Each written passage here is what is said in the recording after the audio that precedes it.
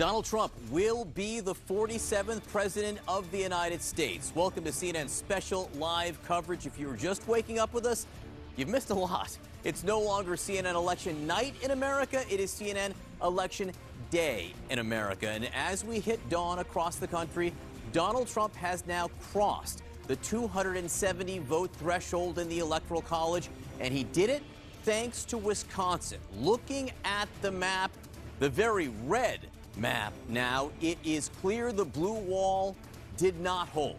Donald Trump broke through, not just in Wisconsin, the Badger State, he broke through in Pennsylvania, both states that Joe Biden won in 2020, and he seems likely at this point to break through in Michigan as well. The groups that we saw push Joe Biden over the finish line 4 years ago, places like Philadelphia, Milwaukee, Detroit, they did not show up for Kamala Harris in the numbers that she needed. In some major cities, you were seeing huge gains for Donald Trump, not just in the battleground states. Donald Trump clearly connected with voters on the economy, on immigration.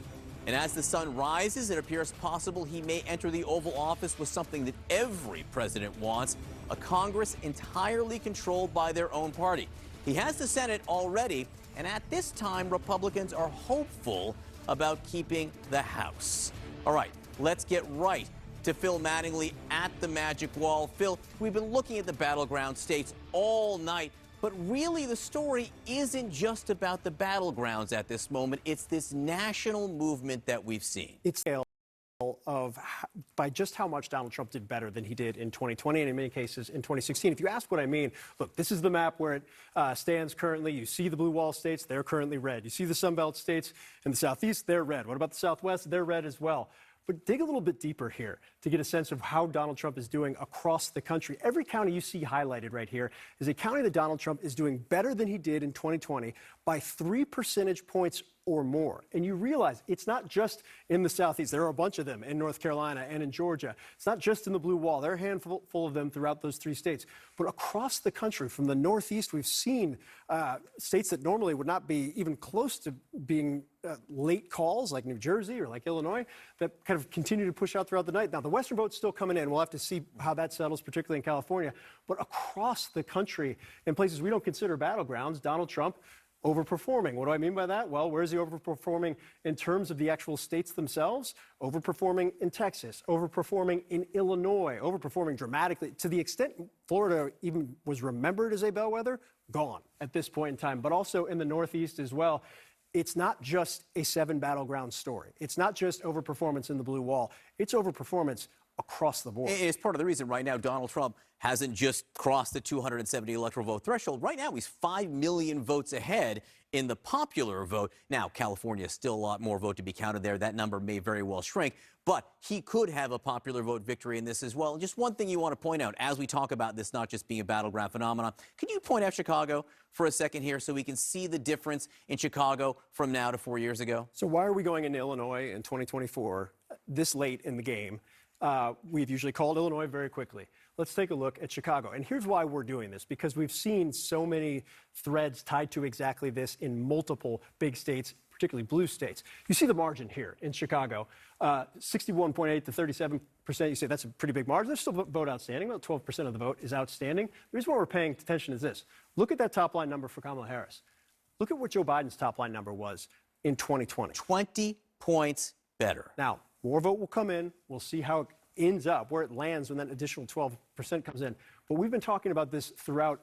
Yes, we're talking about it in Milwaukee. We've been talking about it in Wayne County, home of Detroit. We've been talking about it in Philadelphia. You can also talk about it in Newark, New Jersey, in Baltimore, Maryland, in Prince George's County, Maryland as well. Blue states that stayed blue tonight, where in urban parts of those states with majority African-American populations that traditionally vote 80% plus for Democrats, Donald Trump chipped away at those margins, and in some cases, like the case of Chicago, chipped away pretty substantially. And let's go into Pennsylvania, which may have been called or projected when a lot of people were sleeping here. So Trump doing better in some of those blue areas, but in the traditional red areas that he's done well in the past, as well or even better. Yeah, he's overperforming in counties nationwide. Let's look at some of the counties that he's overperforming here. If you talk to people who were on the Biden campaign. The key back in 2020 was not just running up huge vote in the Atlanta suburbs, in Cobb and Gwinnett, or in the collar counties here in these suburbs outside of Philadelphia County. It was holding Donald Trump's margins down in this area right here. And what Donald Trump was able to do was not just match his 2016 margins, do better than he did in 2020, but in places like Luzerne County, where obviously he had been in Wilkes-Barre just a couple of days ago, I think about a week ago, where in 2020 he won this county by 14.4 points. They're all about running up the margins, bumping it up by 3 points. When you're bumping up your stronghold counties by 2, 3, and 4 points, and at the same time, the Harris campaign is unable to run up their margin in a place like Philadelphia. What happened in 2020? Joe Biden was at 81. Currently, Harris is at 28. We'll see, or 78. We'll see where that comes in. But also right here, Bucks County, one of the collar counties, by far the swingiest of the collar counties. Joe Biden was able to win it by about 4.5 points. Trump, 95% reporting, is winning the county. So at this point, the states that we have not yet projected, academic in the sense that they will not be decisive in deciding who the next president is, but we haven't projected a winner in Nevada yet. And to an extent, it tells some of the story we've been talking about over the course of these wee hours of the morning. John, you're a youthful individual, but you know the game in Nevada. The game in Nevada is right here. For me, it's craps, but that's a different story. If allegedly you gambled. Look, Clark County is 75% of the state's voting population. For Democrats, this is their firewall. This is what they set up both in early vote and mail, but also on Election Day. The union workers, the Reid machine, for those who remember the late Harry Reid and what he was able to put into place here. Clark County was what Democrats had to have from a 7 to 10 point cushion in this Democratic county to offset whatever the Republican was doing in the rural counties and potentially a swingier county in Washoe. This margin is a yikes for Democrats. And it's been trending in this direction over the course of the last couple of cycles. But back in 2020, Joe Biden was able to win it by just shy of 10. Back in 2016, a little bit closer for Clinton. They were still able to pull it off. Back in 2012, 15, 16 points. Clark has been trending, particularly because of the Hispanic population. Donald Trump's inroads in that, as Harry can tell you at length, is dramatic when you look at the exits right now. But that margin in Clark is a huge siren for the state of Nevada and what actually happens going forward here for Democrats. Phil Mattingly, an excellent segue. We'll let you get back to touching the counties here on the map. In the meantime, you talked about Harriet and you name-checked him. Let's go over to Harriet and talk about the exit polls and the underlying numbers here that explain that map we were just looking at. You know, I want to drill down into Wisconsin because it was the state that put Donald Trump over the top in the Electoral College. I want to look at black voters first of all. Look at this. Donald Trump getting north of 20% of the vote with black voters in the Badger State. 4 years ago, he was south of 10%, so he's doing more than twice better than he did 4 years ago. But it's not just among black voters. How about voters under the age of 30? Traditionally, a Democratic bastion of votes, especially with the University of Wisconsin education system. Look here, it's a tie. It's a tie among voters under the age of 30 in Wisconsin. I never thought I'd see the day. Closely related, how about first-time voters in the Badger State? What are we seeing there? Look at this. Donald Trump leading among first-time voters, leading by 17 points going away. Joe Biden won this group rather easily back in 2020. The bottom line is this. Wisconsin is something that we've seen throughout the entire nation. It's representative of the nation as a whole. If 2016 was the story of Donald Trump and white working-class voters, this 2024 is about going into Democratic strongholds and taking those votes away and putting up historic numbers among those groups, John Berman. Harriet, thank you very much for that. Let's bring in our panel of experts. With me, Mark Preston and Professor Leroy Rigueur. Professor, I just want to start with you and take a giant step back. I mean, Grover Cleveland this morning has company. I mean, Donald Trump is now just the second president ever to be voted out of office. Kicked out. I mean, when we vote presidents out, generally speaking, if you look at the last several, Jimmy Carter, George H.W. Bush, they're never heard from again at a political level. Right. But now Donald Trump not just heard from again, but going back to the White House. Just from an historical perspective, it is stunning. Well, it's shocking. But it's also kind of an interesting moment because who wakes up and says, hey, I want to be, I want to be Grover Cleveland tomorrow, except somebody like Donald Trump. And I think one of the things that's really important to keep in mind is that Trump essentially was a pariah in the immediate aftermath of the 2020 election. A lot of Republicans had the pandemic heavy on their mind. They felt like he had mishandled it. They felt like they had cost him a lot. They also had January 6th on their mind, and they're looking at this man and they're saying, we want nothing to do with him. Elon Musk, who is now up on stage with him celebrating, says in 2022, Donald Trump should just fade off into obscurity. He should just go live a nice life. But what we know is that that's not Donald Trump. And that one of the things that has emerged about Donald Trump that is radically different from any other president that we've seen, except Grover Cleveland, in fact, is that he has taken a very active interest in how the party moves forward. And in fact, we've seen him, even in moments where Republicans said, he's not in favor. He's not in vogue. We saw that he had a lot to say and that his popularity only started to rise the more that we saw him engage in these things that Republicans might call prosecutions or persecutions. So as that started to change, it meant that the nature of Donald Trump's candidacy and his potential changed. And that's how we ultimately end up with Donald Trump back as the nominee, back in charge, and back as president of the United States. Mark? There's going to be a lot of talk over the coming hours. There's going to be a lot of certainly Democrats, or there's going to be a lot of grief and disbelief. And you're going to hear a lot of talk about realignment, and we're going to talk about the parties realigning. But I think it's even much bigger than that. I think that what we saw happen just in the past few hours is going to have great consequences, not only in the near term, but in the far term, right? And if you look in the near term right now, no more prosecutions against him. The J6 defendants are going to be pardoned. But let's even go beyond that. Right? You're talking about Republicans possibly controlling every lever of government in Washington, D.C., from the Supreme Court, potentially through the House, certainly in the Senate, and now at the White House as well. And then if you just even go even bigger than that, what is the Democratic Party going to do? Who is the Democratic leader right now? The only person that I can see who can lead the Democratic Party, certainly in the near term, who has the power to do so, is going to be Chuck Schumer in the U.S. Senate. But he's certainly not going to be the nominee for the Democrats in 2028. So let's assume that primary has already started, if it hadn't started before. And the very last thing that I think this is why Donald Trump won the election is that the cultural war that we saw on woke culture and the backlash we've seen against that, I think we're going to see a quote-unquote realignment on what the definition of woke is. Well, that discussion, look, after 2012, the Republicans did their famed autopsy. How is it that Mitt Romney lost to Barack Obama? I'm curious to see if the Democrats do something like that, official or otherwise, whether there is that introspection. Harriet has joined us here. I've walked over. At the table. You talk about what the Democratic coalition was and maybe is now. I don't know exactly what it is right now. I mean, I think that there were a lot of folks who thought, that you could make up for the losses in rural areas by winning suburban voters, specifically white women in the suburbs. Didn't happen. Didn't work. The bottom line is this. This is still a country in which the vast majority of voters do not hold a college degree. It is still a country that is getting more diverse. And a lot of folks, you mentioned that 2012 Republican autopsy. A lot of Republicans thought, well, we have to, move, maybe become more liberal on immigration. No, didn't need to. Well, Trump did the opposite. Trump did the exact and total opposite. I think that we're going to see over the months to come, Democrats try and figure out what the heck is going on. I will tell you one name I do think looks awfully good this morning, and that is the governor of Pennsylvania, Josh Shapiro, who obviously was a real contender to be the Democratic VP nominee this time around. He didn't get it.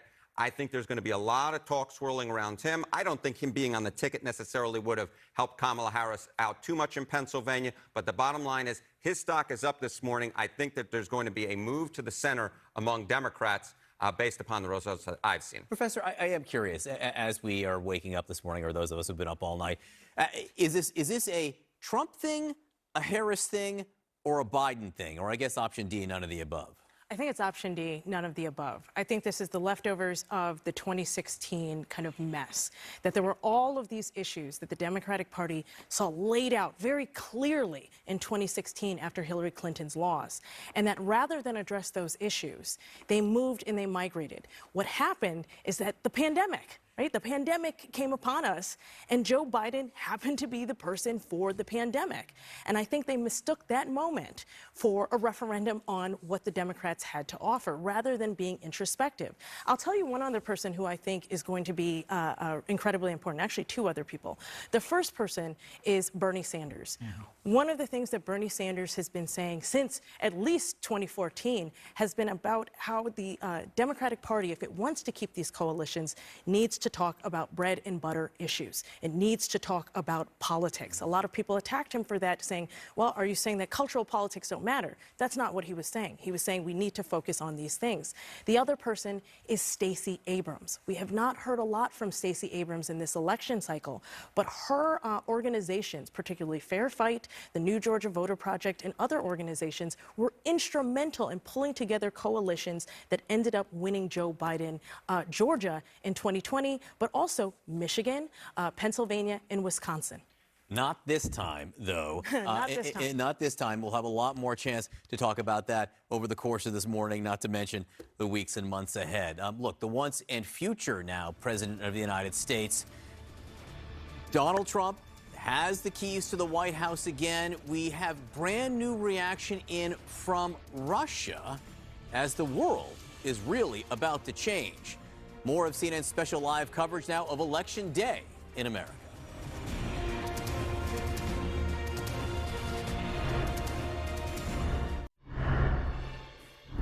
All right, welcome back to CNN's special live coverage of Election Day in America. Donald Trump, once again elected to the White House. Leaders around the world congratulating him on his historic comeback. But there is one leader who apparently has no plans to congratulate him. Russia's Vladimir Putin, according to the Kremlin. CNN's Nick Robertson joins us now with more on this. Nick, good morning. What are we learning?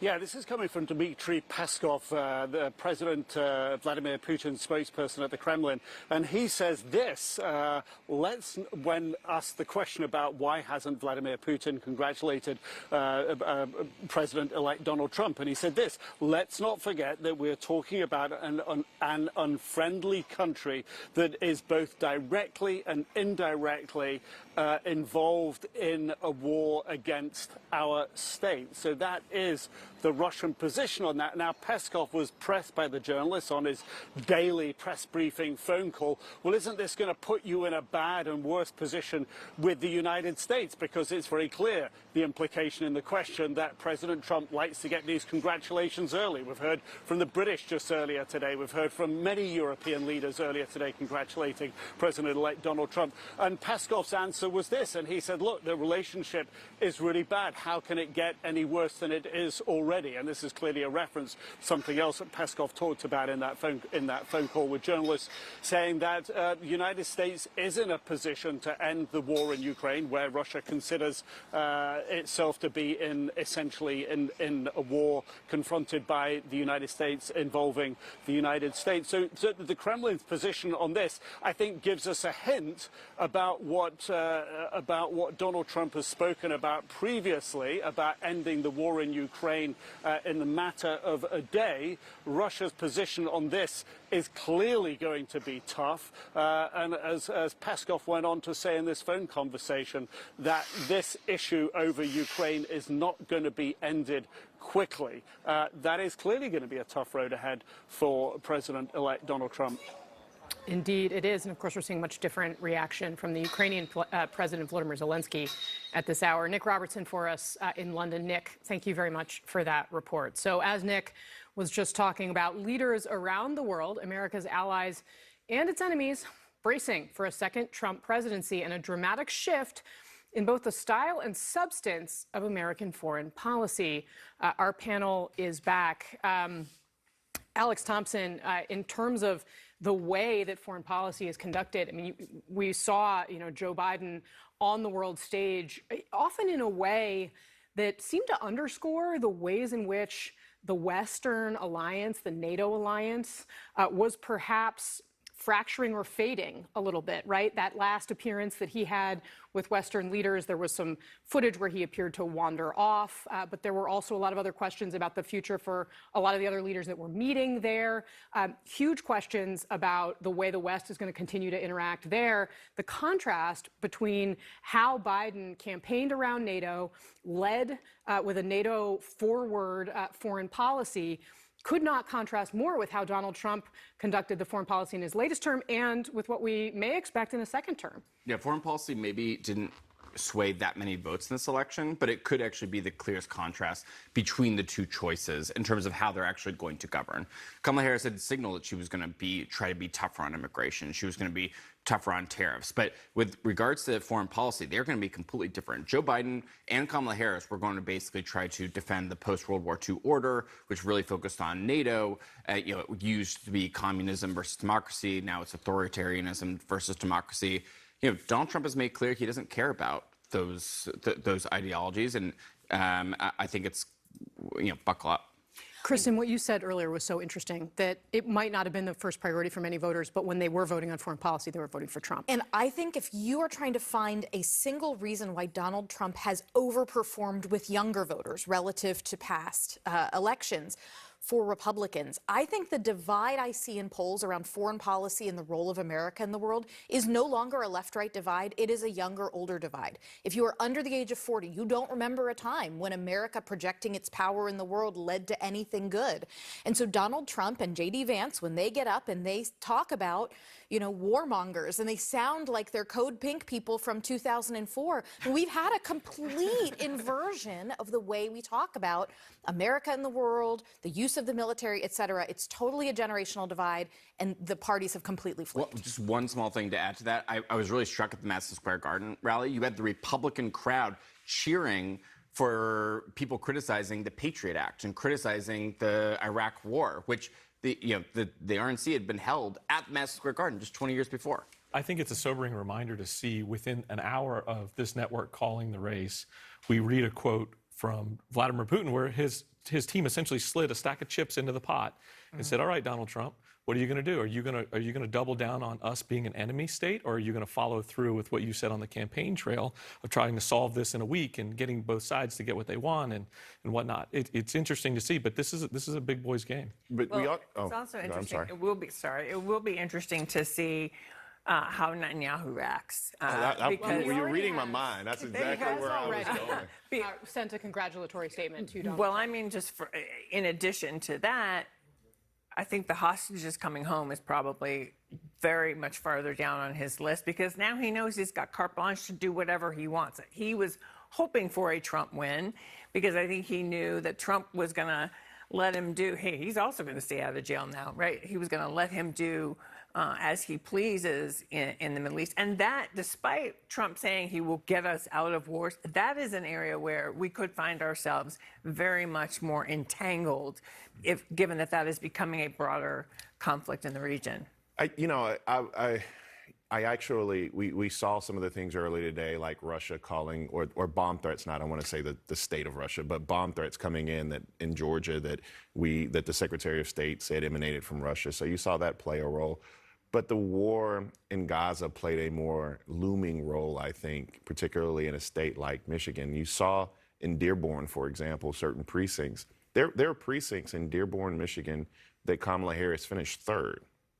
I mean, you have Trump, Jill Stein, and then Kamala Harris finishing third in those precincts. I'm interested as we go through, I don't know if purge is the right word. I think that Republicans were going to go through a purge, Jeff, if Donald Trump would have lost. They were going to be able to have this kind of reckoning.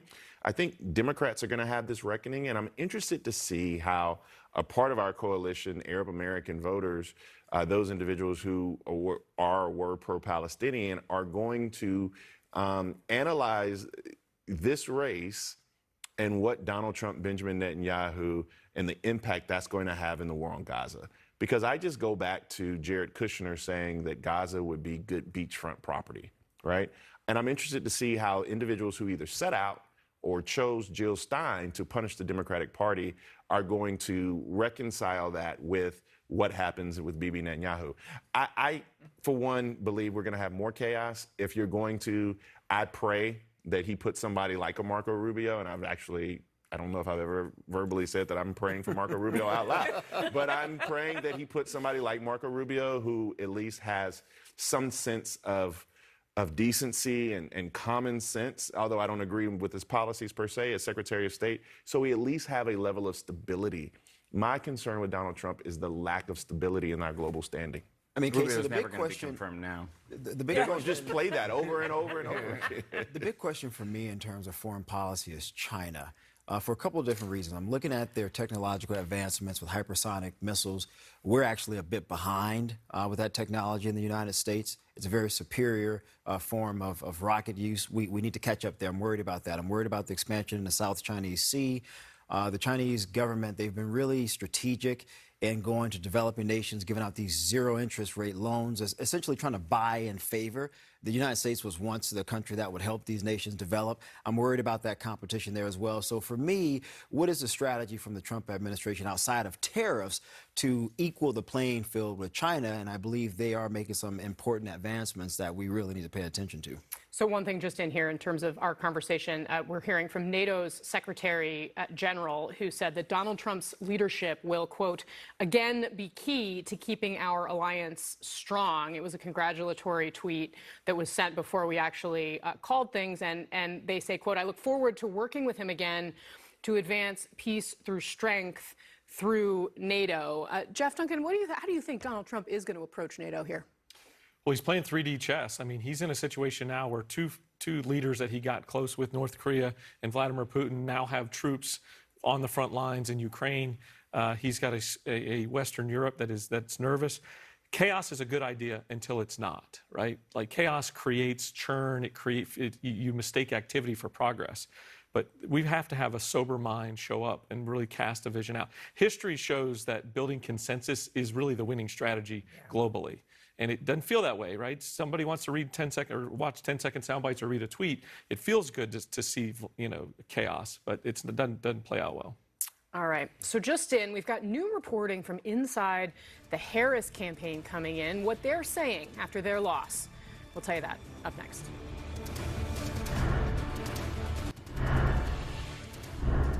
Welcome back to our special live coverage. CNN Now Election Day in America. Jessica Dean has a new projection in the U.S. Senate races. Jessica. Yes, we do. CNN can now project that Tim Sheehy will be the next senator from Montana. Take a look at this. Tim Sheehy defeating Jon Tester, the Democratic incumbent there in Montana. This is a pickup for Republicans as they now seek to expand their new majority in the U.S. Senate, flipping control of the U.S. Senate in this election. Tester, long considered the most vulnerable incumbent that was running for re-election. You see there 52.8% to 45.4%. Sheehy was recruited by Montana's junior senator, Steve Daines, who's the head of the NRSC. He's a businessman who's never held elected office before. What does this mean for the balance of power? Well, we know that Republicans are already going to be controlling the U.S. Senate. Right now, they are holding 52 seats with 3 pickups, this being one of them. Democrats with 42 seats, including 1 independent. There are 6 seats that are outstanding, a lot of those still in the blue wall states that we have been watching overnight as well. John? All right, Jessica Dean, thank you very much. 52, and I think the operative word there is at least. I guess that's 2 words. At least 52 Senate seats for the Republicans, because here I am at the Magic Wall with Phil Mattingly, and there are, 5 really at this point Senate races that hang in the balance. Right. And the overlap with the battleground states for the presidential race, which has already been called, is fascinating and always has been. You have the blue wall states, you have Arizona, you have Nevada. Some are a little bit closer and tighter than others. The one I think everybody's paying attention to right now, well, probably all 5 of them, particularly if you're the potential next leader of the Senate majority, of the Senate conference for the Republican Party. But look at this right here. This is 95% reporting. Mike Rogers, former congressman, Alyssa Slotkin, current congresswoman. That is as close as you're getting. Well, I shouldn't say that in Michigan. We've had closer depending on which cycle it is. But 10,000 votes, 0.2 of a percentage point. First, I would start with this.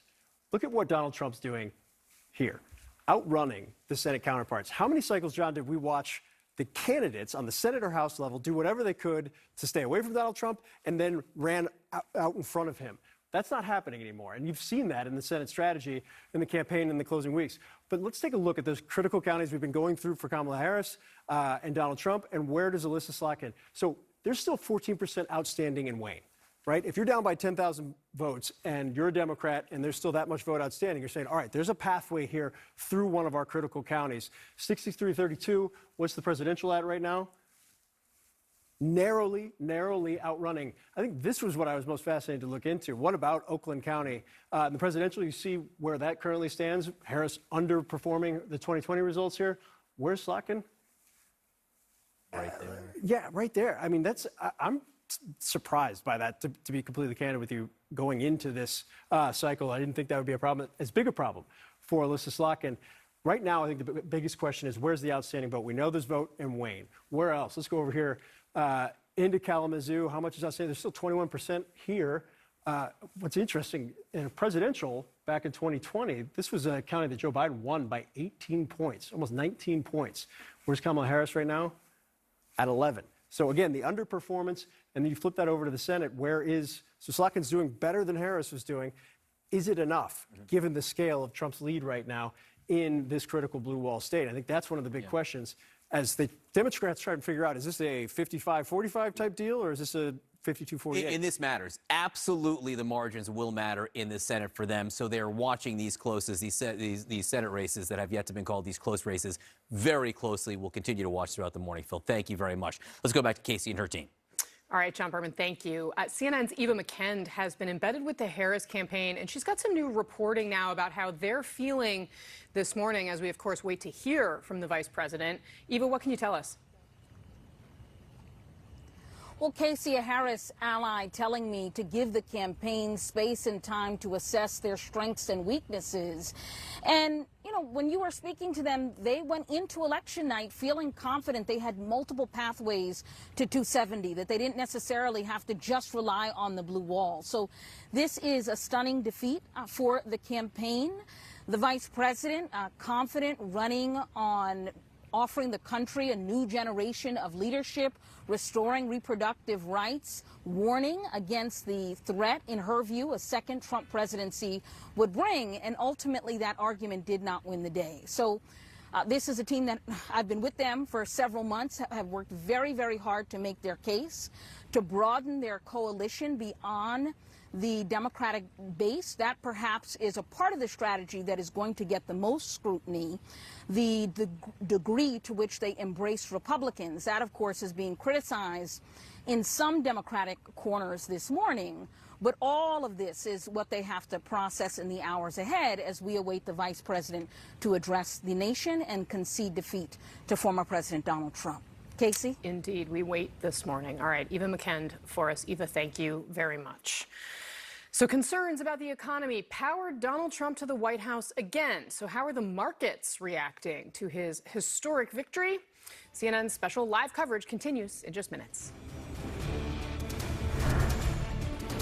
All right, welcome back to CNN special live coverage, Election Day in America. We still have a few hours before the opening bell on Wall Street, but the markets are already reacting to Donald Trump's historic election, his election back to office. CNN's Matt Egan is here along with our panel. And Matt, when I say the markets are reacting, they seem happy. Yeah, John, markets are going straight up. Dow futures at last look up something like 1,200 points. You see that more than 2%, sharply higher. Look, first of all, I think that investors are happy that someone won. There was a real risk that this fight was going to drag out for weeks or longer. That would not have been good for business. Investors hate uncertainty. Something playing out in the Supreme Court would have been a nightmare. I also think there's some relief that the winner is Donald Trump, because he's obviously presented himself as the more pro-business candidate. He's promised to cut taxes, fully extend those 2017 tax cuts. That's going to help corporate profits. He's also promised to cut red tape. That's good news for investors, too. But there's also the fact that he's promising to use tariffs more than he did during his first term. That's not something that most of the mainstream economists I talk to, most of the CEOs like, because that can actually be inflationary. But for now, there is a sigh of relief on Wall Street. Look, I think you're onto something here, that what Wall Street was most nervous about was uncertainty. They absolutely have certainty now, and there's also some irony in them being excited about the market maybe going up long term with him in office when, as we know, actually markets do really well with Democrats. They did better under President Biden than under President Trump. But throw that to the side, say investors this morning. Look, Matt brings up a really good point here, which is that one of the things that Donald Trump ran on more than anything is tariffs. I mean, I'm really curious to see what happens with this, because that's a major policy and a major policy shift if Trump is able to get those through. I mean, no doubt, because if he does get them through, it's going to cost us as consumers here in the United States a lot more, because we're so used to these cheap goods that are coming in from China and from elsewhere. But let me give Matt a shout out, because he wrote a story a couple days ago that was so spot on, that talked about how here in New York and in Washington, D.C., everyone talked about how inflation was coming down, and that's going to help the Democrats. Well, guess what? Prices are going to stay where they are. They're not following inflation. And by the way, a person's dollar is still not going as far as it was during Donald Trump's years. Again, another reason why Donald Trump won. Yeah, absolutely. I mean, listen, James Carville might have been right. Not about who won, but that it's the economy, right? And in particular, it's the inflation. Now, obviously, the rate of inflation has come down so much, but Americans are fed up because they're paying so much more than they were back in 2019, right? Car insurance, groceries, everything has gotten so much more expensive. But that does bring us to one of the ironies here, right? Inflation may have gotten Trump elected again. And yet a lot of the mainstream economists, a lot of the experts who know how this stuff really works, they're worried that he could make inflation worse if he actually does what he's promised to do, which is go all out with tariffs. Now, maybe some of that was just campaign rhetoric, right? Maybe he won't actually do that. Maybe those are just threats. But if you actually put tariffs on all $3 trillion of U.S. imports, that's going to make prices go higher. All right. Stand by, everyone. Much more to come. This is CNN Election Day in America. We are going to speak with a very prominent Donald Trump supporter, someone who worked hard to get him elected once again to the White House. Stay with us. Our special coverage continues right after this.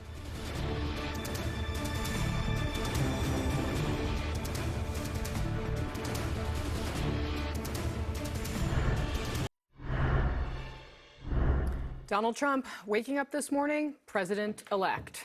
Arriving on his doorstep, the morning's newspapers, each emblazoned with the news of his historic comeback. The New York Times, Trump storms back.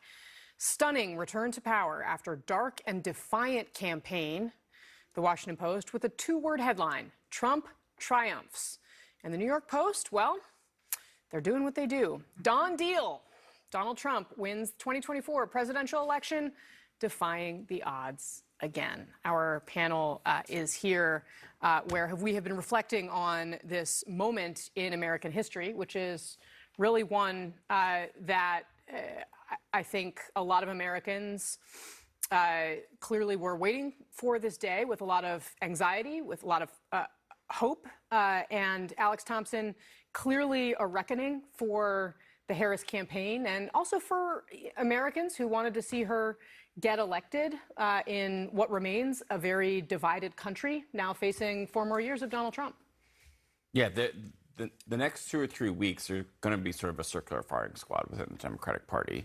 There's going to be a lot. There are already a lot of fingers being pointed. I'd say just in the last 3 or 4 hours, people I've talked to, most of the fingers are pointed at Joe Biden. And the decision to run again early after the midterms in 2022, in which Democrats overperformed, the decision that at 80 years old that he could serve another 6 years, essentially, is what he was running for, and basically bet the farm on the fact that he was going to stay completely healthy and would be able to be a consistent and coherent messenger, which we all clearly saw he is no longer capable of doing. I think that decision, and then, Kamala Harris, I think most people say, she made some missteps, but she had 107 days to introduce herself to the American people.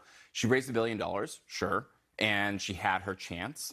But at the end of the day, that is, she was dealt a bad hand. This race, though, was bigger than a singular decision. Yeah. And that's what is going to drive me crazy about the postmortems that different reporters are going to write about, because I already know I am waiting on the Cillizza missive about the fact that she didn't choose Josh Shapiro. Mm-hmm. Josh Shapiro was not going to change the outcome of this race. Period. I mean, it's bigger. What we saw were the fundamentals of this race were different than everything that I thought it was prior to the election, right? the fundamentals of this race, the headwinds that they were running against, I believe even if Joe Biden made the decision 2 years ago, those headwinds would still be there. We're talking about inflation. We're talking about immigration. We're talking about crime. All of those things, the war in Gaza, Ukraine, Russia, Ukraine, all of those things were still going to be in place. And so I think when the Democratic Party looks at this, it's more of a, instead of what decision could we do differently versus some type of pedagogy shift or ideological shift, or how do we rebuild our coalition? I mean, also, this is the second. Are you saying this was inevitable? I think after we look at these, I've been here with you for 4 hours now. I'm getting to that kind of. It took me a while to figure it out. I'm still working through this, but the inevitability of this actually looks as if it was there. I think the only bet that could have been done differently, and I don't even know how you do it because it's reproductive rights, but we were just talking about white women. This is the second time that Democrats bet the House on white women and suburban white women. And this is the second time they've been left at the altar by suburban white women. When I take a look at the exit polls, if you look at the national exit polls, white suburban women went for Trump by 4 points. White women overall slightly go for Trump, but also the story here is the education gap. If you have a bachelor's degree or not, white women with a bachelor's degree break for Kamala Harris by 20 points, but white women without a bachelor's degree break for Trump by 25. It's like different universes. And I really think that Democrats felt, you saw it in the ads, right? The woman with the sparkly Trump hat goes into the voting booth, but she winks at the other woman like, shh, I'm secretly voting for Harris. And I'm telling you, for every one woman out there who they thought was doing that, there were 2 women out there who were not telling their book club why they didn't want to go canvass for Kamala Harris over the weekend, and it's because they were voting for Trump. And that's what we see in the exit polls, and that's what we see in the results. For me, this die was cast well before Joe Biden made the decision to run again or not again, and it started when they just ignored the border. Literally within hours. Ignore's the wrong word. They unwound. I think the day he got sworn in, they had a stack of executive orders. So it started right then. Order that undid a Trump policy. That was a huge step in the wrong direction. And then the unwillingness to really, truly, authentically dissect inflation authentically, that cast the die, in my opinion, and this margin of victory shows that. And I do think there's going to be this whole soul-searching, dissecting of all these brackets and what voters they lost, but they've got to go figure out who do they want to be. Do they want to be a party that goes further left to get more votes, or do they want to be a party that finds a little bit more center ground towards the middle? So having been through this a couple of times, in 2004, after John Kerry lost, we had this big soul-searching moment, and Howard Dean became the chair of the party, and I worked for him. And one of the most brilliant things he did was put in place the 50-state strategy. And his theory of the case was it is a sign of respect to show up and ask people for their votes. And we've got to show up everywhere and do that. And we've got to be able to do it year-round in all different communities. And I would say, many of us were frustrated and questioning how much should we be looking at, getting the Republican white woman vote versus why aren't we doing more to talk to black and brown voters and young voters where they are? And look, I think the campaign, again, it was 107 days. I think they did a lot of things very right. But if, as a party, we need to take a bigger look at, because the 50-state strategy went away after Howard Dean. We need to bring that back, and we need to be having conversations and be in communities year-round, all the time. And the second thing that I think we will, in the days to come, have to take a look at, as we did after 2016, where the research showed that cultural fears were a big driver of Trump voters, people who are afraid, white voters in particular, of the way the world is changing and their place in it. And I think we're going to see more of those conversations. Casey, if I could just quickly, I actually agree with Karen in terms of placing the focus more on black and brown voters and less on Republicans. I can understand strategically why the appeal would be, I guess, somewhat smart and tactical for Biden. I think many moderate Republicans say, okay, Biden's sort of a centrist, old school Democrat. I don't mind voting for him. Yeah. I think for some, it was a bridge too far for the vice president. But if you would have doubled down on black and brown voters, that may have made some numeric difference in some places. We will never know. All right, stand by, everyone. Our special coverage continues right now.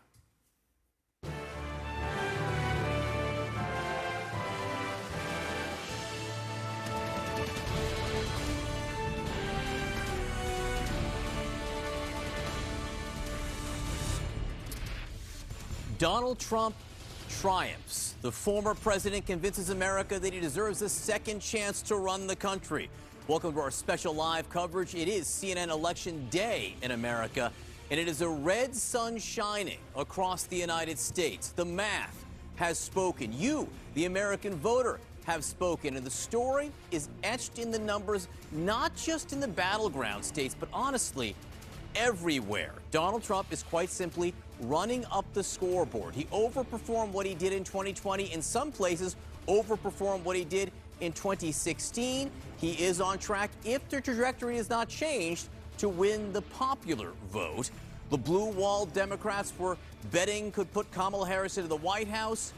It crumbled. The patchwork of voters that put Biden in the White House 4 years ago, black voters, Hispanic voters, women, that too seemed to shatter or was just simply not enough. Now, there are important races still settled across the country, and every vote still being counted will determine if Donald Trump takes power with a Republican-controlled Congress united behind him. But right now, as things stand, he has the White House, he has the Senate, the House still hangs in the balance. Let's get straight to Phil Mattingly, who was at the magic wall. The presidency decided at this point, trying to understand the why now. And it's not just the battleground states. It's part of that Democratic coalition, as we said, that simply seemed to slip away. Donald Trump taking advantage, particularly among Latino voters. Yeah, we've been talking a lot about the critical suburban battlegrounds Democrats failed to run a big vote in. Their urban areas, they also failed to run a big vote in. Donald Trump's rural areas.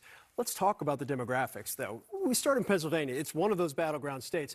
But there's a lot of talk over the course of the last couple of weeks, particularly about Hispanic voters in the state. There's one slice of the state where the Hispanic population is actually between 15 and 25%. That slice of the state, particularly after the Madison Square Garden event, in the comments about Puerto Ricans, was one where Democrats said maybe this is an opening here.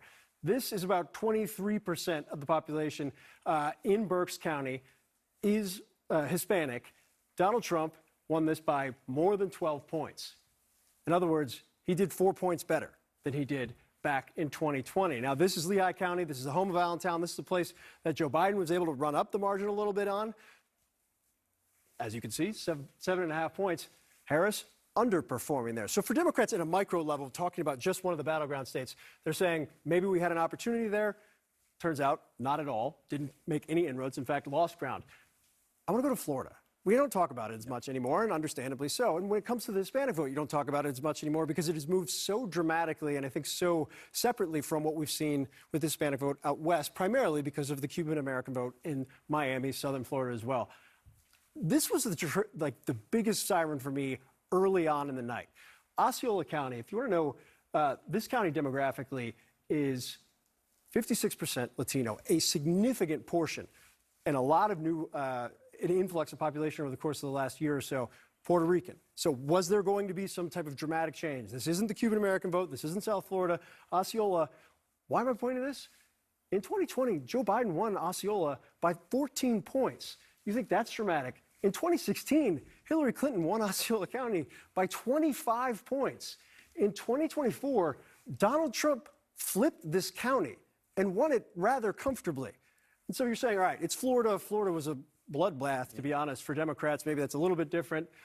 My good friend Harry Anton picked this part up. Let me flip up to right here. Texas border. This is Webb County. This is home of Laredo. You're looking at this, you're saying, all right, Donald Trump did very well in Texas. Outran what he did in 2020, winning this by about 2 points. What happened in 2020? Democrats won this by 23 points. Wow, that's a 25-point swing. I know we got a toss, but literally up and down this area, 95% Hispanic population in all of these counties. Donald Trump flipped them and flipped them majorly. Huge swings there. An important part of that Democratic coalition clearly gone or largely gone now. Phil, thank you very much. Let's go over to Harry yet. And Phil was just talking about you, Harry. Oh. Let's dive in deeper to some of that Hispanic vote in the exit polls. What do you see? Yeah, let's take a look at Pennsylvania first, right? What do we see in Pennsylvania among Latino voters? Look at this. Kamala Harris won Latinos in Pennsylvania, but just by 15 points. If you go back 4 years ago, among Latinos in Pennsylvania, Joe Biden's margin was, get this, John, 42 points. We are talking the fact that that Donald Trump was able to slice that margin by more than half in Pennsylvania. How about Florida, which you were talking about with our dear friend Phil over there? How about here? Donald Trump winning among Latinos in Florida by 18 points. Now, you might say, you know, Latinos in Florida, Cubans. As you two were pointing out, it wasn't just Cubans. But keep in mind, 4 years ago, Joe Biden carried Latinos in the great state of Florida. So Donald Trump flipped it. How about Texas? How about Texas? Look here. Again, another win for Donald Trump among Latinos in Texas. 4 years ago, you know who carried Latinos in the great state of Texas? I bet it wasn't Donald Trump. It wasn't Donald Trump. It was Joe Biden. We are seeing this movement across the map. It's not just a one among Latinos who are from, say, Puerto Rico or Cubans. It's across the map. It's across different parts of the Latino electorate. Donald Trump simply put doing better than he did 4 years ago. And, you know, you're making that comparison to 4 years ago. Remember, 8 years ago, Latinos were one of the biggest trouble spots for Donald Trump against Hillary Clinton. Miami-Dade, he lost that by what, 30 points 8 years ago? Tonight or last night, he carried Miami-Dade. We're just seeing this explosion of Latino support for Donald Trump. And the bottom line is we've been talking about realignment, realignment, realignment among Hispanics. Definitely realignment. This is what realignment looks like, the definition of political realignment. Harriet, and thank you very much for that. Casey, we'll go over to you. John, thanks. Donald Trump set to return to the White House with the support of a Republican-controlled Senate. Control of the House is uncertain at this hour. Joining us now, Senator Marco Rubio, who has been one of Donald Trump's most outspoken supporters throughout the campaign and was in attendance last night at the Trump campaign's watch party turned victory celebration. He's also the ranking member of the Senate Intelligence Committee. Senator, good morning. It's nice to have you with us. Good morning. So let me just start with your reaction here. This was a sweeping victory for Donald Trump, for Republicans. What's your reaction, and how do you explain what we saw last night? You yourself had said you expected a closer race than this one. Well, everybody did, right? I mean, that's what we certainly being told by pollsters. And I think eventually we're going to learn our lesson here. But what I'm most impressed by is not just the size of the victory. I know the number's still growing, but the way Donald Trump won this election. He won it by fundamentally remaking the Republican Party, but I hope also revealing to people that for voters in the United States of America, their primary identity is not their ethnicity, it's not their race. It's what they do for a living. It's who they are in their daily lives. Well, I just saw a moment ago you had a segment on the Hispanic vote in all these different places. And, you know, every expert in the world was saying, well, there's no way Donald Trump can even be competitive because Bad Bunny is not supporting him and Jennifer Lopez and George Lopez, whoever come out against it. You know what I'm saying? These people are workers. These people are fathers and mothers, and they have children, and they own small businesses, and they're employees of a company who's sending a job overseas. They have to be appealed to as Americans because that's what they are. And when these migrants come and they're criminals in their own home country, say somebody comes here from El Salvador and they're a criminal, they're not criminals because they're migrants, they're criminals because they're criminals. And then they're coming here, what neighborhood are they going to? They're going to these Hispanic neighborhoods. That's what we heard in Pennsylvania. That's what you saw Osceola County put up a moment ago, which is an enormous community, a strong Puerto Rican presence. They're very concerned about the cost of living, the cost of groceries. And Donald Trump appealed to Americans as Americans, irrespective of your background or your customs or what music you listen to or how your last name is pronounced. This is more than just a realignment. I hope it's a realization that when you come to this country and you put your roots down here and you raise your children here, you become an American. And everything from our economy to our safety to our national security matter as much to you as they do to anybody else in this country. Sir, do you think this is a permanent realignment for these voters, or do you think that this is unique to Donald Trump? No, I don't believe in anything's permanent anymore because American politics moves so quickly and so rapidly. I saw again a moment ago, we were talking about Miami-Dade County. I mean, Miami-Dade County flipped from 2016 to in about 8 years, this dramatic turn. So nothing is permanent. I think as long as, you know, let me put it to you this way. From now on, anybody who's running, at least for the foreseeable future, and says, I'm going to put the priorities of Americans first, I am going to ensure that our laws are enforced when it comes to immigration. We're not going to be anti-immigrant, but we're going to be anti-illegal immigration and chaos. And we're going to try to keep America out of wars. We're entering into an era of pragmatic foreign policy in which the world is rapidly changing. You know, adversaries are uniting in North Korea, Iran, China, Russia, increasingly coordinating. It's going to require us to be very pragmatic and wise in how we invest overseas and what we do and how we approach things. I think that message is going to transcend traditional, you know, ideological and partisan lines. And but, you know, 6 years from now, it may be the Democrat who's saying that. So I don't think any of us could just sit back and say that this is permanent. This is not a partisan realignment. It is an American realignment, and Donald Trump just happens to be the candidate over the last 10 years that's truly not just revealed it, but captured it and communicated it in a very unique way. But, I mean, it's incumbent upon those of us who are in office now to turn that into policy and ultimately to continue it as a movement. Otherwise, you know, someone will learn from it and they'll adopt it. Interesting. Sir, as we look forward here, are you interested in a role in the next Trump administration? Look, I always am interested in serving this country. I'm doing it now in the United States Senate. That's where I plan to be next week. And, you know, beyond that, I'm not trying to play coy. It's just literally just, you know, it's just a few hours removed from this election. Nobody actually going in knew exactly. We felt good about it, but nobody knew what was going to happen. I haven't had any such conversations with anybody in the Trump administration. And either way, I plan to work with them, whether it's in the Senate, which is an important place to be, or in some other capacity. If those conversations happen, we'll have them. But you know, I certainly haven't talked to anybody about it. And I know, again, it sounds like, you know, I hear people talk about it and mention that's just speculation right now. He's got a lot of talented people to pick from. But that's just a bridge I haven't even started to cross yet, because I don't even know if that bridge is there. But I know I'll be in the Senate, and that we're focused on. So speaking of the Senate, who would you like to see as the next Senate Republican leader? Well, we've got great people running. I mean, that's the truth. I like them all. Obviously, Rick Scott is my hometown, my home state senator. I think he would be a great majority leader. I know he's going to be running, and we'll see how it all plays out. But ultimately, I think whoever our next leader is has to be somebody who understands what happened here, what voters are telling us. They're not sending us up there. This is not a college football game where we celebrate because our team won.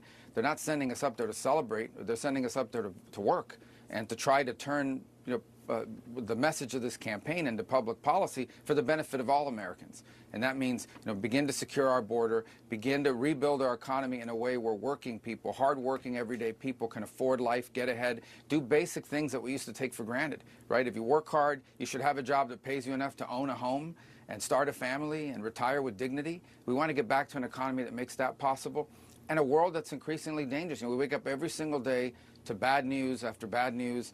We've got to start taking this pretty seriously. When you've got North Korean troops embedded alongside Russians in the middle of Europe, when you've got the Chinese now habitually and routinely harassing not just Taiwan but the Philippines, you've got, and of course Iran that continues its ambitions, including trying to kill Donald Trump.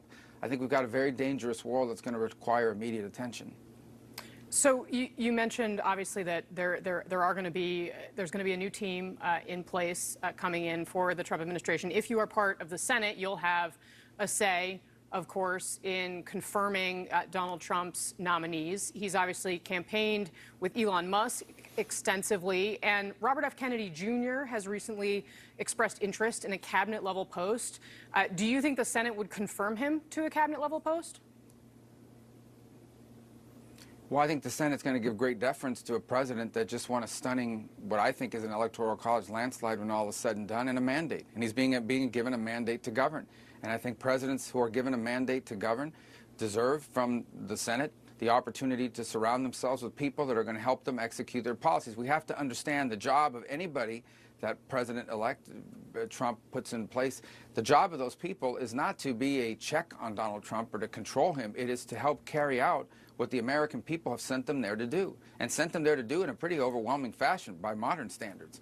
So I do think that that's important. Obviously, you have to be qualified and all these sorts of things. But beyond that, we have to ensure that he has a team around him that helps him execute his public policy, not undermine it or stand in the way of it. It's the same thing Joe Biden and every president we've ever had has wanted to be surrounded by is, you know, people that are going to do a good job, but ultimately help carry out the policies that the people who elected that president sent them there to do. So speaking of those policies, sir, would you be supportive of mass deportations if that's what incoming President Donald Trump were to do? Well, first of all, the first mass deportation, and the one that's most important, is criminals. Yes, if you're a convicted murderer or a killer or some very dangerous individual that has a criminal record in another country or have committed crimes here, you need to be removed from the country. I don't care where you came from. You're here illegally. On top of the fact that you're here to commit crimes, you must be eliminated and removed immediately from the United States of America. That's without a doubt. Now, beyond that, I do think we have to have immigration laws, and they have to be enforced. That is the law of the country. The laws of our country today have been If you are here unlawfully, you are to be detained through removal. Now, you can decide who to prioritize, and you can decide who you want to move into the front of the line in terms of enforcing that, but that has to be the law of the country. If you don't enforce that, then what you're basically telling people all over the world is, come to America, you're not supposed to be here, but we'll let you in, and then you're going to get to stay. Look, we admit every year over 1 million people get green cards. They get U.S. residency. Over 1 million people a year. No other nation in the world is as generous as that. And I think everyone would admit there are things we need to do to modernize our legal immigration system. Right now, we simply can't do it because we have millions of people a year that are entering the country illegally. And some of them are very dangerous criminals from all over the world, not just from Latin America, from all over the world, many of whom we have no idea who they are. And then they come here and commit serious crimes and pose threats to the country. So I think that's where you start. That has to be the priority. But yes, I support enforcing the immigration laws of the United States, because if we don't, then we don't have immigration laws. In the event that someone's crime is simply breaking the immigration law, you've made this distinction between people who commit crimes and those who come in illegally but don't have another crime on their record. In the event that they have children who are U.S. citizens, how, in your view, should the system treat those people? There have been some suggestions by Trump supporters that those children be deported with their parents. What do you think is the right way to deal with that? Well, I mean, again, we talked about a list of prioritization. I'm not going to be making pronouncements here about what the Trump administration and how they're going to prioritize it. I can guarantee you their number one priority is going to be, first and foremost, people who are here illegally and unlawfully and have committed or are committing serious crimes or are a threat to the country. If you're a convicted murderer in El Salvador or a convicted murderer in Venezuela or whatever, and now you got into the United States unlawfully, you need to be removed. I don't care how many children you have in the United States. You're here unlawfully. You need to go because you're a threat to the country. And that's where you prioritize, I believe, and you work your way down from that. But the most important thing is if you do not begin to enforce your immigration laws, if you do not send the message that there are people in this country unlawfully and they're going to be removed, then more people are going to come. It's all entirely incentive-based. The reason why so many people have come is because rightfully they believe that if they come in, they will be admitted, they will be released, and they will be told, come back for a hearing, and that's not going to happen anytime in the near future. And they're going to get to stay. And that's acted as a magnet, as an incentive for people to come, and frankly, for people to be trafficked here. That's the piece that everyone's forgetting. They are paying some criminal organization to traffic their loved ones or themselves into this country. It's a very dangerous situation, and it's just not sustainable. It's just not sustainable. No country in the world would allow it. We shouldn't either. Sir, very briefly before I let you go, I'd like to ask you in your capacity as the ranking member on the Intelligence Committee. There have been reports out in the Wall Street Journal and then confirmed by the New York Times about a Russian effort, apparently, to put flammable devices onto airplanes. The reason as to why they may be doing this is unclear, but I'm interested to know what you can tell us about this apparent plot, the potential danger here, and how you think the U.S. should be responding based on what you know in your capacity on the Intelligence Committee. Well, I won't comment on even articles that are based on things that are supposed to be classified or intelligence, but let me just say generally, and I think this has been reported publicly, and that is we know that the Russians and Vladimir Putin have undertaken sabotage operations in Europe to try to punish countries that are assisting Ukraine. And we know that that's an ongoing threat. And I think that is, in some ways, and I know the campaign has passed, but I want to be clear, I think in some ways this comes down to the fact that they simply do not respect or do not fear what the reaction would be from the Biden administration. And so this is a very serious threat. It's a very serious problem. If there's anything that's explosive on an aircraft, be it cargo or passenger, it's a very serious thing. And something that needs to be dealt with very firmly. But let me just point you back to the fact that we know that the Russians have been involved in attempted sabotage operations throughout Europe as a way of inflicting costs on nations in Europe that are assisting Ukraine. And I think that's an area we need to focus on and that the Trump administration would make a priority, in my opinion. All right. Senator Marco Rubio for us this morning. Senator, very grateful for your time today. Thank you. Thank you. John Berman, back to you. Thank you, Casey, very much. I am back with Mark Preston and Professor Leroy Rigueur. Marco Rubio said a lot of things there, but one of the things he used was the M word, and that would be mandate. Yeah. What do you Dangerous. think about that? That's I mean, Professor and I have been talking about this all morning. Mm-hmm. That is an extremely dangerous word to use. He will have a honeymoon, no doubt about that, and he will be able to get some things through. And the fact of the matter is, he has the United States Senate.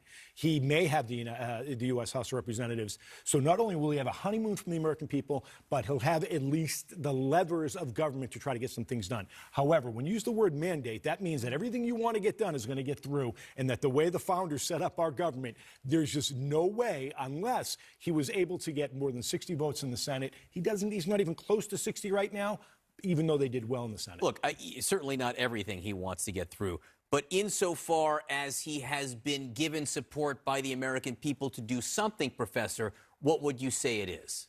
So I want to cautious us again, even though it's clear that Republicans are not going to be cautious on this. I think they are going to look at this as a mandate. But I think part of what we have been saying is that you cannot look at it as a mandate because it was a referendum on how the Democrats had essentially not lived up to the promise of change that the American people said that they explicitly wanted. So what does that mean? It means that if Donald Trump puts into effect and puts into policy, puts into law with the three branches of government, policies that are unpopular with the American people in turn will punish him for that. And we've seen this happen in the past. We've seen midterm elections where Americans have come out and said very strongly, we do not like this. We do not like the decisions. One of the things that Donald Trump has somehow managed to escape, but not necessarily, but one of those really unpopular policies was the overturning of Roe v. Wade, right? The Dobbs decision. We actually saw in this election that several states passed referendums protecting and enshrining abortion rights in law, including in states that went for Trump. So there are people, it's very clear that the American people discern and can make decisions about, I can support Trump on this, but on this, I'm going to punish him if he breaks from that. And I think the other thing that's really important here, too, is that Americans are going to look at the economy. If they still feel the burn that they are feeling right now from the economy in 2 years, they will send a message to Donald Trump and to Congress letting him know that this is unacceptable. All right, stand by, both of you, a lot more to discuss. Donald Trump made a direct appeal to black men, and in some counties, in some places, it worked. We're going to look at where and why. This is CNN's special live coverage, Election Day in America.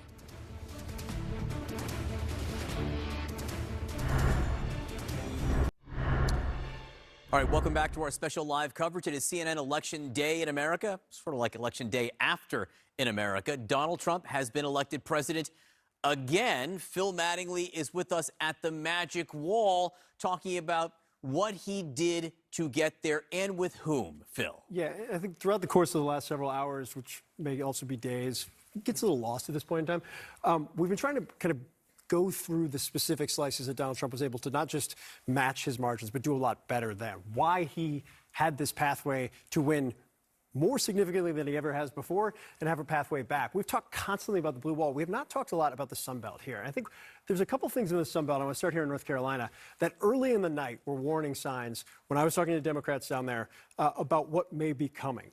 And I want to start right here in this area. These are not counties that we talk about very often, but put over the demographic layer in terms of African-American population. The darker the county, the higher the level of black population in these areas. This is eastern North Carolina. These are smaller counties. Now, take a look when I pull out here about where Donald Trump overperformed in the state of North Carolina. You'll see a couple of them are in here. Yeah. But throughout the course of this area, again, Bertie County, not a huge county, a place that Kamala Harris won by 15 points. Back in 2020, Joe Biden won it by 21 points. And this is the case throughout eastern North Carolina. Joe Biden won Hertford County by 34 points. What happened in underperforming again throughout North Carolina in the eastern part of the state, kind of more rural areas, but high level of African-American vote, majority counties. Harris was underperforming by 3, 4, 5 points. And we saw something very similar play out here. The state of Georgia, Joe Biden flipped it in 2020, 24, Donald Trump rather handily when you compare it to 2020, put it back in the Republican column. Look, we talk constantly about Fulton County, about DeKalb County, about the suburbs outside of the Atlanta metro area. What I think was most interesting was what happened right in here. What do I mean by that? There's several southeastern states that kind of comprise this, but known as the Black Belt. These are smaller counties, more rural counties, black farmers. The darker the county that you see here, the higher the level of black voters in that county. Where did Donald Trump overperform? In Georgia? A lot of those counties. Up and down these counties. Again, these are not huge counties, but these are the types of counties that Democrats thought, including, Bill Clinton went on a 2.0 Bubba's for Bill tour, kind of going out in more rural areas. Black farmers were part of that.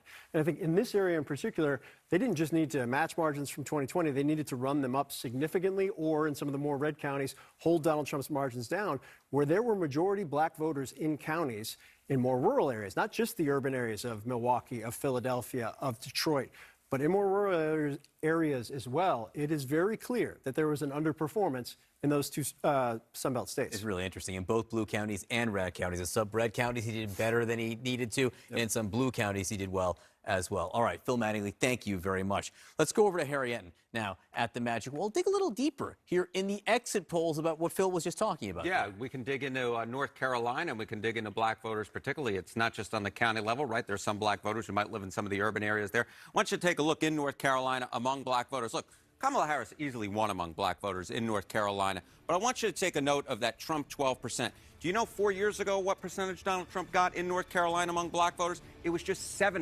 It was just 7%, nearly a doubling of his support among black voters. Let's look specifically at black men. Black men, this to me says it all, in my humble opinion. If we look among black men, what do we see among black men? We see that if we pull it up here, maybe we'll get it, maybe we won't get it.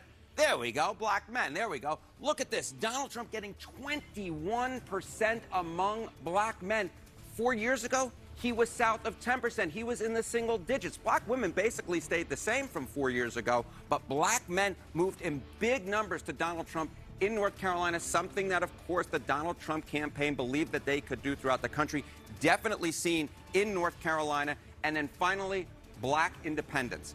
Democrats basically held their support among independents, black independents. But look at this, Donald Trump, 28% among black independents.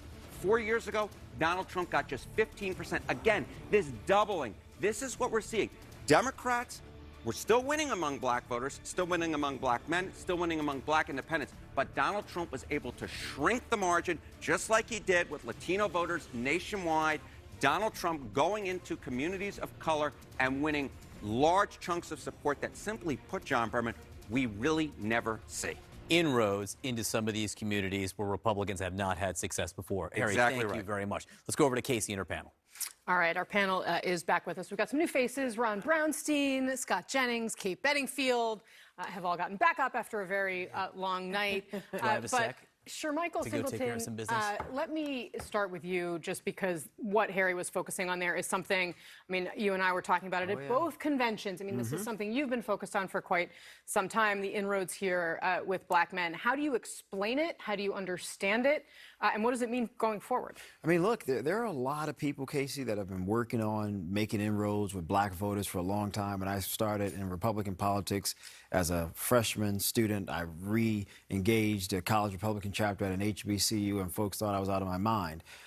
Mitt Romney couldn't pull it off. John McCain couldn't pull it off. And here's Donald Trump getting 21% North Carolina. I think I saw Ian Bremmer post, I think nationally it's around 21%. In 2020, he got 12%. You're talking an 8-point increase. When Republicans lost the race to Barack Obama with Mitt Romney, we produced the Growth and Opportunity Project. And in that autopsy report, we talked about the need for the Republican Party to outreach, target, and engage with communities of color. We are finally seeing it. I think black men look at the Democratic Party and they often feel that their concerns are going unheard. And the Republican Party is saying we are going to be the party that's going to put men back to work. They recognize that a lot of men are falling behind. A lot of men aren't going to college or not getting college degrees. So what happens to those men who still have to survive? The GOP is saying we are the party with the answers. Bakari? The GOP didn't actually say anything. That's the irony in this whole thing. I mean, Kamala Harris actually put out an opportunity agenda and policy point specifically for black men, talking to black men about black men. And so there was that 2 weeks ago. But there 2 weeks ago. But you Just can wanted point, to throw that I mean, out- you can out point to there. me about the policy that Donald Trump or the Republican Party has put out geared towards black men, and I'll listen. But that it doesn't exist. But my only point is, kind of to your point, I will give you credit for being partially correct this morning. Partially? This is my charity. Okay, this go morning. ahead. Black men have said for a long time they've been ignored by both parties. And so it gave a unique opportunity. And there are a lot of things about a Donald Trump presidency that we saw wooed black men, not a lot, but some. You're talking about 6, 7, 8 points here or there, which was enough, particularly in states like North Carolina and Georgia. But it's this machismo, it's this strength that Donald Trump exuded. It's not policy. I don't want your mic. The irony in this whole race, the great irony in this whole race is that he ran a race with no policy. He ran a race with no plan.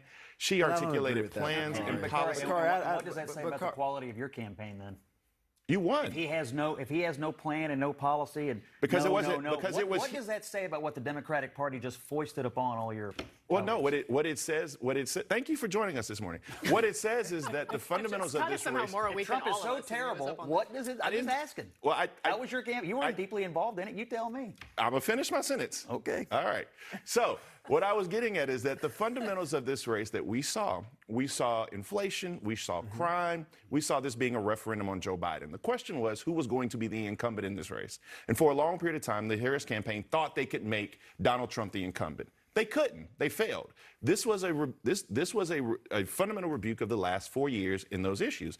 But when we're talking about black men, and you can't, there is not a policy proposition or a policy point that Donald Trump put forth. What he did, though, was say, I hear you, I speak for you, etc. It was vibes on a higher level. So it's not putting forth the idea that we want to provide opportunities for working class men to survive and provide for their families. Is that not a policy proposition? The recognition that, for example... No, that's a thought. So the recognition, for example, that trades, a lot of men, particularly men who don't have college degrees, rely on those types of skills. That's almost non-existent today. Republicans say, hey, we're champions of this. We want this to return back to working class people. We're going to focus and harness these things. I think that is attractive for a lot I of hear you. black I'm going to let everybody else chat. But I don't think that you're going to win the battle on Donald Trump being a robust policy geek in this race. Yeah, but I think Republicans can, Bakari. I want Ron, that's okay. Ron Braunstein is our, has an encyclopedia of all of this in his head. So Ron, kind of, how do you understand it? Well, first of all, this feels to me a little like as if Jimmy Carter had stepped down and Walter Mondale had run against Ronald Reagan in 1980. I mean, some similar dynamics. The exit polls point us toward focus on the decline among black men, Latino men, and Latino women. The actual results on the ground are broader. I mean, they're kind of like everywhere. I mean, they're a headline, head-snapping to what you were talking about. Philadelphia, Detroit, Las Vegas, big declines in margins for the Democrats, but also the kind of death by 1,000 cuts, not only in blue-collar places like Racine and Macomb County outside of Detroit, and Scranton, Lackawanna, Kenosha, Bucks, but also in the white-collar places where the resistance to Trump has been the greatest. It was just a little nick everywhere. Montgomery County outside of Philadelphia wasn't quite as good. Delaware wasn't quite as good.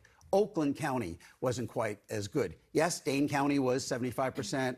Waukesha, she kind of held. But really across the board, Chester, it wasn't quite enough. And so you kind of look and say, okay, what is systematic that transcends racial lines? Joe Biden, well, first of all, we'll come back to gender. Okay. The gender gap, she did not win women. She did not win. It's the same thing. She did not win women by as much as Joe Biden did or Hillary Clinton did.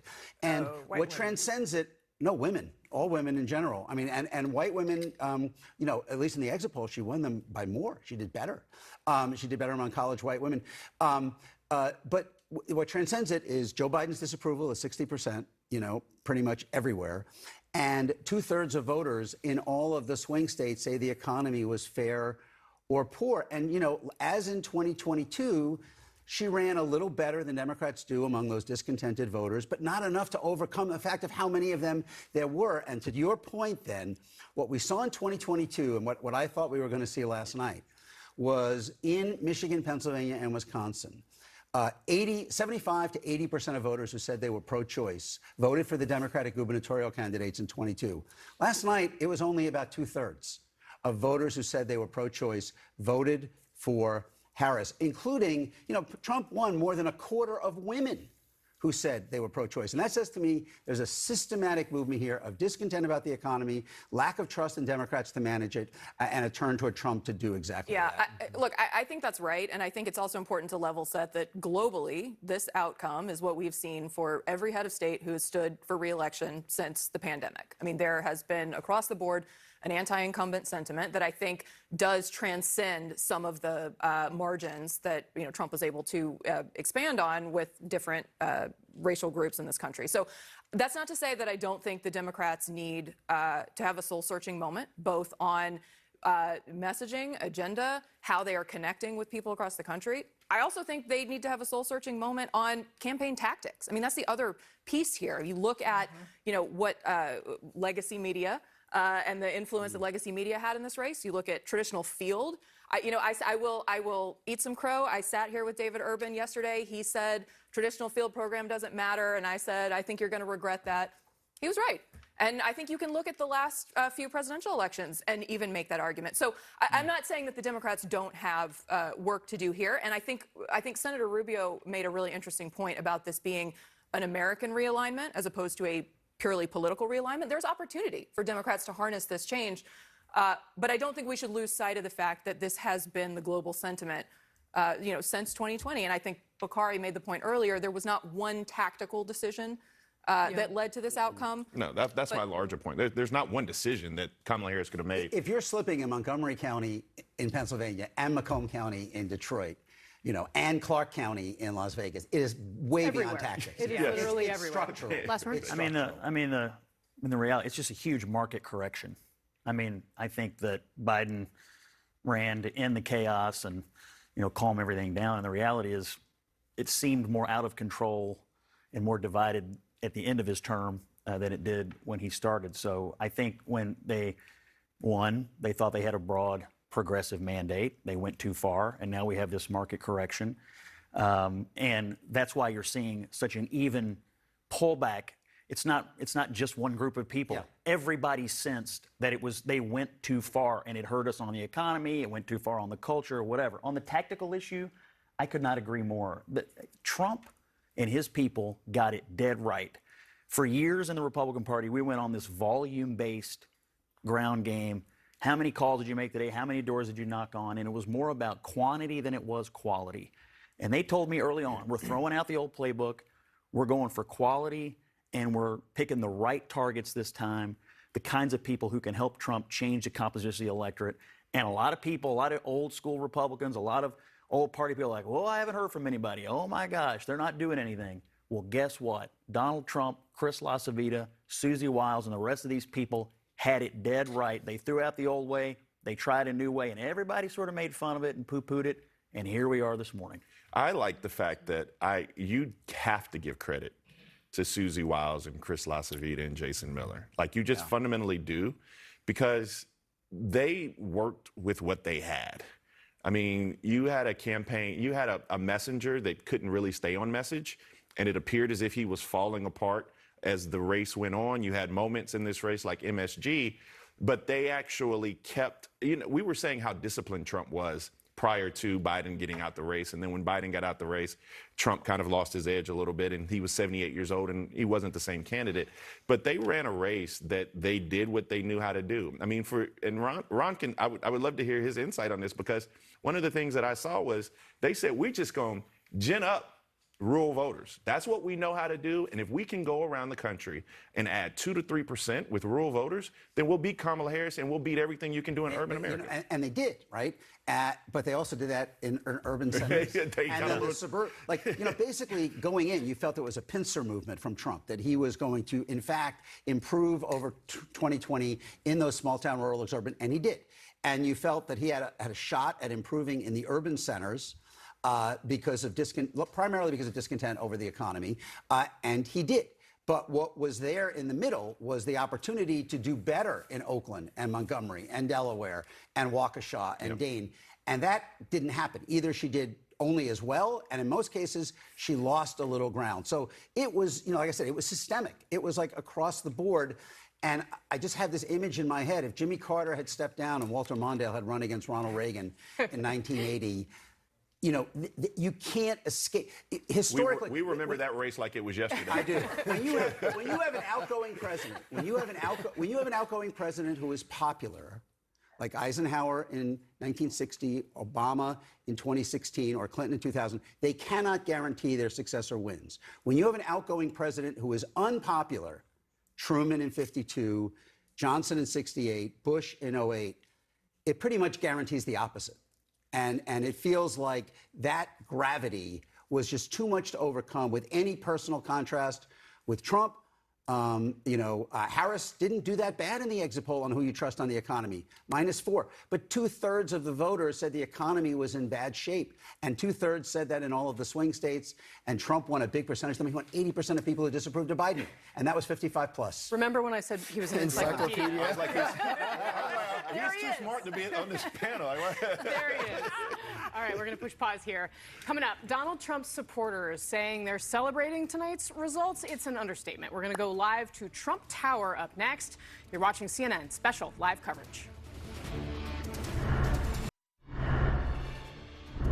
Or welcome back to CNN special live coverage after a criminal conviction, 2 assassination attempts, 2 impeachments, and a race that pollsters said would be close, but wasn't really quite as close. Donald Trump is triumphant this morning. CNN's Polo Sandoval is at Trump Tower. Polo, what are you seeing there so far this morning? Hey, John, good morning. Even before sunrise, we did see a very, very small presence of Trump supporters at the foot of Trump Tower here in New York City. I overheard one describing this as history in the making. Really, any way you look at this, there certainly is no ignoring just the unprecedented and historic nature of this moment. So we are likely to see perhaps even more people, both supporters and opponents of Donald Trump, come here to Midtown Manhattan to really have their voices heard outside of Trump Tower. Very similar to what we've seen when Donald Trump returns to New York City for his criminal proceedings. So that's certainly something to look forward to in terms of the presence outside of Trump Tower. Security-wise, at least on the surface, it is business as usual, though there is no mistake that behind the scenes there's likely some planning that's happening in terms of the NYPD, Secret Service presence as Donald Trump essentially transitions from candidate to projected winner of the presidency. So certainly some potential changes that we are expecting there. But for now, again, a very small presence of really a handful of Trump supporters outside of Trump Tower. All of that likely to change as more people wake up this morning to news that Donald Trump is a projected winner.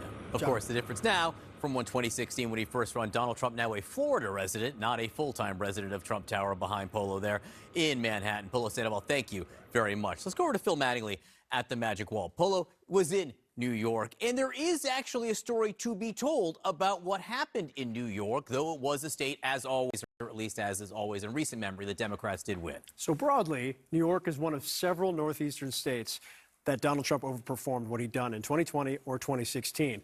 Didn't mean he was going to win the state, but if you look at this margin right here, Donald Trump, Kamala Harris winning by about 11.5 points, 94% reporting. Well, let's start with what happened in 2020. Whew, yeah, so a pretty significant shift, a pretty significant gain from the former president. Where did he gain? This is the most fascinating element of this from me. Which counties? So there's 62 counties, John, in the state of New York. I counted myself just to prove it to myself that that was the case. 36 of them represent places where Donald Trump is overperforming his 2020 results by 3% or better. Not overperformed by a vote, not by 1%, by 3% or better. That includes, of course, Nassau County.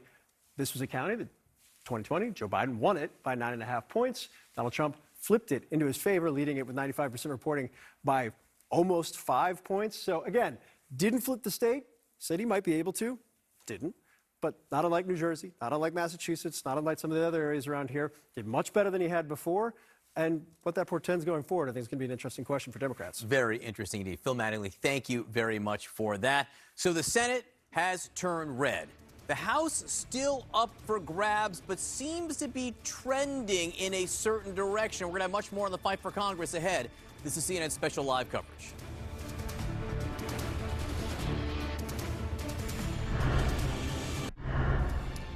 All right, welcome back to CNN special live coverage. Election day now in America. I'm here with Jessica Dean because while we know Donald Trump is going back to the White House, some parts of Congress decided not all. That's right. So there are pieces to fill in, and I just think as people are waking up, just to get the full picture, we're going to do a broad overview. So let's start first with the U.S. Senate and the balance of power. Here's what we do know. Republicans are going to take the Senate. They have done that. They have 52. That includes 3 pickups. That's where they flipped those Democratic seats. Now, Democrats with 42, that includes 1 independent. There are 6 seats remaining. A lot of those are within battleground states. So we're going to continue to monitor those. But we do know for sure Republicans will control the House. So the Senate.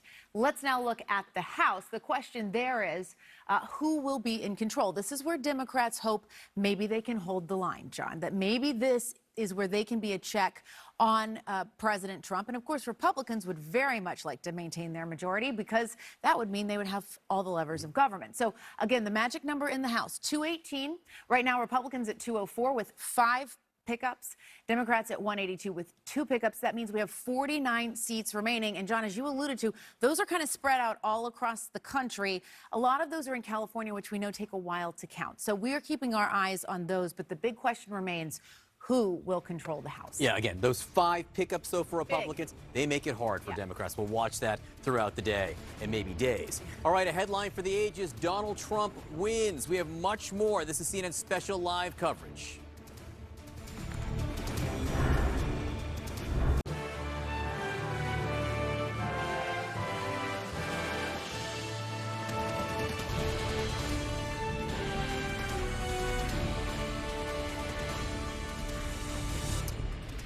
It is 8 a.m. in the East. Good morning to what is a changed America and what will be a changed America. Donald Trump is the president-elect of the United States. We are now on hour 16 of CNN's special live coverage, what is now Election Day in America.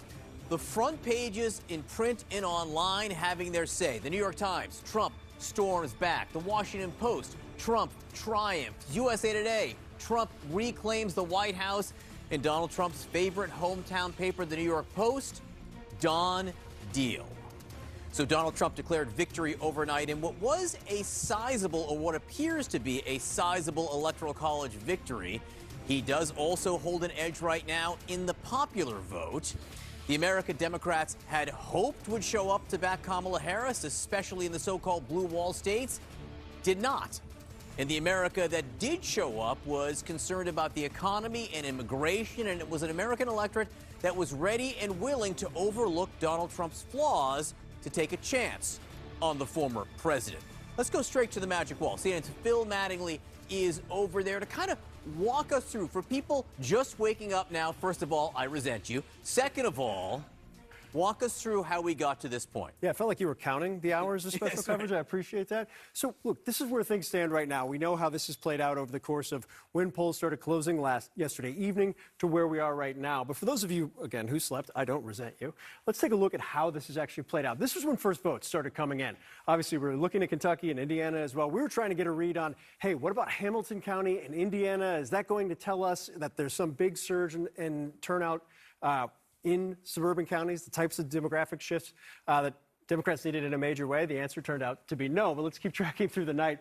About 2 hours and 40 minutes later, Donald Trump took his first lead in North Carolina. Remember, the vote that was coming in and being counted very quickly was in those southeastern Sunbelt states that were 2 of the 7 that we were all focused on. Then, around 10:05 p.m., Donald Trump took the lead in Pennsylvania, one of the 3 blue wall states. For a time, all 3 were in Kamala Harris's category.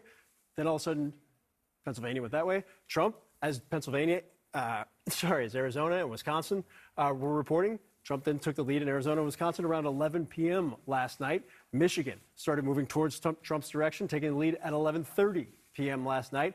North Carolina becomes the first of the 7 battlegrounds to be called for the former president. That was a defense. He won that state. It's the only one of the 7 battlegrounds that he had won in 2020. Then Georgia was called. That was when Joe Biden flipped back in 2020. Then Pennsylvania was called. At this point, I think everybody kind of knew the writing was on the wall. There wasn't a lot of places outstanding and pathways for Kamala Harris and her campaign to be able to get to 270 electoral votes. At 5:30 a.m. this morning, John Berman, you called that CNN was projecting that Donald Trump would win the presidency, would return to the White House, would become the 47th after being the 45th president of the United States. And the reality, when you dig into the data, as we've been doing over the course of the last 16 hours, the blue wall, not unlike 2016, completely shattered for Democrats. The Sun Belt states and the southeastern part wasn't actually that close when you compare it to 2020. And we're still waiting for more vote to be coming in from Arizona and Nevada as well. But both those places, Donald Trump has a lead right now. Yeah, all 7 of the battleground states, Donald Trump either won or is leading in. And as you walk through that timeline, Phil, which I think was really instructive there, it was pretty clear pretty early which way this thing was trending. And those trends only really grew bigger as we, got to the dawn hours. Yeah, and I think what's surprising is there was not a direct connection between North Carolina and what we saw here early and what was happening in Pennsylvania.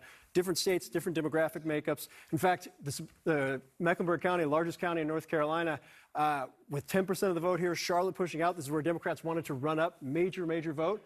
Democrats in 2020. These were the types of things that connected the 7 battlegrounds, or at least the 5 that we've called, or that we know kind of where they landed right now. Kamala Harris doing well where she needed to do well, but not doing better than Joe Biden did in 2020, and certainly not really running up the margins there at the same exact time that Donald Trump was running up his margins. Let's take a look over in Nash County. This is a county that Joe Biden narrowly won back in 2020. Once Nash went, that was kind of the sign as I was kind of looking through the data last night. Nash going back to Trump was critical. Move over here to Franklin. Actually, I want to go down here to Johnson County. Johnson's a big Republican vote driver. Back in 2020, Donald Trump did a little bit better. But in all of these places, Johnson is coming out of Wake, is coming out of where Raleigh, kind of the Research Triangle, critical place, second largest county in the state. The hope from Democrats was that they would, yes, blow out the vote in these strongholds, but then start pushing in to Johnson County. They didn't. He was holding his margins, and we saw the same thing in Wisconsin, in those WOW counties, Waukesha, Washington, Ozaukee, where maybe there's a little slippage from Trump in those suburban places, but there was no sense whatsoever that Democrats were able to push out and really run up the vote as they were losing vote in critical urban counties across the map. By and large, Kamala Harris did not meet the marks that Democrats wanted, and by and large, Donald Trump exceeded the marks that Republicans wanted almost everywhere. Phil Mattingly, thank you very much. Let's go over to Harry Etten now to take a look at the exit polls here. And one of the issues that I think was very prevalent in the closing weeks of the campaign were some of the things that Donald Trump was saying. The extreme, the sometimes racist things at his rallies. John Kelly saying that he was a fascist. So what did voters think about all this? Yeah, the fundamental argument of the Kamala Harris campaign was that Donald Trump was too extreme, don't take a chance on me. And Donald Trump's argument was, what the heck do you have to lose by taking a chance on me? So who is too extreme? Look, more voters said only Trump was too extreme than Harris, 46% to 37%. But note that 46% was south of a majority. So the key groups in here were both Harris and Trump are extreme, and neither of those two candidates are too extreme at 5%. I'd like to know who those 5% are, but they did exist, 1 out of every 20 voters. How did that 8% of voters who said that both of the two candidates were too extreme? Look at this margin Donald Trump is putting up. It was a blowout, a 40-point win for Donald Trump among those who said both Kamala Harris and Donald Trump were too extreme. And it's a similar picture among that 5% of the electorate who said that neither candidate was too extreme. Look at this, a 64% to 28 margin, just south of a 40-point edge for Donald Trump. Look, more voters thought that Donald Trump was too extreme than Kamala Harris, but south of a majority said that only Donald Trump was too extreme. And among those key groups who said that both were too extreme or neither were too extreme, Donald Trump ran up the score, and that was the story of this election, John Berman. Kamala Harris simply tried to make a case, and the voters did not buy it. That is not what they believed was important. Harry Etten, thank you very much. We are hearing from Trump allies this morning. They are crediting what they call a disciplined Trump campaign for helping steer a pretty undisciplined candidate back to the White House. Let's get to CNN's Elena Treen, who covers the Trump campaign down in Florida this morning. Elena, what are you hearing? Well, you're exactly right, John. When I've been talking to some of Donald Trump's allies, advisors, some of whom are, waking up from the brief nap they took after leaving that election party very early this morning, they're saying, as they're going through all this and re-examining his win, that they really are crediting Susie Wiles and Chris LaCivita, in particular, both Donald Trump's campaign managers, for running a disciplined campaign. And I think, look, there is no question that the people that Donald Trump surrounded himself with this time around was far more disciplined than in his previous campaigns, both in 2016 and 2020, and also people that Donald Trump actually listened to. Now, we know that Donald Trump, of course, had a proclivity of getting in his own way, but for the most part, we know that Susie Wiles and Chris LaCivita had done a lot to really control other parts of it, of making sure that the entire Republican Party had a coordinated message, also combining forces with the RNC and merging their political operations. They are saying that they believe that is a huge reason why Donald Trump was successful. Now, of course, I will say, if it didn't go Donald Trump's way, you probably hear the same thing from these same people saying, well, it's their fault that this didn't happen. But they do argue that for someone like Donald Trump, who is off message a lot, who went off message a lot throughout the course of the campaigns, particularly in the final weeks, they think that behind the scenes to have some of that stability really did help them here. Now, one thing I do want to point out is Wiles in particular. She was hired in 2021, and she has remained at the top of Donald Trump's political operations since then. And that is a huge deal because, as we know, it is very hard in Trump world. It is very rare in Trump world to maintain a position of power for that long. And she continues to have a very good rapport with Donald Trump. I think a lot of people are looking now to see potentially what type of role she could take in Donald Trump's second administration. People say if she wants to be chief of staff, that role will probably be hers because of what she has done over the course of the last several years now leading up to this moment. And one other thing, while we're talking about, what a potential second Trump administration, or not potential at this point, what a second Trump administration will look like, we are already hearing that the jockeying has commenced. I will say we hadn't seen much of that before, even though people were, throwing their names into the hat, trying to get an audience with Donald Trump's closest advisors about it. Donald Trump is very superstitious. He did not want to have any formal discussions about what his cabinet would look like or what any administrative roles would look like or make any promises to anyone. But now that is changing, of course. He's going to be in an official transition mode with just a couple months now until Inauguration Day. And so we're hearing a lot of people, at least I'm being told, as is our colleague Kristen Holmes, that many people are starting to reach out in earnest to those around Donald Trump, trying to see what positions they may be able to put themselves up for. John? Oh, no doubt about that. I'm sure we're several hours into the jockeying already. Elena trained for us in Florida. Elena, thank you so much. Great work on all of your coverage. Let's go over to Casey and her panel now. Casey. Yeah, John, thanks. An understatement indeed on people reaching out to see what the next, what's in store for them.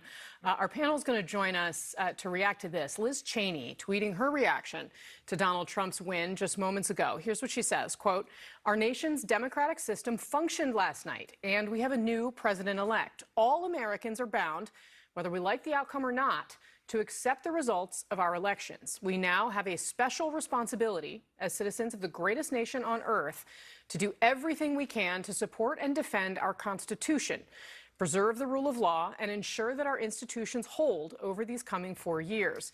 Citizens across this country, our courts, members of the press, and those serving in our federal, state, and local governments must now be the guardrails of democracy." So, of course, Liz Cheney had devoted herself to preventing Donald Trump from ever entering the White House again. But the Never Trump movement inside the Republican Party, honestly, not borne out here today. Bang up job. I mean,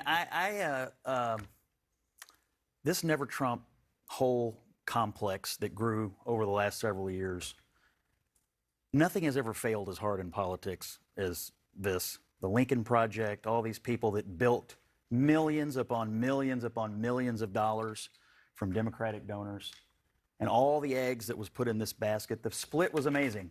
Trump got like 94% of Republicans. I don't think they accomplished anything except probably build a bunch of beach houses. That's about what they did. Republicans being lectured to, condescended to, browbeaten by all these folks over the last... I mean, look, at some juncture, it's okay if we have different opinions about the election. You don't have to beat people to death over it, and the more you do that, the more it drives people away. total failure. So I think I think it's important to level set that the statement that Liz Cheney is making in the Trump era is an important one. Now, you can argue that politically the Never Trump effort and failed. actually, let me but pause Donald you for Trump one second, because there is a difference between Donald Trump and the Lincoln Project and what happened with Liz Cheney, which was a break that occurred after January 6th. Yes. And you can't, I mean, Scott, you can't pretend that Donald Trump has not spent a lot of his time and energy trying to convince the American people that the electoral system in this country is rigged. And that's before you even get to January 6th.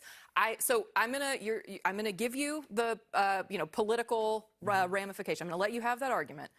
It is incredibly important for people to say our systems will hold, our institutions will hold, our elections are free and fair. Even if we don't like the outcome, we have to abide by them. And you cannot pretend in the Donald Trump era that's not an important thing to say. I was happy to say these things before we knew the outcome of the election. I will just point out in our own exit polling on the issue of democracy, 73% of the people said they thought democracy was threatened, and they split evenly between the two campaigns, 49 to 49. And so, well, that's probably because Donald Trump spent a lot of time telling a lot of people not to trust our democracy, Which goes to, I hear you and Republicans making the argument that Trump won on this kind of fundamentally unifying message.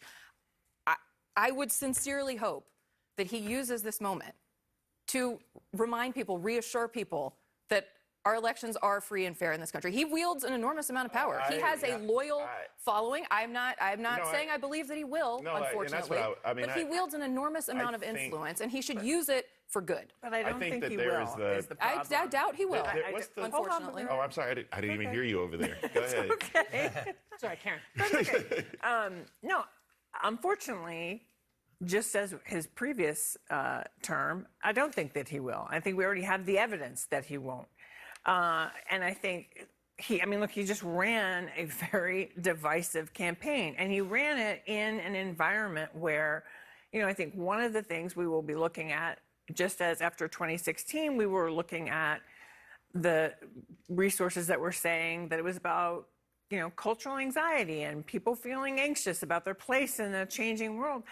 We got to look at what the gender divide really means in this country. And that's not by exit polls. I'm not talking about the surface, but there is something else that is happening in this country that Donald Trump, I think, because he's very good at this, he tapped into it with men in the I hear you, I see you. I think some of it is, part of the aftermath of the Me Too movement, where there were a lot of men who felt like there just wasn't a place for them, like they maybe weren't Harvey Weinstein, but they felt like, so what is appropriate? And I think they did feel kind of left out. So I think there are two levels of this, right? I think Donald Trump is going to continue to be very divisive. I think Liz Cheney's comment is incredibly important because the rule of law will matter. And I think part of what she's saying is somebody, we the people, are going to have to keep him in check.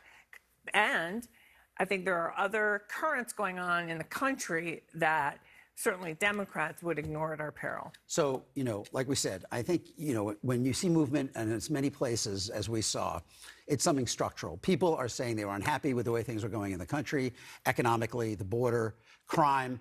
They want Trump to fix it. They were also saying whether you're talking about focus groups or reporters out talking to people, there were a significant number of voters who would say, when hearing the most extreme things Trump is talking about, we got through the first term and none of these things happened. So 11% of voters who said Trump was too extreme voted for him. That is the bet they are making. So we're going to find out. Is Robert F. Kennedy Jr. going to be in control of public health and challenging vaccine mandates in the states? Donald Trump said in an interview with Time magazine that he believes he has the right to fire a U.S. attorney who will not start an investigation of someone he wants to be investigated, whether there's any evidence or not. Mass deportation, all of these things, did he mean them?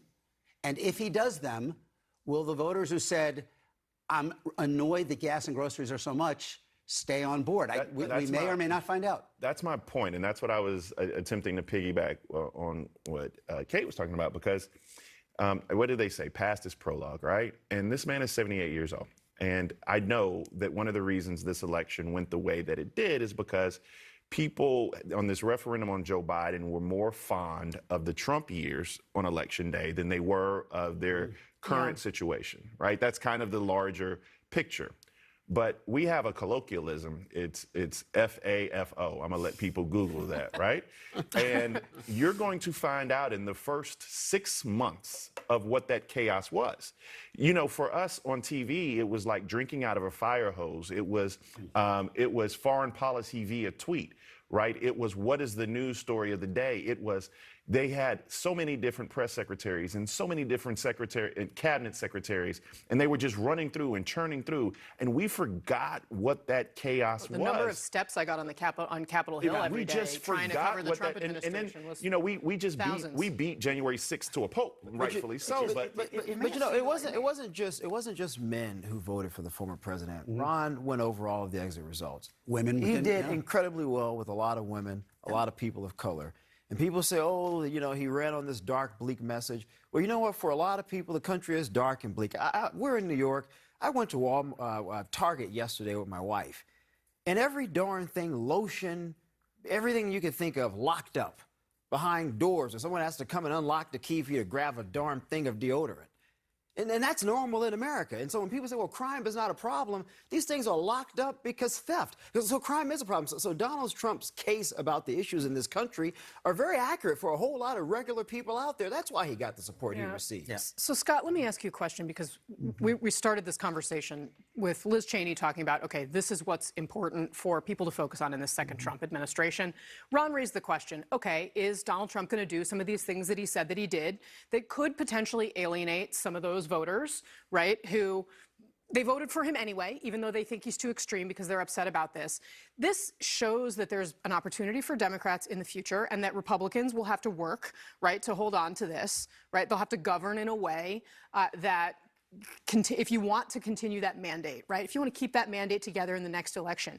Does Donald Trump care about like what Republicans are going to want to try to keep that in power going forward, considering that this is going to be his last administration? Is he going to be thinking about that as he governs the country? I mean, I think he's only going to care about what the people who just elected him asked him to do. This is a mandate. I mean, the economic program, the immigration program, the foreign policy program, I mean, everything he laid out, you know, nobody's forgotten what Donald Trump did as president, and certainly everybody heard loud and clear what he was running on in this election, and he won a resounding victory. So my, you know, rudimentary and humble political advice would be just do what you said you were going to do, and you're going to have a very successful term because that's what the people asked for. We got what we deserve. All right, so of course, this is one of the questions that we are contemplating here. RFK Jr. in the Trump cabinet? Now a very real possibility after last night's result. A Kennedy family member joins us next. Live CNN special coverage continues just ahead. Robert F. Kennedy Jr., he came in. And he's going to help make America healthy again.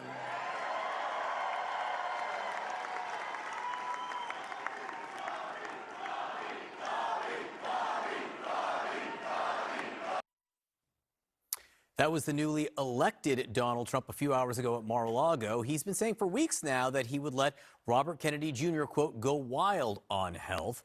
RFK Jr., we should note, has pushed numerous falsehoods around public health, claiming vaccines cause autism. Not true. He also spread the baseless claim that chemical exposure in water can lead to sexual dysphoria. Again, not true. Joining me now is Kerry Kennedy, Robert Kennedy Jr.'s sister, also a very active Democrat who worked hard to get Kamala Harris elected president. Thank you so much for being with us this morning. As you wake up, Donald Trump elected to the White House once again. Just broadly speaking, what's your reaction to that? Well, you know, I think this is time for Democrats to take seriously the mandate that's been handed to Donald Trump. 71 million Americans came out and voted for him. Why? How do we reach out to people? What was wrong with our policies? And what was wrong with our messaging? And how do we reach out to people who were not with us in this campaign? I think those are the questions we have to ask ourselves.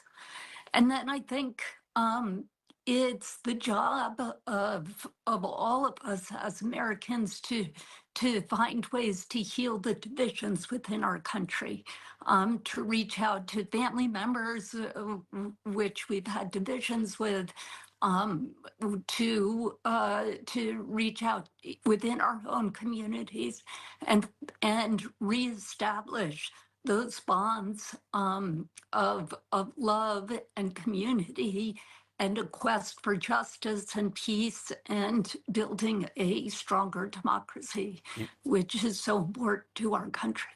You said reach out to family. I know it's only, what, 8:27 on the East Coast. Have you spoken to your brother since Donald Trump was elected to the White House again? I have not spoken to him since at this very moment, but I certainly will reach out to him later today. What do you plan to say? I plan to say congratulations and good luck. You know, I disagree with Bobby on a wide range of issues, some of which you just mentioned. You know, he said that HIV does not cause AIDS. I'm concerned about childhood vaccines and assuring that the United States, both domestically and internationally, continues to make all those vaccines available to people and to our children and to our world, and many, many other issues. But that said, I love Bobby. He's a member of my family, and I like him. I love being with him. So I believe that we can have divisions over very fundamental, important issues for our country and still find ways of loving each other internally. That said, but I think there's more at stake here than you know, than my brother and me. I think, as Liz Cheney pointed out, it's going to be up to all of us as Americans who love our country to assure that our institutions are kept safe and bolstered during this time, and that the courts are bolstered, and that the future of democracy is bolstered, both domestically and internationally. I know and you said. think that I know you we said. have to be I know you very, said. very careful. I'm Yeah, so go sorry. ahead. I'm so sorry to interrupt the delay on the connection here. I know you said you love your brother and you like your brother. You like spending time with him. Do you trust your brother to be in charge of health care in the United States, given what you said about your concerns over the future of childhood vaccines? No, I don't. And that's clear, and that's on the record, and he knows that, and that's very clear. But I think, you know, we live in a democracy, the people have spoken, and now it's our, we have two obligations. Number one, to think through thoroughly, why did people not hear the Democratic message? And how do we reach out to people who were not with us in this campaign and needed, and who we needed? And how do we bring them, work over the next 4 years to bring them into the fold and to work together and to revision where we're headed? What's our policies and what are also our messaging? That's part of it. And the other part is to protect our democracy in the meantime. You know, we have now a president-elect who said that on day one, he's going to use the government to go after his enemies, that he's already amassing a list of both individuals and non-governmental organizations that he's going to hand to the IRS on day one and have investigations opened up, not because they've done anything wrong, but because they disagreed with him, that he's going to use the military to go after the American people, that he's going to target Nancy Pelosi and Adam Schiff. And this is very, very dangerous for all of us as Americans. And we need to protect the press, and we need to protect all of our institutions. Kerry Kennedy asking a lot of the questions that I know Democrats are asking this morning. And just before I let you go, I want you to know that I know you lost your mother in the last few weeks. You lost someone you love very much. America lost an icon. Our condolences. Thank you very much for being with us this morning. Kerry Kennedy, appreciate your time. Thank you. Thank you. Appreciate it. Interesting. I mean, first of all, just on the pure politics of it, I mean, she's asking all the questions that Democrats are asking this morning, for sure, right? Yeah, and let me just say this about the Kennedys. I mean, we talk about the coalition that Donald Trump has put together to win, okay? The irony that Bobby Kennedy Jr., a member of, arguably the most famous political family in our lifetime, most famous political family in the Democratic lifetime. I should note, I did work for Senator Kennedy when I first graduated college for 1 year. I was very good at opening mail and answering phones.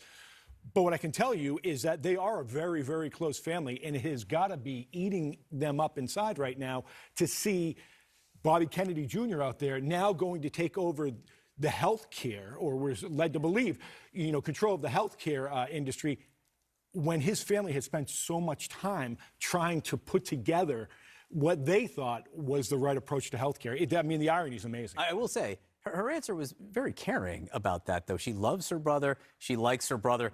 Doesn't trust her brother at all to handle what the portfolio that Donald Trump might be giving him. Right, and I think that's a reflection of the nature of people in families and people in close-knit families, but also people in families that have political disagreements. But I also think it's true, and I think she brought up a really important part about what does this look like in the actual administration. And I think that's something that we actually have to talk about. Certainly it's a question not just that Democrats are asking this morning, but that most of America is asking this morning. What does a Trump administration look like? What does, Robert F. Kennedy Jr. as health czar, what does that actually mean for the government? And the first thing that I would point out is that Trump, unlike 2016, actually has a transition team this time around. This transition team is far more organized, they're far more disciplined, they're far more loyal, and they're far more partisan. So I would be concerned about that. The second thing that I would be really concerned about is not all of the other promises that Donald Trump made on the campaign trail, but the one specifically about getting rid of non-political civil servants within the government. And that is the one that we should really be paying attention to, because it is those civil servants and those non-political appointees who actually make the government run and function and prevent against corruption, greed, right, scandal.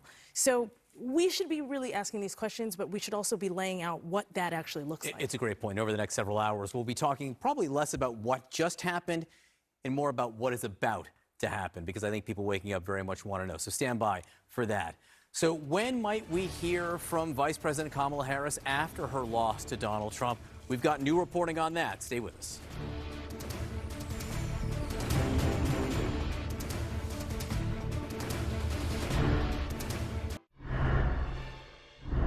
Welcome back to CNN's special live coverage. At some point today, we do expect to hear from Vice President Kamala Harris. It would be her first set of remarks since losing to Donald Trump. CNN's Eva McKend has been embedded with the Harris campaign. Eva, what are we hearing at this hour from Team Harris?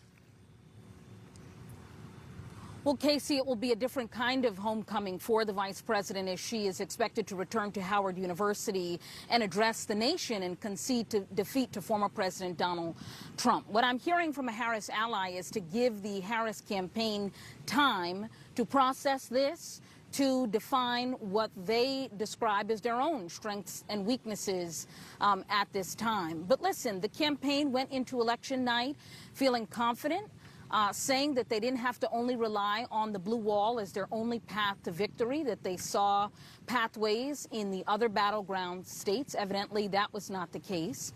The vice president ran on offering the country a new generation of leadership, restoring reproductive rights, and warning against the threat, in her view, that the former president posed to this country as it relates to democracy. Those issues ultimately did not win the day. But it is perhaps the strategy, this country over party, so forcefully embracing Republicans like the Liz Cheneys as part of the Democratic coalition, that will gain the most scrutiny. And we're hearing from some corners of the Democratic Party really push back on this morning.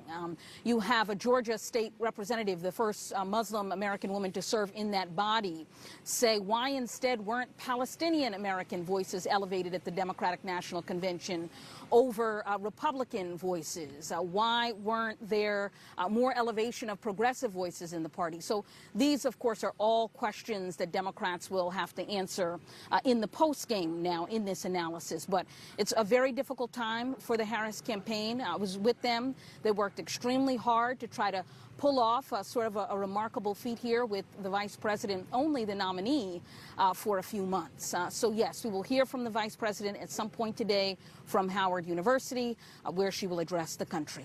Casey? We'll just say it's a bit remarkable that we're at 8:41 in the morning and we still don't have a sense yet of when we're going to hear from her. Eva McKend, thanks very much. So as we do wait for Kamala Harris to speak, let's take a look at how Hillary Clinton addressed her supporters following her own defeat by Donald Trump 8 years ago.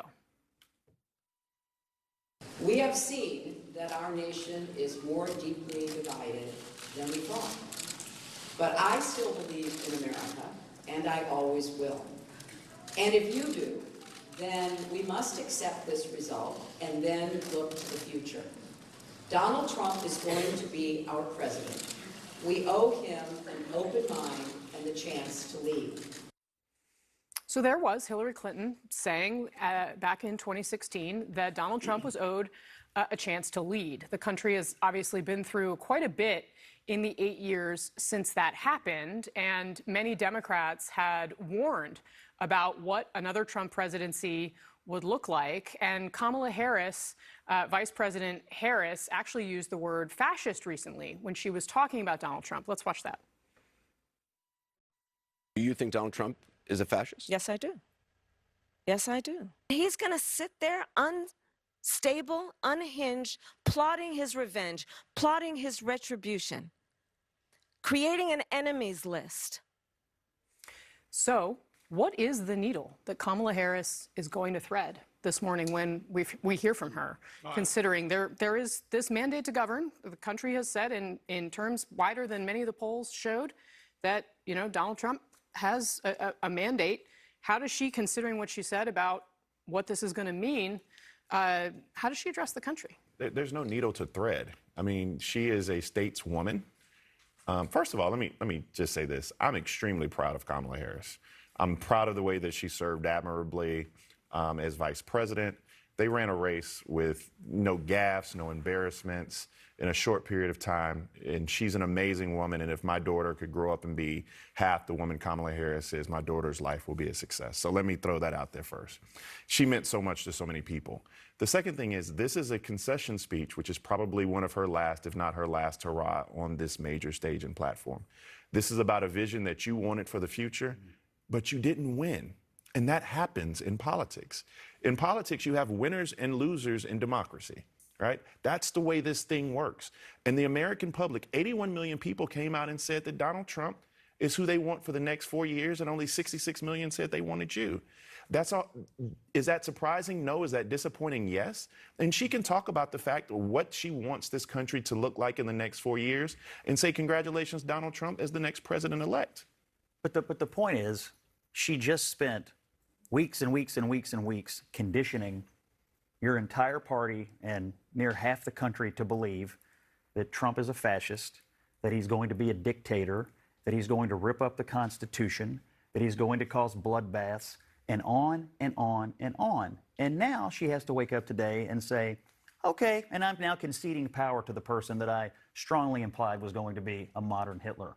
Do you believe that people she just conditioned with that kind of campaign are going to accept it? That's not the way this works. First and foremost, is it not? Then she didn't actually believe it. No, is that that's right? not. No, first of all, did she actually believe it? First of all, it was her words. She said he's a fascist. But one second, Scott. I mean, I don't want to relitigate campaign talking points.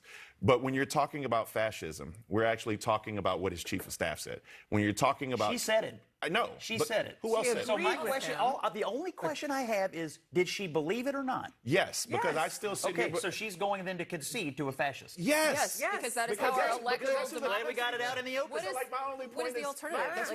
Donald Trump's.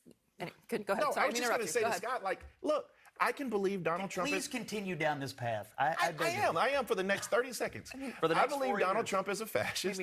I believe that democracy, maybe 10 seconds. I believe that democracy is at risk, but I also believe that American voters came out and chose that. And that's how this thing works. But you know what? From the perspective of a lot of Republicans, they felt the country has been at risk under Joe Biden and Kamala Harris. And Ron Brownstein talked about this, and Scott mentioned it in an earlier segment about people being afraid about the state of the country and democracy writ large. A lot of people on the right believe the same thing because they have seen after 3.5 years constant, perpetual attacks against them, against their way of life, against what they believe allegedly about who they are as people, because people in D.C. and New York and on the left coast and a lot of progressives don't understand them. And so instead of attempting to make the effort to understand, you guys have called them racist and bigots, uneducated, who cling to their guns and their Bibles, etc. But at the same time, we spent 4 years of Donald Trump, of Democrats and progressives being the same told to us, about us. And this president, as a black woman, said, I'm stupid, said, we're stupid. And poisoning the blood of our people, which I've said before, that actually came from Jim Crow. So if we're going to go down that, Scott Jennings, you believe that I am poisoning the white blood? I mean, come on. But hold on. Okay, sorry. But to what Bakari was saying, this was an election. It's like any sport. He won. You say, we did our best. I thank my team. Now it's up to him. And I hope, of course you're going to wish the best for the new leader. Good luck to the fascists. I mean, do you understand it's how valuing our democracy crazy that ahead sounds? of You're going to partisan congratulate. politics. Let Kate speak. Can I just say quickly? It's yes, because campaigns get heated, and the loser comes out and concedes to the winner, and it's that is valuing our democracy more than any element of partisan politics. And that is actually what American democracy is based on. So yes, that is what happens. And it's important that it does. It goes back to what we were saying before. Does he do the more extreme things that he said he was going to do? Does he deport millions of citizen U.S. children? Does he fire U.S. attorneys if they won't? Does he send investigators? Does he send the National Guard into blue cities, as he said he would, to just patrol for crime? So, a lot of what he wants to do does not require Congress. His two biggest promises, tariffs and immigration, are areas where the president has enormous unilateral authority. So what does he do? I mean, how Democrats react, I think, is not going to be as preordained as it was last time. And it will depend in great measure on how far he goes down the roads that he laid out. May I just humbly recommend to Kamala Harris that when she speaks today, she is honest with the people, and her people specifically, that the country's not going to come to an end. The Constitution's not going to come to an end. We'll have an election in 2 years. We'll have an election in 4 years. Oprah warned us the other night that we'll never have another vote again. All of this was complete baloney. Chalk it up to heated campaign rhetoric. But it is very important that people understand that what she said and the way she ran her campaign is not the way it is going to be. This is America. We had an election. I totally agree with you. But if she needs to do that today, I really hope she does. All right, well, we'll find out in just a couple of hours. Just in here, the House, of course, still up for grabs, but an interesting new twist in the Senate. That's coming up next. All right, welcome back to the CNN special live coverage, Election Day in America. And we do have a key race alert in the battle for the Senate in the key battleground state of Michigan. Jessica Dean has that. Yes, we do. Let's look at this key race alert. All right, let's look at Michigan, where we have Elissa Slotkin now just ever so slightly leading Mike Rogers. You'll remember this is an open seat that the Democrats are hoping to hang on to. Elissa Slotkin, former CIA analyst, had been in the House of Representatives running against Mike Rogers, who formerly had been in the House of Representatives and had also worked in law enforcement. Again, 96% of the vote in. We know that the Republicans have taken control of the Senate, currently with 52 seats, including 3 pickups. Now, this would not be a pickup for Democrats. This would be them holding on to a seat. But at this point, Democrats, of course, hoping for any good news that they could get in the Senate. The Michigan race still outstanding, but the alert here is that Elissa Slotkin is leading ever so slightly, again, with just 96% of the vote in. John will continue to watch this race and other blue wall states still outstanding as well. All right, Jessica Dean, thank you very much for that. Let's go right to CNN's Lauren Fox, who covers Congress, covers the House and Senate every day of your life. And I think Jessica's framing there is exactly right at this point. There hasn't been much good news for Democrats, like at all, like almost all of it bad news. Elissa Slotkin being able to hang on maybe to that Senate seat in Michigan would be a tiny sliver. Tammy Baldwin maybe being to hang on in Wisconsin, a tiny sliver of good news, but mostly tough for Democrats.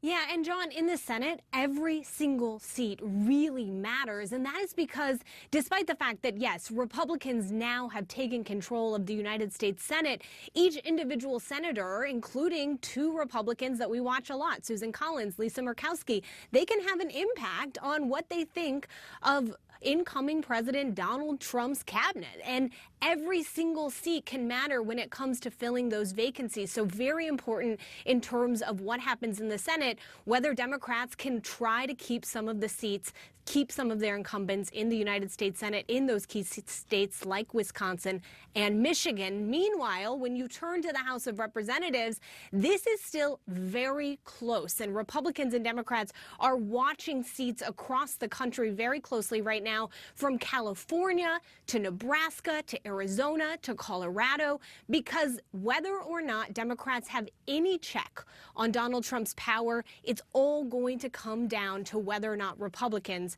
keep the House or not. Last check, there were 5 flips from Democrat to Republican, which will make it hard for Democrats to retake control of the House. But we will see, as you said, still counting there. Lauren Fox, great to see you this morning. Thank you very much. This is CNN's special live coverage. Election now day after in America. Much more right after this.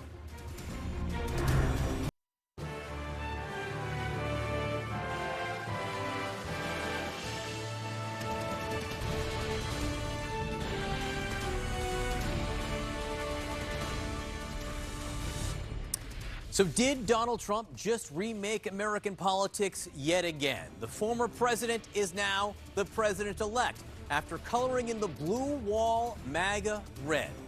This is special live coverage, CNN election morning in America. And we are still counting votes in some places, but the Electoral College math is certain. Donald Trump will be the next president of the United States. He has 276 electoral votes. That's as of now, and it's almost certain to grow as we get closer to projecting, Michigan, Arizona, Nevada. The popular vote, too, is tilting toward Donald Trump. And that would be the first time since 2004 that a Republican president-elect would come out ahead in the popular vote nationwide. The math really leaves no doubt the country is saying it trusts Donald Trump to lead, and to lead on a range of issues for the next 4 years. Now, we have yet to see Vice President Kamala Harris yet today, but we do expect to see her at some point, and when we do, we will find out if she has called the former president to concede. The new Trump era will begin with Republican control of the Senate. That much is certain. What is not yet known, if the Republicans will maintain their majority in the House of Representatives. Let's get right over to Phil Mattingly at the Magic Wall. You've been manning it for hours and hours, and we've been trying to process what happened and how it happened. So much focus on these swing states, the key battleground states, and you've had a chance to really dig in and see how and where things went Donald Trump's way. Yeah, you allowed me to leave the wall for 20 minutes to take a break, which meant I went back to my office and pulled up the digital Magic Wall and started looking deeper into things. Which everyone can do, by the way, at home, and I recommend you hop on your computer and check it out. Mine is cooler. I just want to make that very clear. Here's the interesting thing. We've spent a lot of time talking about these 7 battleground states and the places where Harris underperformed, where Democrats need to run up vote, and where Trump overperformed in kind of his critical strongholds. There were also a ton of counties across the country that were very close in 2020. In fact, I want to pull them up right now and just to give you a sense of what happened in terms of Donald Trump's strength with close, narrow margins that he ended up pulling out. Now, again, this is full county. This is all 3,000 plus counties in the United States of America. So the counties may look small, but every county you see highlighted red or blue, those are counties that were decided by 2 points or less in 2020. You see about 3 in Michigan, 2 in Wisconsin, 2 in Pennsylvania, a handful in Georgia, in North Carolina as well. But across the country, What is the consistent color of all of the counties with the exception of 2? Red. In the closest counties from 2020, separated by 2 points or less, Donald Trump won the vast majority of them. They broke his way.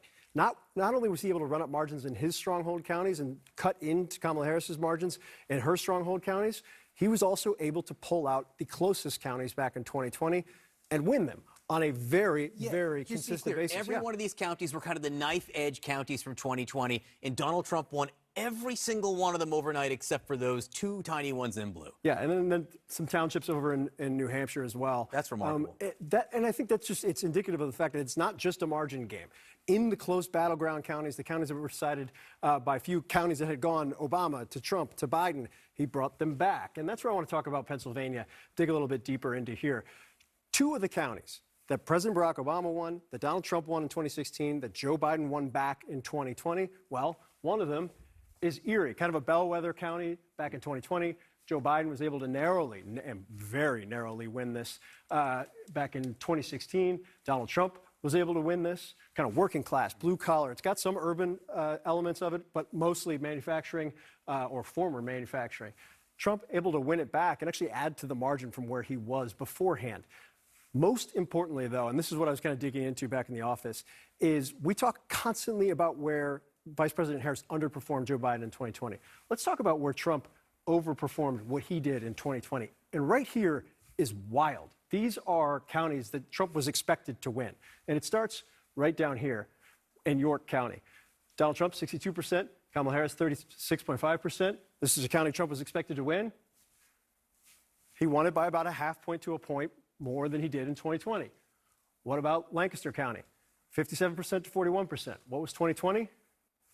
Bumping up the margin a little bit. What about Berks County? 53% to 45% in 2020. What did he do in 2024? Bumping it up by a point and a half. What about Schuylkill County? 70.6% to 28% in 2020. He was at 69%. And I can keep doing this, and I will as long as you let me, but every single one of these, this was 2020 in Carbon County, 32-point lead for Donald Trump, bumping it up a little bit. And I think throughout the course of this kind of blue-collar area that Joe Biden was able to chip away at Donald Trump's margins from 2016, Trump wrested them back with a level of consistency that made it clear this wasn't just about Philadelphia. It wasn't just about the collar counties not exceeding their 2020 gains. This was about Donald Trump securing his strongholds and then doing better in some cases than he did even in 2020, John. Consistent gains across the board in the battlegrounds and beyond. Phil Mattingly, thank you very much for that. Let's go over now to Harry Enton and talk about the exit polling there. And Phil hit on something a little bit right there, those counties that were in a knife's edge, the idea of the middle of the country. We talk so much about the ardent Trump supporters, the ardent Democrats. What about those people in the middle? Yeah, we can go to the Commonwealth of Pennsylvania. We can start out with Pennsylvania independent voters in the great Commonwealth of Pennsylvania. Look at this. Donald Trump with a 7-point margin. 4 years ago, Donald Trump lost independents in Pennsylvania by a similar margin. So a group that flipped in, of course, the all-important battleground. We kept saying Pennsylvania, Pennsylvania, Pennsylvania. It was won in the center of the electorate by Donald Trump. But it's also the disenchanted voters, those who did not vote back in 2020. Look at this. Donald Trump here, winning among them by 7 points. That's some young voters, there's some older voters who decided, hey, you know what, I didn't vote last time around, I am going to vote this time around. Those disenchanted voters came out and supported Donald Trump by as high single digits. Then finally, how about we jump over to Wisconsin, which was the state that, of course, put Donald Trump over the top in the Electoral College. I remember that call that you made earlier on this morning. It was hours ago, but I still remember it. Did not like either Donald Trump or Kamala Harris. Look at that margin, Mr. Berman. My goodness gracious, 67 minus 22. That's a 45-point margin. That was the key group. We always talk about the double haters. We talked about them in 2016. They weren't as big of an issue in 2020. But in this particular election cycle in which there was a majority of folks who didn't like Kamala Harris and a separate majority who didn't like Donald Trump, this neither group was the key group, and it helped put Donald Trump over the top in the pivotal battleground state of Wisconsin and gave him the presidency. That's 3-1. 3-1 among double haters in Wisconsin. That's 3-1. 3-1 is a very hefty margin, and ultimately in a state that was decided by the tiniest of margins, it was all Donald Trump needed. Okay, important stuff there, Harriet, and thank you very much. Let's go over to Casey Hunt and her panel now. Casey. All right, John, thank you. So the second election of Donald Trump, the ultimate symbol of his dominance in American politics and of the Republican Party, just 9 years after he descended that golden escalator in Trump Tower. Just 9 years. 9 years after that, the grand old party is now unquestionably the party of Trump. Joining us now to discuss is Fred Upton. He's a former Republican congressman from Michigan, and he voted to impeach Trump after the January 6th attack on the Capitol and recently endorsed Kamala Harris. Congressman, it's good to have you with us this morning. I'd just like to start with your reaction to the sweeping results of last night. Well, it was a mandate.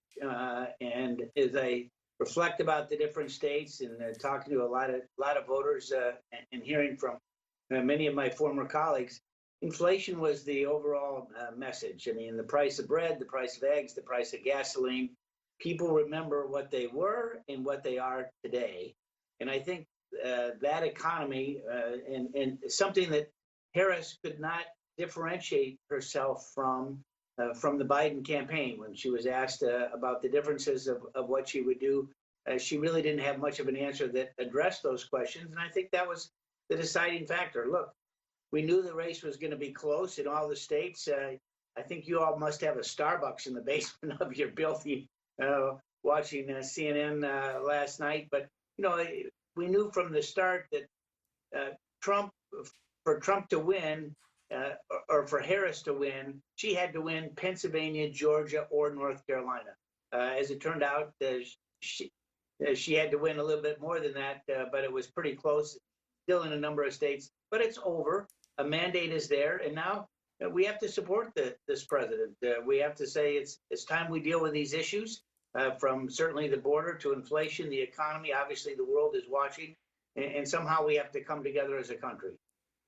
Sir, how do you explain, you did, as we mentioned, vote to impeach Trump in the wake of January 6th, and there was a period of time where it seemed as though the former president, soon to be president again, was going to be functionally exiled from the scene. What happened, and why did voters look at what happened that day and say, we want him to be president again anyway?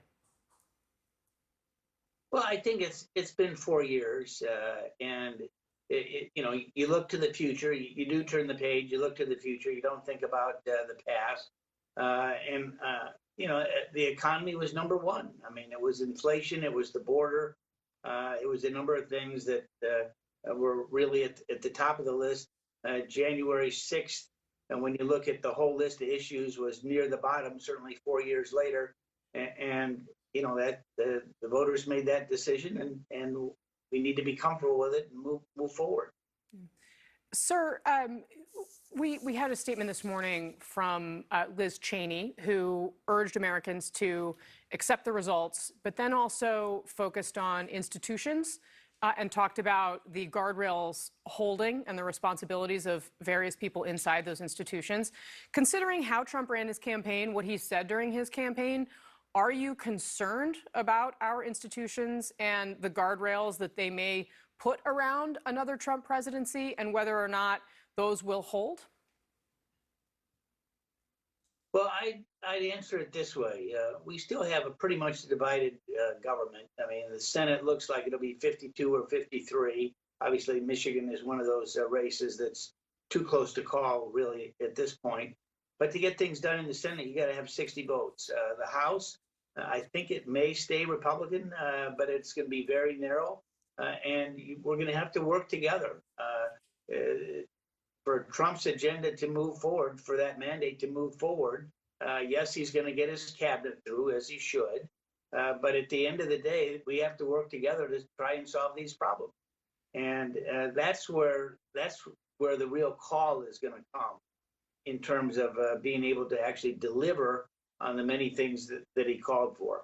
So, we're going to have give and take a little bit, but at the end of the day, we know that these issues have to be solved, and we know, too, that there's going to be an election only 2 years away. We're all glad that this one is over, but often the party in power at the White House loses seats in both the House and the Senate. He's not going to want that to happen as you look at years 7 and 8 in this overall presidency. Yeah. Sir, you have been, of course, out in your home state of Michigan. You have been talking to your neighbors, to voters. The division on display in this election is really remarkable. I mean, if you look at into our exit polling data, the number of people who approved of both of these candidates is down near 2%. The campaign that was run was an extraordinarily divisive one, with Democrats, warning that Trump would govern as an authoritarian. Kamala Harris at one point using the word fascist, and of course Republicans, Trump leveling sexist attacks as well. Is the country capable? I know, I remember from your time in Congress, you were one of those who made friends across the aisle, who put your name on things with Democrats. That kind of work, as someone who covered Congress for quite some time, is really out of vogue. And what we're seeing in this election doesn't seem to indicate that voters are necessarily going to reward the politicians who do it in Washington. How do we solve that fundamental problem?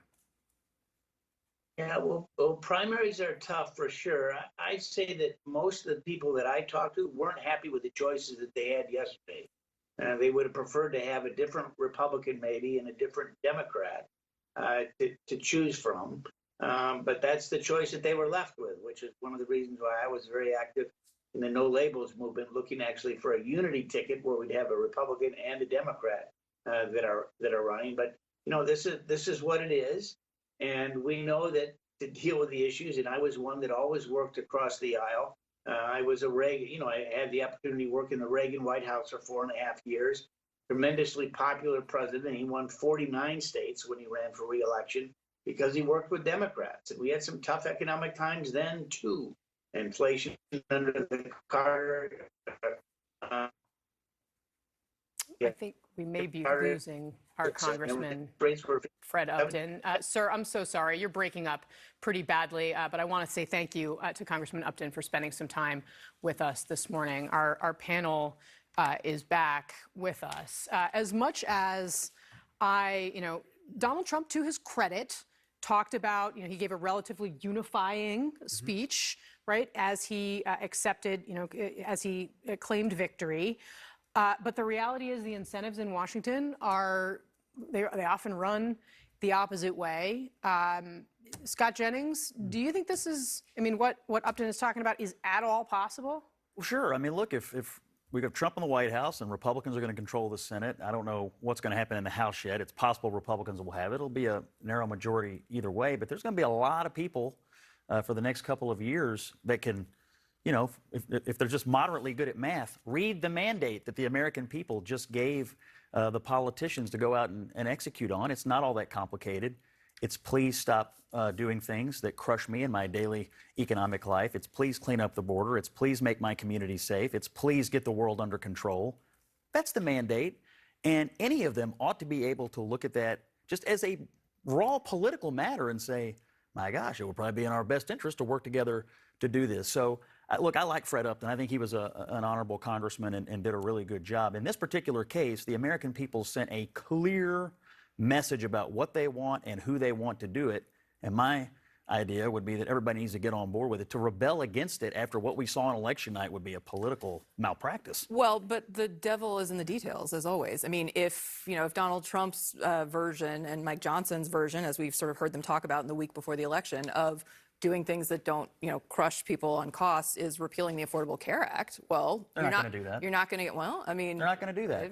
He was quite clear. That is off the table. Now, they might reform health care, and they might increase transparency, and they might do things that bring that. They are not going to repeal the Affordable Care Act. It's not My going point to is, it's easy to say, especially in the wake of a win, like the Republicans had last night, it's easy to say there's a political mandate to do these kind of broad-based things. But we all know that when you get down to the details of what does that actually look like and how do you get enough votes to get that done, as Casey said, the incentives run the other way for a lot of members on Capitol Hill. And so, look, as somebody who cares about this country, I'm hopeful that we will enter a period of bipartisan, effective working together. I think a lot of that is going to depend on how Donald Trump chooses to move forward in this moment. I have not seen a lot historically that suggests to me that he's going to move forward in the spirit of bipartisanship, but you know, I guess we'll see. And frankly, if we look to the last time he was elected, where we were waiting for this pivot that never came, right? That he was going to be more presidential and he was going to be more unifying.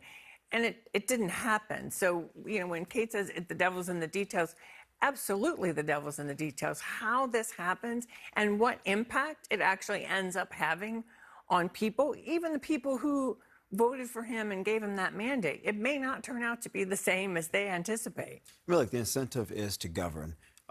People are experiencing real issues. They expect Republicans to govern, at least center-right leaning. I think Democrats went way too far to the left on a whole host of issues, from cultural issues, economic issues, immigration.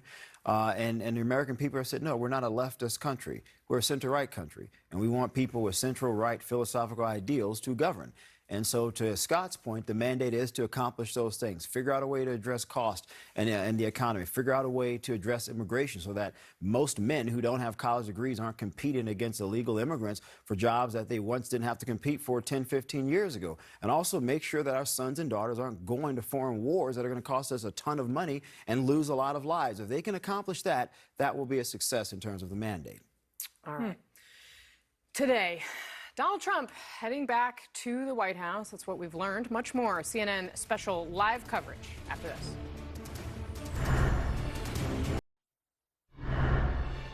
All right, this morning, leaders from around the world reacting to Donald Trump's win. The Ukrainian President Volodymyr Zelensky among them. He congratulated Donald Trump on Twitter, writing quote, he's hopeful that he and Trump can work together to bring peace to Ukraine. For more now, I want to bring in the former U.S. ambassador to Ukraine, Bill Taylor. Ambassador, thank you so much for being with us. Look, if you're a Ukrainian soldier on the front lines right now, you've been fighting the Russians for 2 years. How do you feel this morning when you see the election news in the United States? John, I think President Zelensky is exactly right. He needs the United States support, and he needs the support from the president and from the next president. He needs bipartisan support from the United States in order to win against the Russians. And you're right, John. I keep track. It's been 986 days that the Ukrainians have been fighting the Russians. 986 days. And we've been there to support him. President Zelensky is looking for that to continue. There's some reason to believe that that will continue, that there have been indications that kind of support, certainly from the Biden administration in the next 2 months, but also from the next Trump administration. If you're Vladimir Putin this morning and you've been invading Ukraine, at least in this latest round, for 900 some days, what are you waking up to this morning? How does this impact your decision? So President Putin probably hopes that he can get some lessening of support from the United States for the Ukrainians. I mean, President Putin has said that he doesn't think Ukraine even exists, so he can invade it and take it back into. So President Putin is trying to expand Russia. And the NATO alliance and all the indications that we've got that indicate that President Trump will oppose that. That is, President Putin can hope for some kind of a lessening of support for Ukraine, but the United States has been very clear. The American people have been very clear. President Trump has indicated that he thinks that Ukraine is in the right here. They're not the ones that started this war. Putin started this war. Just very quickly again, though, the Ukrainians, why should they believe that the level of U.S. support as it's been will continue like this? They don't know what the level of support is going to be. What they do know is that support so far has been key to their ability to hold off the Russians. And they know that their holding off the Russians is in the U.S. interest. We've said that. They understand that. It's in NATO's interest. It's in Europe's interest. But it's in our interest. And they expect that the next president will do things that are in the U.S. interest. So they are looking for continued support to bring about a just and lasting peace. Well, it may be in the U.S. interest. We'll see if Donald Trump believes it is in his interest or in the U.S. interest under a Trump presidency. Ambassador, always a pleasure to speak with you. Thank you very much. Thank you, John. So a big question now that Donald Trump is headed back to the White House. Will he get rid of the legal cases against him? I actually think that's a rhetorical question. I think the answer to that is yes. The question is not how many minutes, how many seconds will it take for him to get rid of the legal cases against him? We have much more in CNN's special live coverage right after this.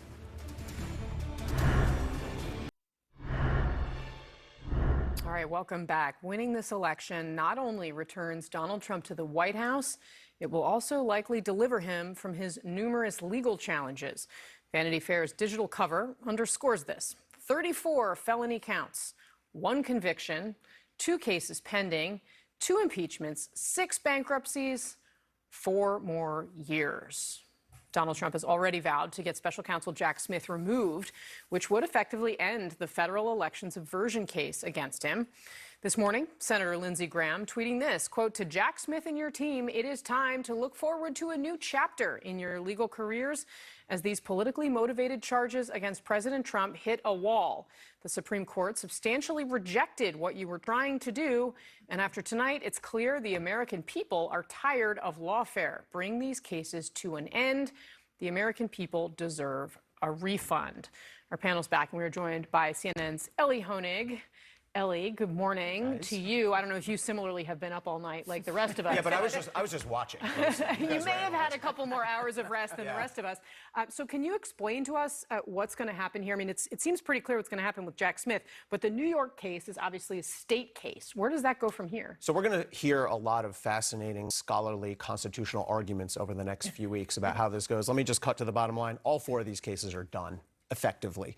The 2 the 2 federal cases, Trump's already said he's going to fire Jack Smith 2 minutes into his presidency. He almost certainly has the power to do that. There's some argument that the president can't do that. Only the AG can do it. If that's the case, then Trump's AG will do it. Those cases are done. I think it's worth reflecting, by the way, that that will be a colossal injustice. He will have the power to throw those cases out as the president. But the classified documents case and the January 6th case, the fact that he's just going to say, well, I now have the power, I'm going to throw them out, I'll never face a jury, it's worth reflecting on that. Okay, that's the federal cases.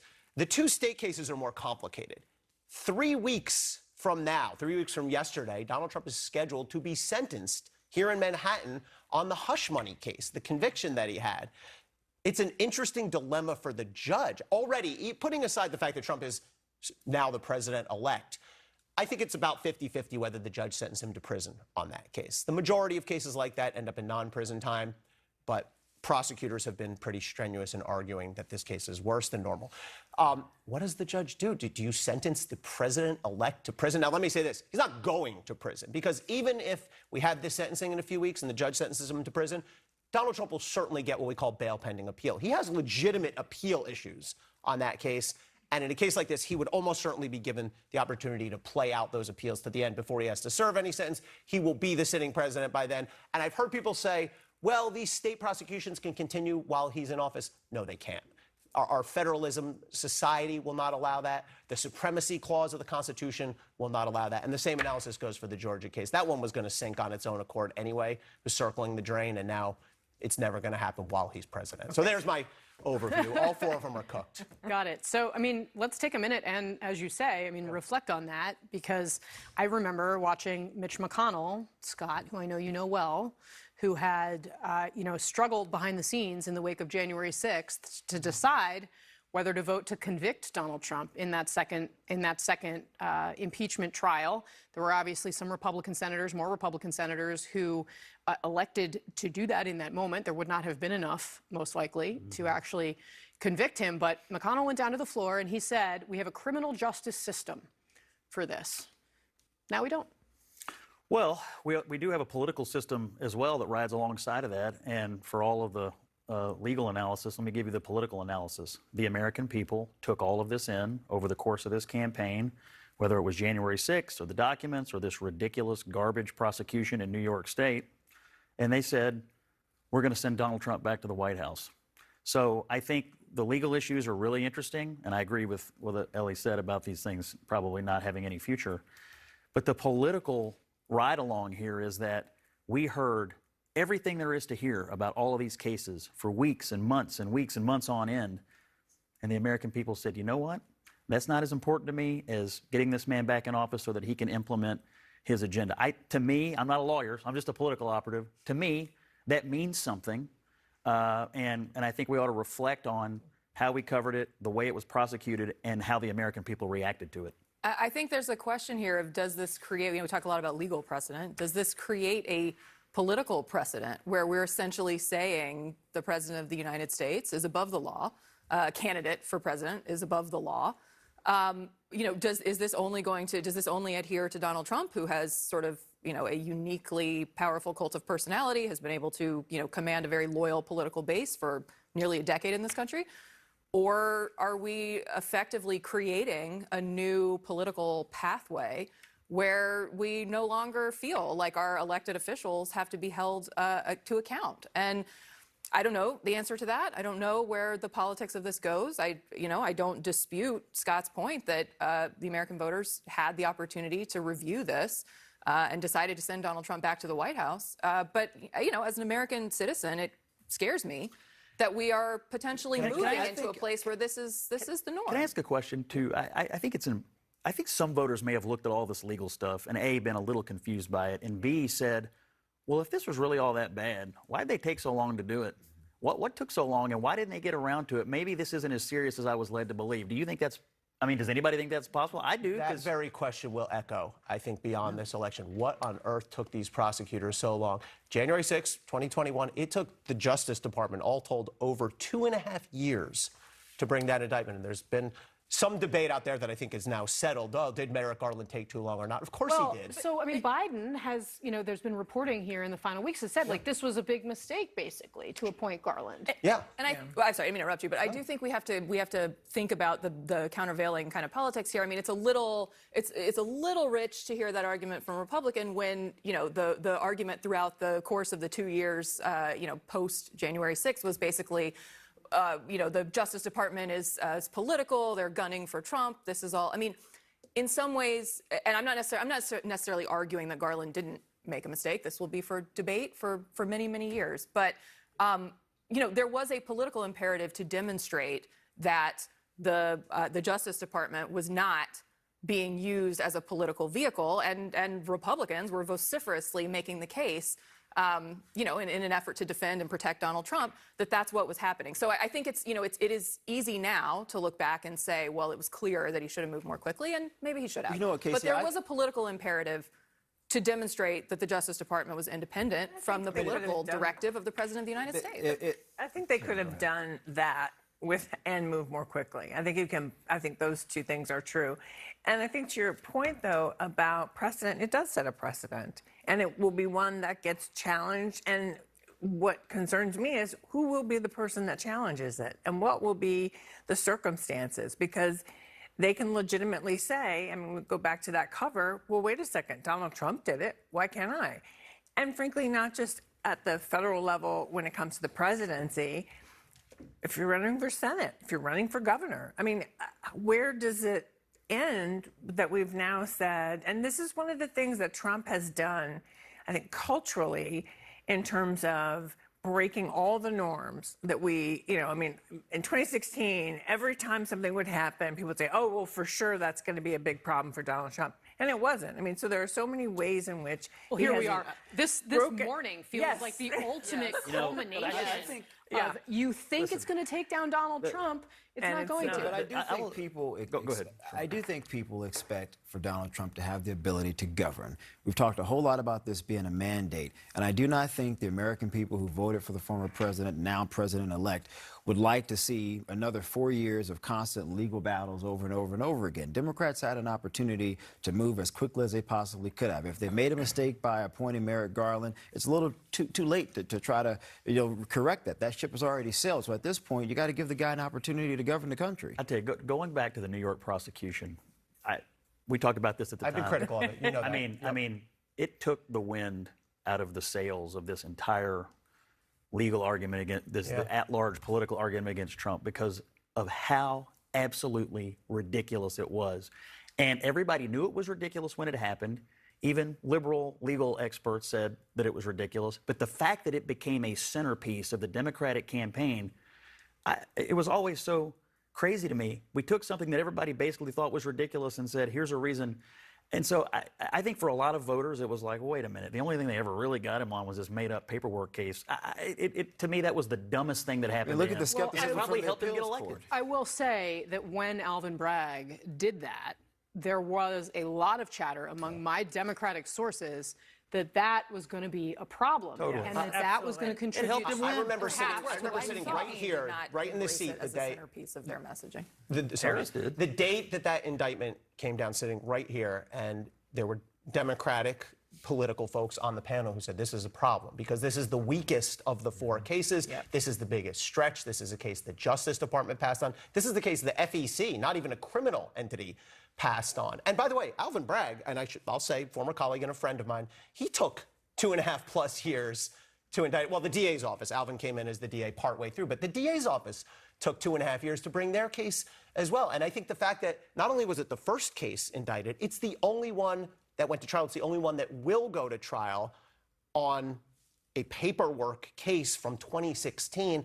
undermine the seriousness of everything that follows. I mean, if you're making an argument, you have one weak argument and 3 good ones, and you lead with the weak one, people aren't going to listen to the 3 good ones. I mean, there's a lot of skepticism, especially when you saw Democrats campaigning on the issue. Even Alvin Bragg himself sent out an email attempting to raise money on it. So from the perspective of a lot of Republicans, they look at that case and they say, well, wait a minute, this is all politics. It's in New York, a place that absolutely wouldn't give Donald Trump a possibility of a fair trial. So why should we believe this? When you add all of the other cases, that skepticism continues to flow up.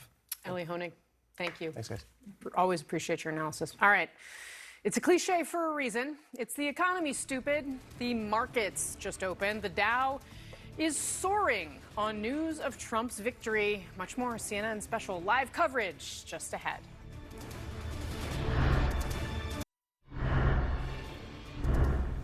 So this morning, Donald Trump is not just president-elect again. He just became $1 billion richer, at least on paper, as social media stock DJT surging ahead of the opening bell. And just moments ago, you can see that's not all that's up. The Dow now up nearly 1,300 points. All right, let's go over and talk to our friend Harry Etten, not looking at his 401k here, but looking at where and how the economy played in this election. Yeah, I wish I was $1 billion richer. Look, James Carville said it best. It's the economy, stupid. And take a look at how folks felt about the condition of the nation's economy. 67% of voters said not good or poor. Awfully difficult to win when that 67%. And how did those 67% of voters vote in this election? We see, look at this march. Yeah, you can't win. I mean, look at that. Donald Trump, what is that? That's a 40-point margin among those who said that the economy was not good or poor, and that was the vast majority of voters. Now, I want to dig in a little bit deeper. I want to look at Latino voters and what they said was the most important issue for them. Look at this. 40% of Latino voters said the economy was their #1 issue. And how did they vote, those who said the economy was the top issue?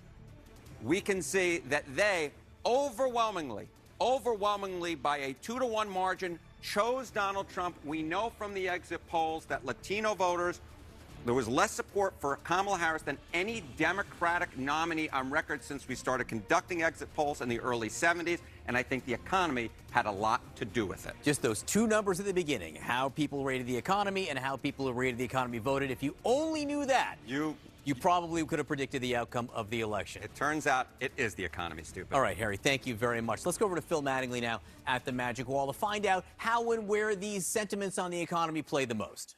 What's so fascinating about this, we've all heard Democrats very frustrated because when you look at the top line macroeconomic numbers, there's every reason for somebody to feel good about the economy. Why aren't people feeling it? You would hear over and over again.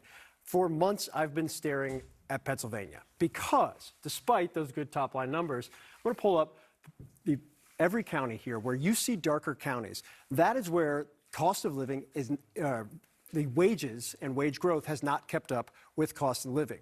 The darker the county, the more difficult it has been for the people that live in that county.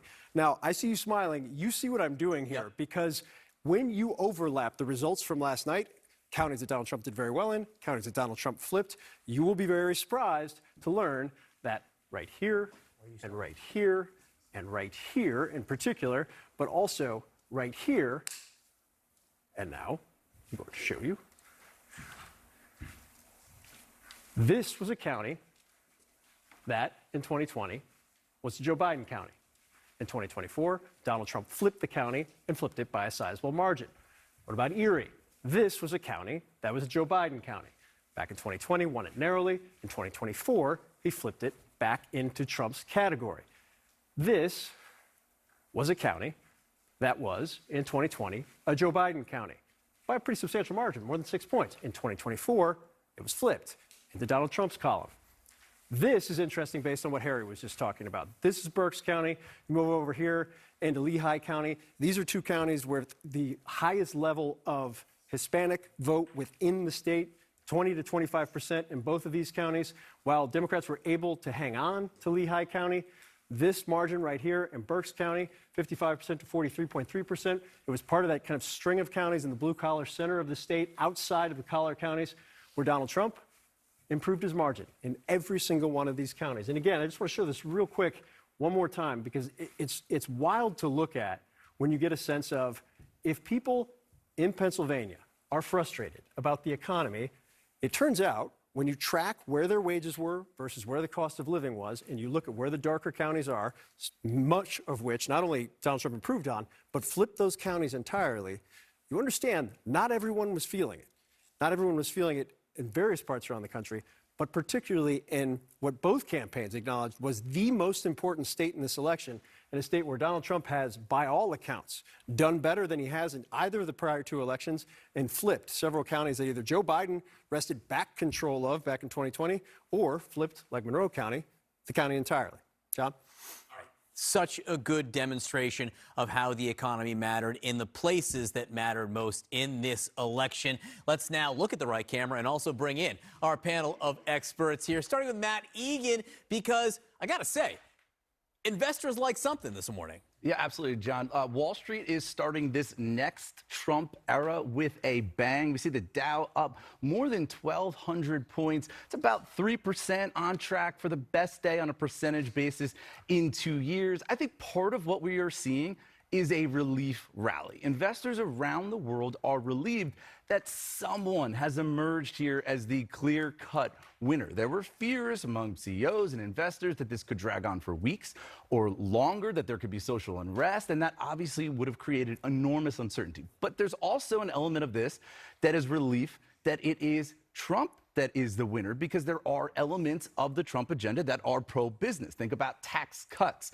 cutting red tape. That's why we've seen big bank stocks surging, because they're betting that Trump will cut regulation. That's why we're seeing crypto go straight up, and crypto and Bitcoin go straight up because of the red tape element.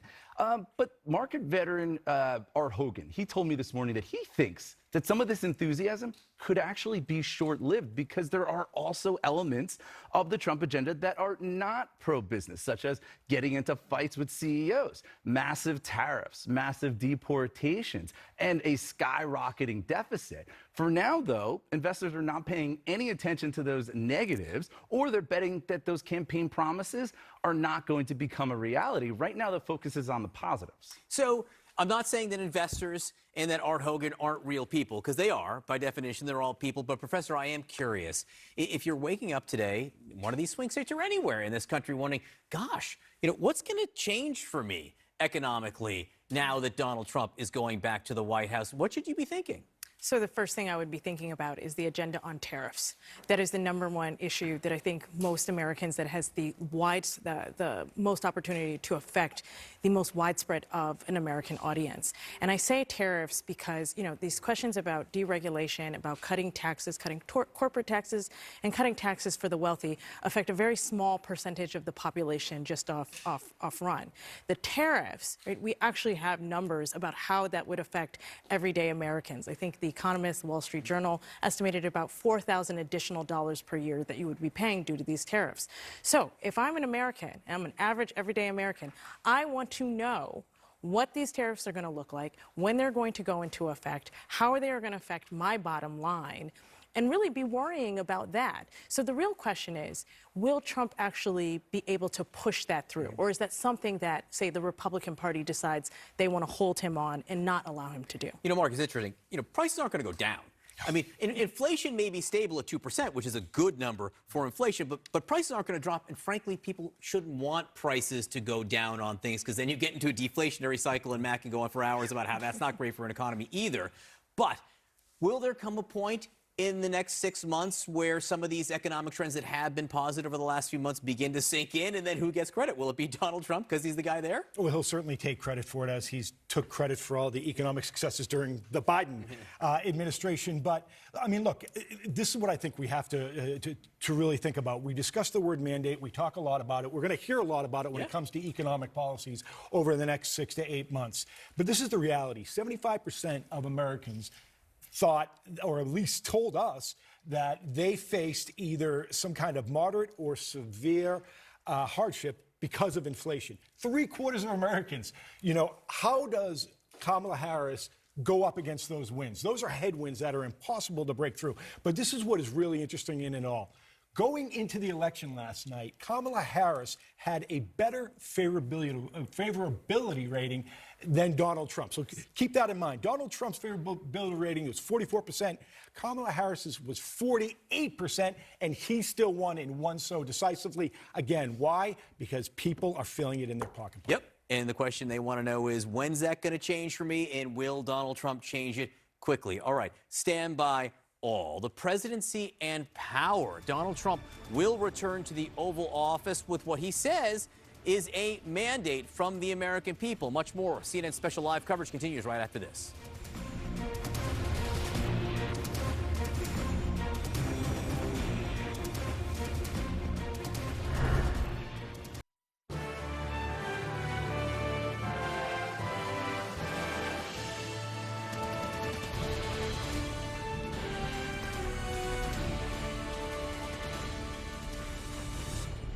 All right, America goes back to the future. Donald Trump now has a new old title, President-elect. The Senate has flipped to the Republicans. The House may soon, too. So what does that mean for the next several months and years? I'm John Berman. I'm still John Berman. We've been at this a while now. And you are still watching CNN Special Live coverage, Election Day now in America. And the map is still the map, and it is fairly red all over. Donald Trump currently sitting at 276 electoral college votes. We will most likely see that number grow over the next several hours. You can see it right there. He's at 276. But there are still some states outstanding. Pennsylvania, Wisconsin already going for the former president. Michigan may soon follow suit. Kamala Harris could not replicate what Joe Biden did, losing ground with the very groups that delivered a Biden win 4 years ago. We are all now waiting to see if Kamala Harris addresses the American people, when she does, to concede and what might be the end credits for her time on the public stage, at least for now. We are hearing from Donald Trump's running mate, J.D. Vance. He just tweeted, quote, "Thank you to my beautiful wife for making it possible to do this, for President Donald J. Trump for giving me such an opportunity to serve our country at this level, and to the American people for their trust. I will never stop fighting for all of you." Let's go straight to the magic wall. Phil Mattingly, still there, I should say, to talk to us about what we saw overnight as this unfolded. Let's take a step back 36 hours ago. We were all probably still working at that point. There were several paths that we could walk through for Donald Trump to get to 270, several different combinations of states, of those 7 battleground states that could get him there. One path we probably didn't get into enough was all 3 blue wall states, North Carolina, Georgia, Arizona, and Nevada. Those still aren't called, neither is Michigan, but every single one of the 7 battleground states going to Donald Trump, or at least right now leaning toward Donald Trump. That underscores the scale of what happened last night, and not just in battleground states. I want to walk people through it. In case you weren't paying close attention, when Kentucky and Indiana started reporting, this is when first votes started being reported. First in Kentucky, we started watching whether or not some of the perhaps suburban-like counties, one Hamilton in particular, in Indiana, whether or not they had some signs. You know, we're trying to tea leaf read. There's not a lot you can do with very limited data. We moved on into Trump as Georgia, North Carolina. We started getting results, reported vote in from 2 of the blue wall states as well. Trump taking the lead in North Carolina. Trump taking the lead just a few hours later at 10:05 p.m. in Pennsylvania. And I think just to remind people, for a good chunk of the first hour, counting in the blue wall states, all 3 were blue. Democrats held an advantage, particularly in the suburbs in Philadelphia. By 11 p.m., Trump had taken the lead in Arizona, and Wisconsin had followed suit. Now, you saw Michigan flip back and forth a couple times over there in that period of time. Then, 30 minutes later, Trump took the lead in Michigan. By 11:40, the first of the 7 battleground states, the one state Donald Trump was defending from his 2020 map, North Carolina, was called in favor of Trump. About an hour later, Georgia, which Joe Biden flipped in 2020 for the first time since 1992 for Democrats, was called for Trump. By 2:05 a.m., Pennsylvania was called for Trump. We all knew that was the linchpin state. We all knew that was the key for both candidates and their pathways. And by 5:30 a.m., one John Berman, still John Berman, standing a couple feet over there, projected that Donald Trump would win the presidency of the United States. John, I think the reality is when you look at this, and we've been digging through every different slice of every different demographic of how each of these economic and industry kind of sectors worked throughout the course of the night, it's not just the blue wall states. No. It's not just the Sunbelt states in the southeast or those states out west. The scale of this across the country in close counties that Donald Trump dominated from 2020, in swing counties, in counties that Joe Biden won that Donald Trump was able to win back, but also right there. I know we're not a popular vote country in terms of how the election is decided. There's a lot more to be counted out west, but, I mean, I would defer to Harry Enten.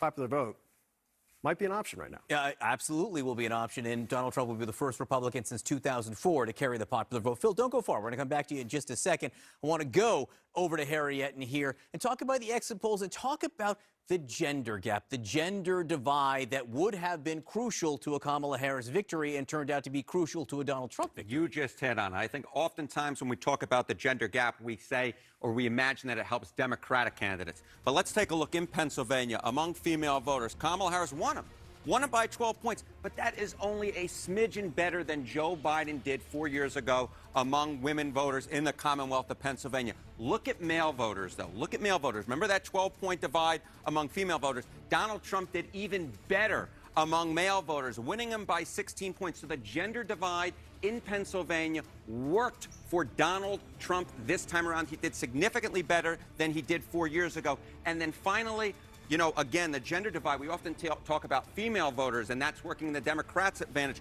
But look among Latino men nationally. Look at that. Donald Trump won among Latino men by 10 points. I was on my computer while you were talking with our dear friend Philip over there, and I looked back at every exit poll that I could find since 1972. I believe that this is the first time ever that a Republican candidate for president won among Latino men, and that supercharged Donald Trump among Latinos overall, and it's why he put forward the best performance among Latino voters since the advent of exit polls in the early 1970s. And it's why people are using the word realignment this morning. You got Harry it right, Enten, my thank friend. you very much. I'm going to do like this tennis match. Now I'm going to go back to Phil Mattingly over here. So walk us in a little bit closer. I want to bounce off Harry and talk about suburban women in particular, but the suburban vote, right? There was a theory of the case from the Harris campaign that, look, we may shed a few percentage points when it came to black voters. We may shed a few points in some of our urban strongholds. We would make up for it and go even further in the suburban areas and be able to push in to exurban areas. Now, what do I mean by that? Back in 2020, this area right here, obviously Philadelphia, but also the collar counties, was a massive vote driver for Joe Biden. Those suburban counties, even Bucks County, which was the closest of those collar counties, Joe Biden winning it by 4.5 points. What happened last night? Donald Trump won it back. What about Montgomery County, where Joe Biden back in 2020 really blew out a huge margin, winning by 26 points? Well, Donald Trump narrowed that gap. Move over here to Chester County, 56-42 back in 2020. Joe Biden, 1.5 points up. And you saw this throughout the battleground states. You can go over here to Michigan as well, where the thing that sticks out to me more than anything else is right here, Oakland County. What happened in 2020? This is where it stood. Joe Biden winning this county. It used to be GOP DNA, Republican DNA in the state of Michigan. Joe Biden winning it by 14 points. What happened last night? Kamala Harris winning it by fewer than 11 points. And I think we saw this throughout, where the Harris campaign came in saying we are going to run up huge margins in suburban counties driven by college-educated women. And the Trump campaign had a very clear theory of the case on the gender divide towards their side, on the male side, particularly younger male voters. One side got it right. It was not the side that was counting on Oakland County to far surpass what Joe Biden did in 2020, John. All right, Phil Mattingly at the wall. Thank you very much. With us now is Republican Congressman from Florida, Michael Waltz, along with being projected to win his seat in Florida. Congratulations. He has been a big advisor to Donald Trump and the Trump campaign. Thanks so much for being with us, Congressman. What do you think the one thing was? If you had to point to one thing that was the key to victory for Donald Trump last night, what would you say it was? Well, John, I think that people were voting on actions and not words or rhetoric. Kamala's campaign was about turning the page, and the American people overwhelmingly chose to turn the page on the failed policies of this administration on the economy, on the border, and on foreign policy, and go back to the policies that worked for their lives. Once-in-a-generation tax reform, border reform, the Abraham Accords that brought peace across the Middle East, minority opportunity zones, justice reform, veterans reform, all the things that President Trump got done despite everything thrown at him. And at the end of the day, people voted on what affects their everyday lives. Not a bunch of rhetoric that the media, frankly, likes to obsess on day in and day out, but on what affects their families, what makes them feel safer, what makes them wealthier, what makes them feel like they have a better opportunity for their children, and puts responsibility and power back in the hands of people and families and away from unelected bureaucrats, frankly, in Washington, D.C. So what do you think? And it is decisive and overwhelming. It absolutely was decisive, and we saw the traits of that almost everywhere in the country and not just in the battleground states. I think it is important to recognize that. What do you think the average voter will notice first? How will their lives change? And be specific, if you can. What policy will change their lives first and how? Oh, I can be especially specific. Right now, the stock market is exploding on anticipation of President Trump's presidency and his economic policies. Just next year, all of the Tax Cut and Jobs Acts were all on the table. And when Harris is endorsing a capital gains tax that would penalize business owners trying to sell their business, when they're talking about unearned income, where I guess some bureaucrat evaluates your life, when you're talking about everyday taxes for, say, a small business LLC, and then further, you've got a massive trade deal between Mexico and Canada, the USMCA. Those terms are up next year. So all of those things are on the table, but for seniors, for fixed income, for people trying to save, waking up this morning and watching the stock market hit all-time highs, I think this is just day one of a new Trump presidency and turning the page on the failed policies of the last 4 years. No dispute that the market is happy this morning. I will note the market's way up during the Biden administration, too. People have done really well in the market the last few years. And I will note that investors we're talking to saying that one reason. But their wages, but the problem was, John, I'm not arguing. their wages didn't keep track. When inflation is eating up what they're gaining in the market, then it was a net loss for them, and they voted on that. Just trying to give context to what you're saying there. I'm not at all disagreeing with what you're saying about what people are excited about, and some investors certainly excited about. One thing I know they're excited about is that the election's over, right? And it's not going into overtime. Uncertainty is something that they would have hated, investors. I do want to ask you, because foreign policy is a big concern of yours. If you're a frontline soldier in Ukraine who's been fighting the Russian invasion for nearly 3 years now, how do you think you would feel? Well, first, just speaking as a soldier and a veteran, there is at least some form of accountability today for the 13 Gold Star families from Abbey Gate and that despicable, disgraceful withdrawal and how that was conducted that I think was the match that lit both Europe and the Middle East on fire in terms of projecting American weakness.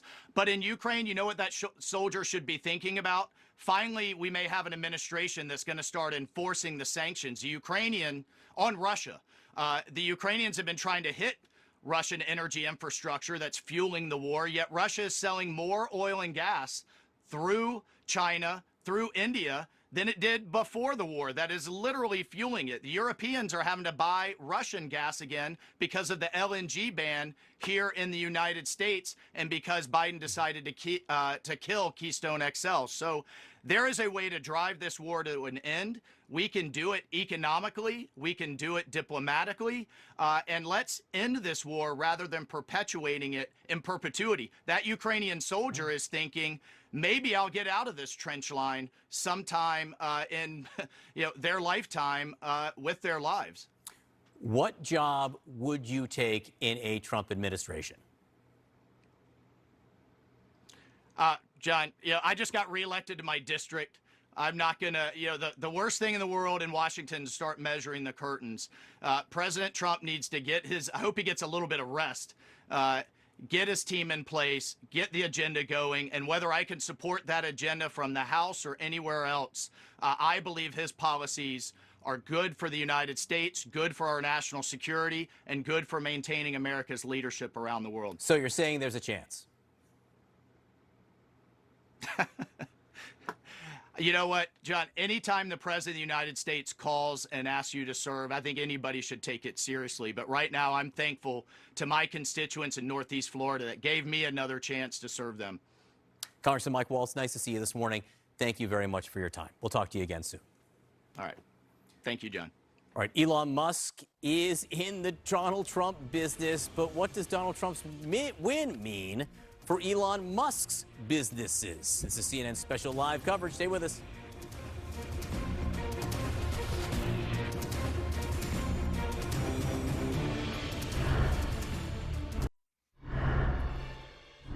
Welcome back. This morning, Democrats confronting the striking reality that they may find themselves without any check on Donald Trump's power in his second term.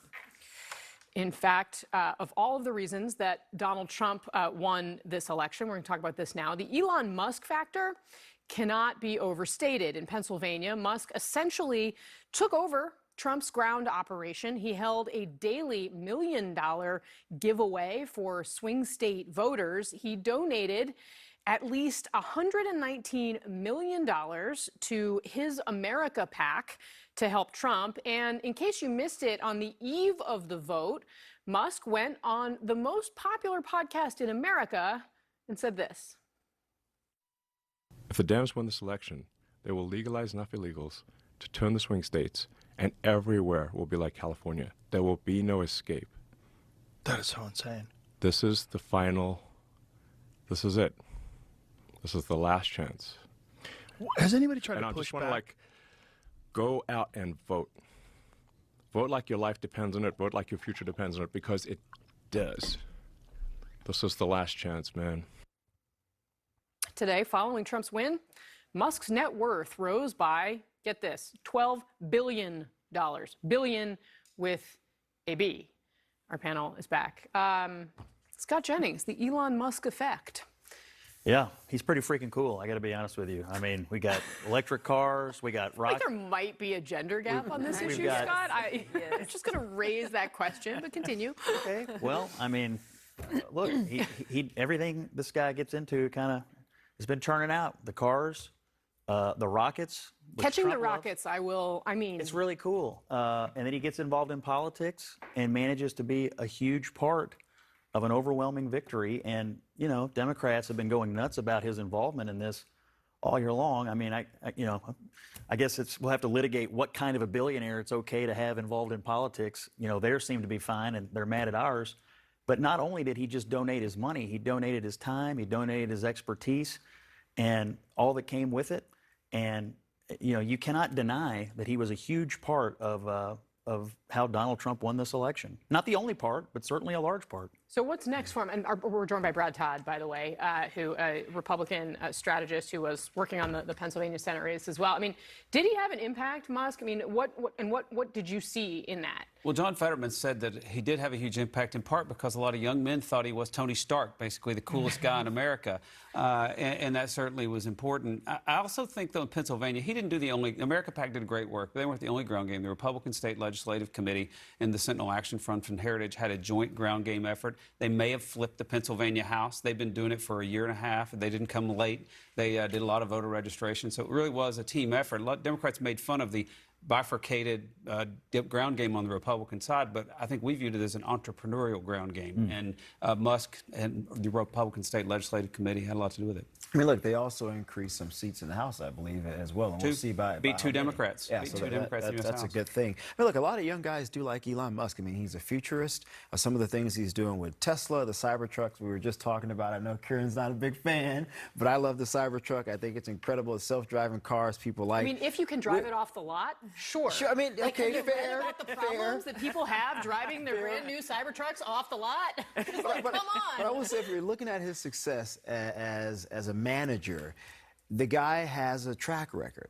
And I think if you're Republicans, you're happy to have him on our side, going to Pennsylvania, spending not only his money, but his time. I think he moved there for 2 months because he believes so much so in these efforts, and I think it made a And difference. spent a fortune on ads talking about trans people, which, you know, of all the issues that, you know, seem to really dig in for people, that one clearly was one of the things that was on voters' minds even on election day. So, yeah, I you think got it was you got- Democrat you got your money. extremism on trans issues that was the No, deal. actually, it was that's not quite how It's they an ads put it. 80-20 issue, and it was a major factor with independence.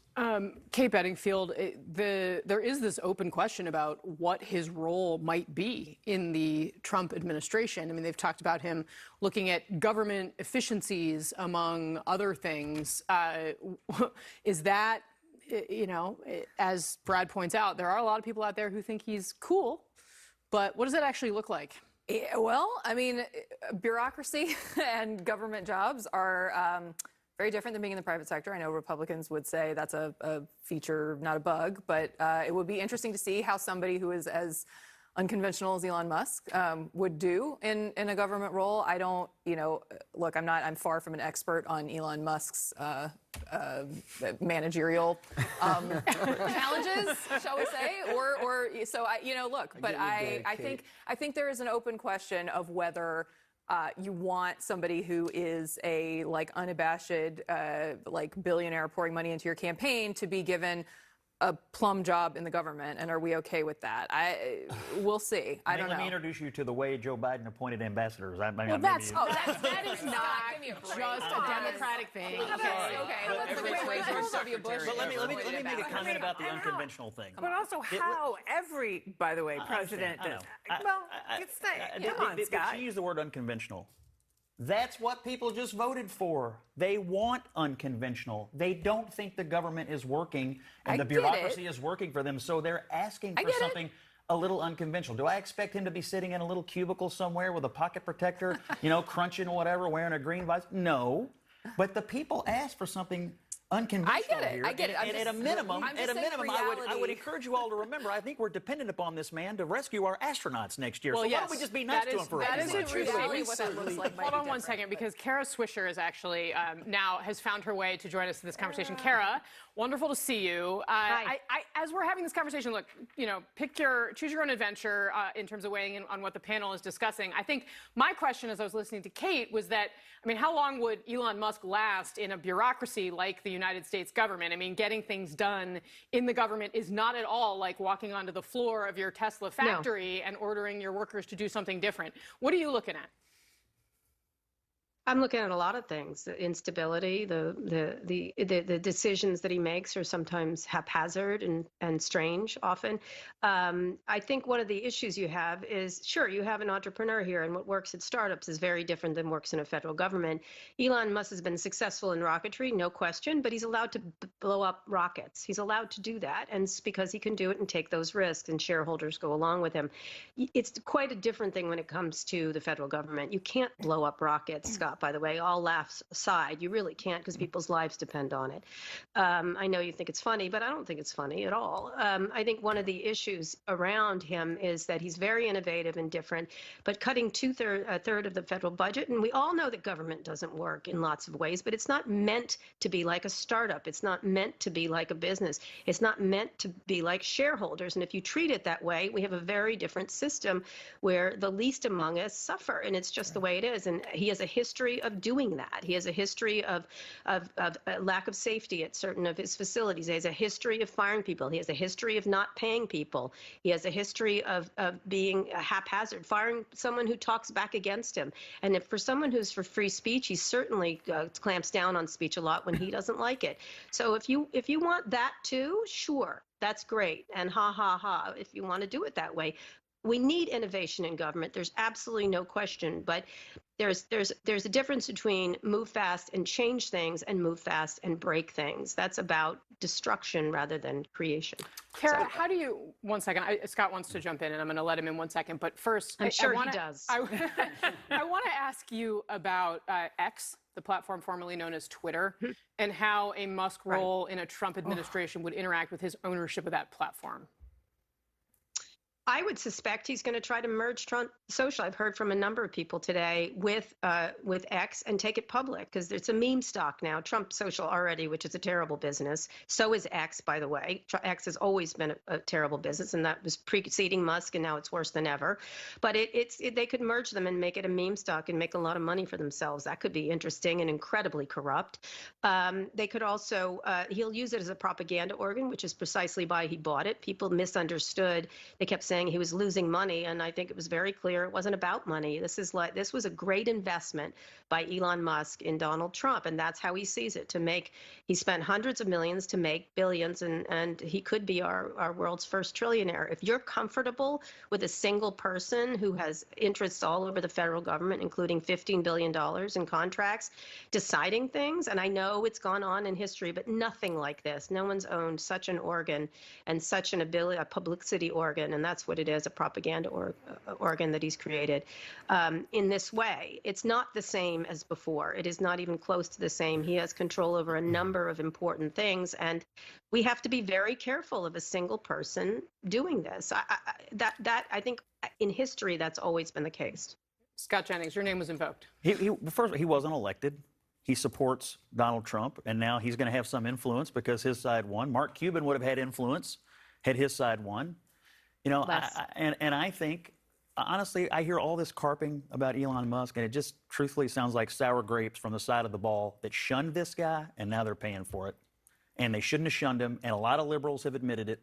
They did it, and now they're going to own it, and now he got on another team because he has ideas for the United States that I think we ought to listen to, and Trump's going to listen, and maybe they don't all get implemented, but you can't begrudge this man his opportunity to participate in the political system in the way that he sees fit. Nobody does, and then to have influence over it if you win. That's the way it works in this country. I want to take you. That's not what they begrudge.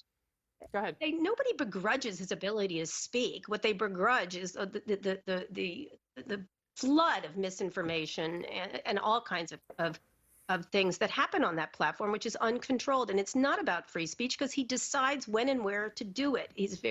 In India, he clamps down.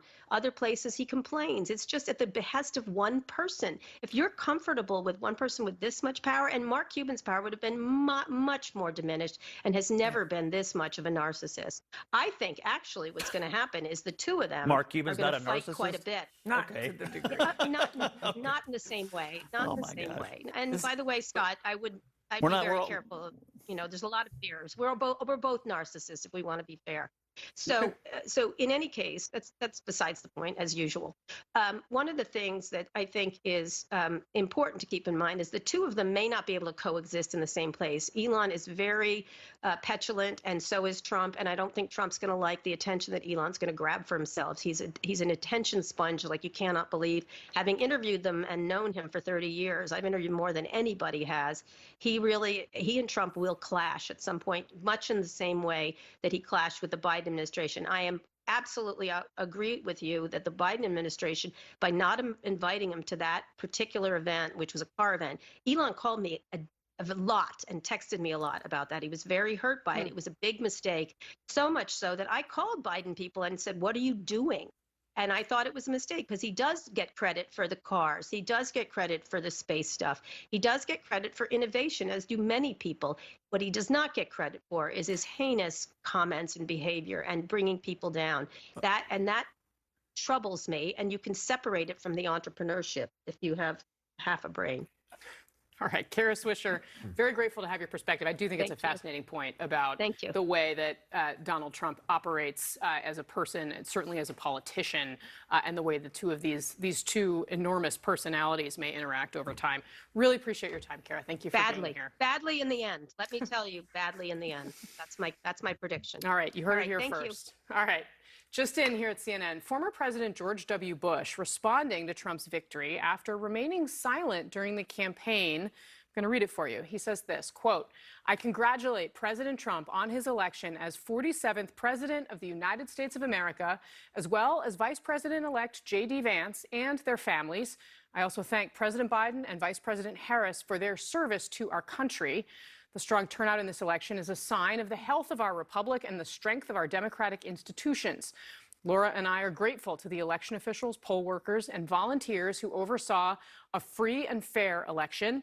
We join our fellow citizens in praying for the success of our new leaders at all levels of government. May God continue to bless our great country." Scott, I know you worked with George W. Bush. He obviously sat on the sidelines during this campaign, which we saw, obviously, former President Obama take a different tack on the Democratic side. He was not as sharp as Liz Cheney in that statement, but what he did do was praise our institutions and our elections. And he offered up heaps of praise for the candidates, the one who just won and the one that's outgoing. Look, I love George W. Bush, and I hated it that he was being harangued during this election by all the people who said all the worst things about him when he was in office, begging him to enter into this election. It was terrible. He's long been retired from politics, and this people were banging on him all throughout to come in and try to save Kamala Harris. It was wrong then.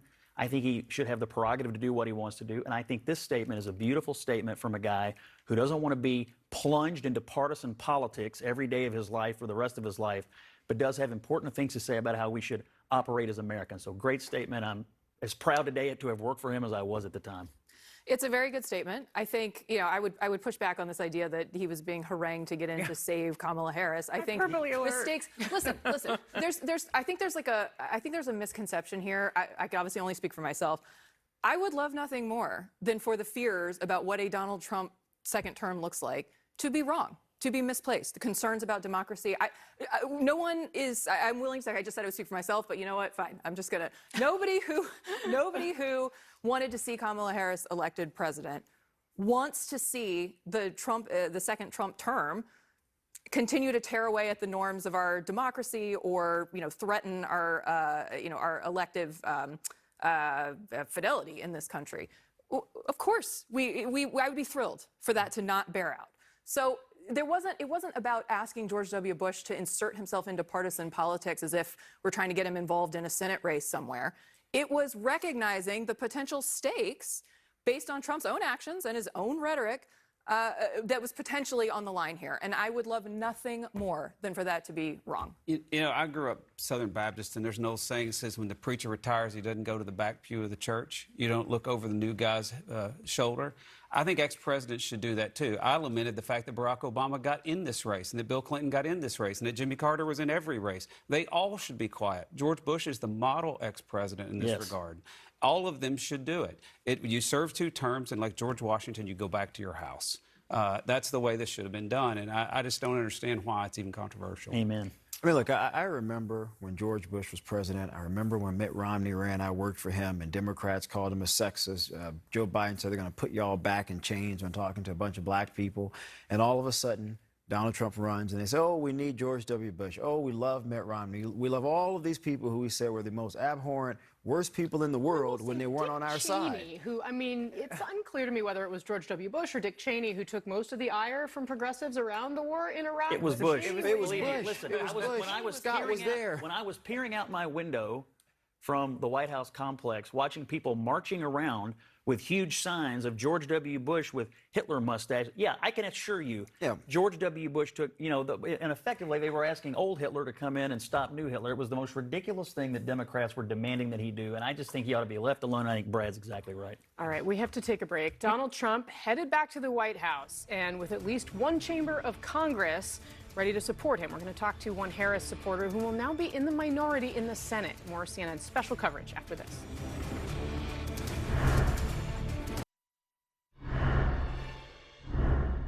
This morning, Democrats confronting the striking reality that they may find themselves without any check on Donald Trump's power in his second term. The GOP set to take control of both the White House and the Senate. And the House isn't looking much better for Democrats, with one Republican operative telling CNN, quote, "We feel very confident." These results are forcing Democrats to acknowledge the voters sent a message. A senior campaign advisor telling CNN, quote, "If you're winning New Jersey by 5, there's something bigger at play here." Joining us now to discuss, Democratic Senator Chris Coons of Delaware. He's a co-chair of the Harris campaign and was a co-chair of the Biden campaign before the president exited the race. Senator, thank you very much for being with us this morning on what I know is a tough morning for the campaign and for your party. I have to ask you, how do you explain the sweeping victory for Donald Trump and for the Republican Party? Well, Casey, it's still too early to know in great detail exactly what led to this electoral outcome. But from what I was seeing and what I was hearing, a big focus on the economy and inflation, and frankly, a lot of folks not recognizing the real progress that was made by President Biden and Vice President Harris. We've seen landmark bipartisan legislation signed into law in the last couple of years that does important things that average Americans say they want. Reducing prescription drug prices, with all due for respect, example, sir, capping the price of insulin, investing in infrastructure, but they didn't feel it and they didn't give us credit for it. Sir, a source familiar tells me that Kamala Harris, the vice president, is going to call Donald Trump today to concede the race. Have you spoken with the vice president? Have you spoken with President Biden? What can you tell us about her plans to concede, her plans to speak, and also anything about the president's reaction? I can't speak to what Vice President Harris is going to do. I don't want to get ahead of any announcements that she may make. I think it's appropriate that those who win and those who lose have respectful conversations and that we pursue an orderly transfer of power in our electoral system. I did talk to the president, I think it was just yesterday, and he was in a positive place. He was looking forward. He was optimistic about the election outcome. I haven't spoken to him yet today. There's a lot to do in his remaining weeks, and I know that he is hopeful that the legacy of the progress he's made overseas in strengthening our alliances here at home, in investing in the middle class, have some chance of continuing and moving forward. And I'm going to continue to both defend his record and advocate for his style of politics, his belief in the middle class, in rebuilding our country and our economy from the bottom up and the middle out, and in fighting for a bipartisan vision of how we can come together and make a difference for the country and the world. Sir, there is already some anger bubbling, some recriminations out there, as happens in any situation where a candidate loses. But I'm wondering, does President Biden regret his decision to run for re-election? Do you, now knowing the result, regret that decision? Would Democrats have been better off with a competitive primary? Look, I think it's hard to look back and talk about what could have or might have or should have been. President Biden has a very strong legislative record of bipartisan accomplishments. Our economy is the strongest of any coming out of the pandemic. And the American people felt sharply the loss, the economic damage that was the result of inflation. Around the world, incumbents have lost re-election in a dozen other democracies and countries. And I think there is a populist and a anti-incumbent wave because of the impact of both the pandemic and the recovery from it. And I think President Biden did a strong and a capable, even a masterful job of pulling us out of the economic depths of the pandemic. And I frankly think that he did a great job of healing our democracy after January 6th and putting on the boards a lot of accomplishments, investments in our veterans and strengthening our economy and investing in research and bringing manufacturing jobs back to our country. But we are going to have to sit down as a Democratic Party and look hard at why that didn't compel more folks to come out and vote for Democratic candidates, both in the Senate and in our presidential candidate, Vice President Harris. Senator Coons, we're unfortunately out of time now, but I do hope you'll come back. We have so much to talk about, especially Ukraine, all of the other issues facing our nation in terms of foreign policy in an upcoming Trump administration. So I do very much appreciate your willingness. I know it's a tough day for you and others. Thank you very much for being here. It is. All right. Thanks, Casey. Look forward to being on again. Sounds good. John Berman? All right, thanks so much, Casey. I want to bring back my panel of political experts here. Casey and Senator Coons talking about what happened. Let's turn the page and talk about what happens now. Let's bring Vice President Harris first. In the short term and the long term, we have to hear from her. We will hear from her in the next few hours. How do you think she handles it today, and what do you think the future is for her? Well, I think first and foremost, we're waiting for her to come out and make these remarks, and I think Bakari Sellers said it earlier in the program, where this is probably her last really big speech that she's going to give. So I'm sure they're poring over it. It's really legacy for her at this point, and how she graciously gets out of this at this point. As far as what happens long term, you can't count anybody out in politics anymore. I mean, we've counted so many people out in politics, and they've all come back, including the president-elect of the United States, right?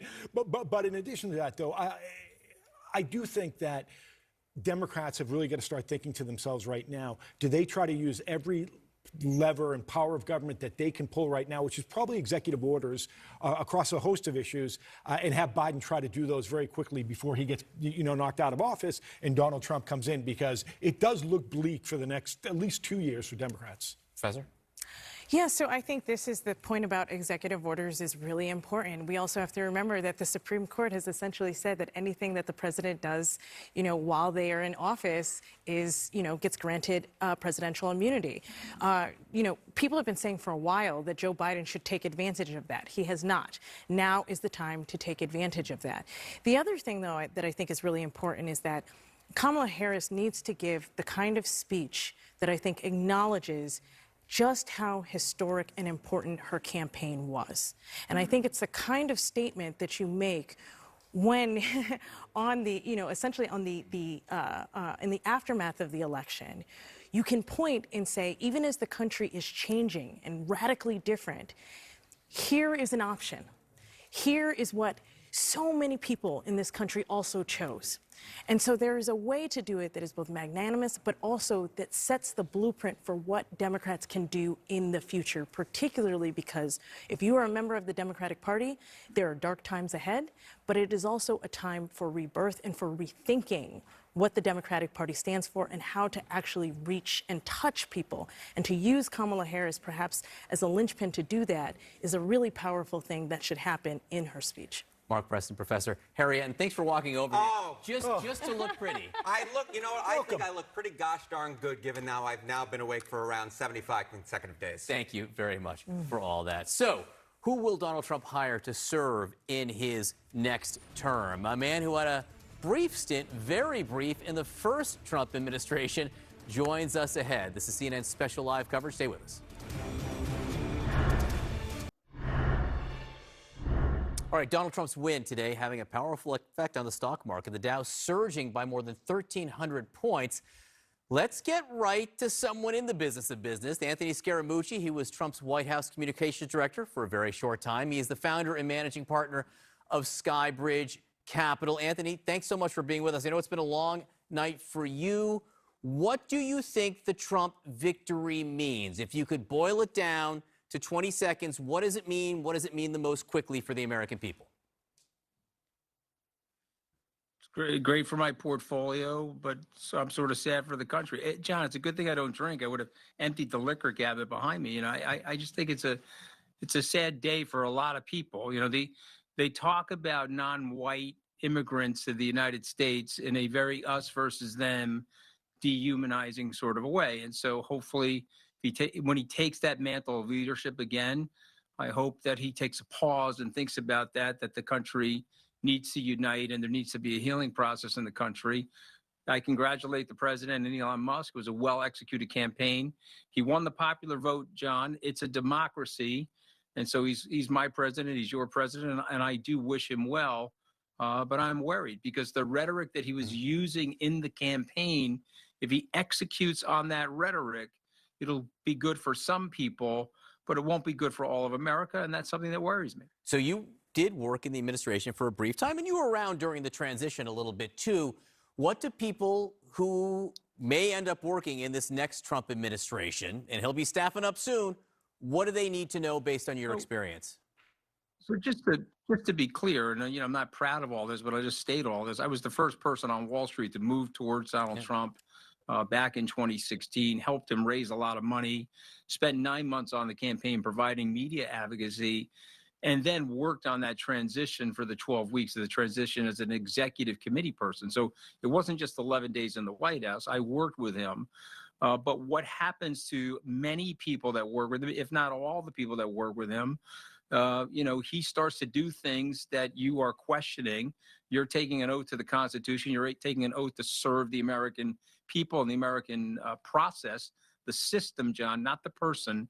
And when that starts to get into an aggressive, combative position with Donald Trump, you either get fired, you resign, or you end up like the 40 of us that tried to warn the American people of what he was like inside the administration. But he's there now. He's going to have a whole new set of people, because that's what happens in Trump world.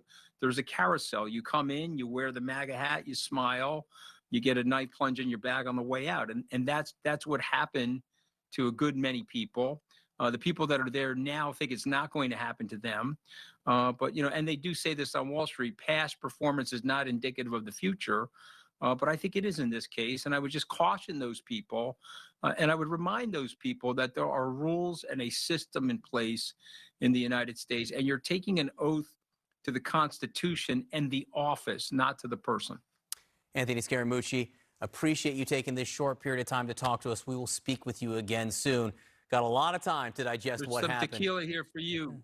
John, there's some tequila here for you in this mini bar in the hotel if you need it. All right? I got hours left to go, my friend, before I do any drinking. TV, no mercy there. Thank you very much. Appreciate it.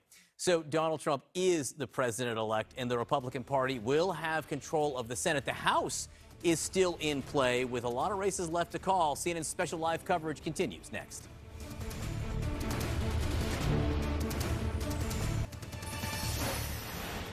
Hello, I'm Wolf Blitzer alongside Aaron Burnett. I want to welcome our viewers here in the United States and around the world.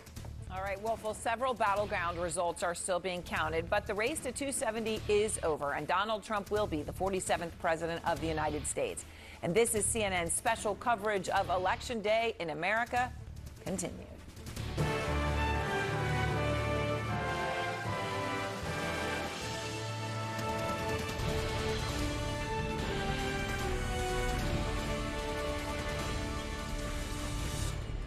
Donald Trump cruises to victory, winning a second term and capping off an astonishing political comeback. Trump dismantled the so-called blue wall, seizing on the economy and immigration to stifle Kamala Harris's abbreviated campaign. Let's take a closer look at his road to 270, and we can see it right there. You see in the Electoral College map all those red states for Trump, the blue states going to Kamala Harris. Right now, Trump has 276 Electoral College votes. You need 270, so he will be the next president of the United States, Kamala Harris, with 223 Electoral College votes right there. You can see it, what's going on. In the popular vote, Trump also wins, and this is significant, the popular vote. He's got 51%. Kamala Harris, 47.4%. This is with 89% of the estimated vote is in. He's up by more than 5 million votes. He has more than 71 million votes. She has more than 66 million votes. So Trump wins the popular vote, wins the electoral map, a major, major win for the former president of the United States. By the way, there are still several battleground states still uncalled. Stand by for a key race alert. All right, take a look at these states. We're still counting votes in these states. In Michigan right now, 15 electoral votes. With 98% of the estimated vote is in, Trump is ahead, 49.8% to 48.2%. He's ahead by some 93,000 plus votes in Michigan. In Arizona, with 11 electoral votes, 63% of the estimated vote is in. Trump is ahead 51.9% to 47.2%. He's up by a little bit more than 100,000 votes in Arizona. In Nevada, Trump is ahead there as well. 88% of the estimated vote is in. He has 51.5%. Kamala Harris has 46.8%. He's up by nearly 60,000 votes in Nevada, which has 6 electoral votes. I want to walk over to Phil Mattingly at the Magic Wall to get a little bit more on how we got to this historic moment. Yeah, well, if we knew going into last night, there were 7 battlegrounds. There were 7 places Donald Trump and Kamala Harris were really fighting over for that path to 270, and we knew both of them had multiple paths. The path we didn't get into a lot as we were kind of walking through the different options was a path that looked like this. The entire blue wall turned red. Both of the southeastern states, North Carolina and Georgia, red.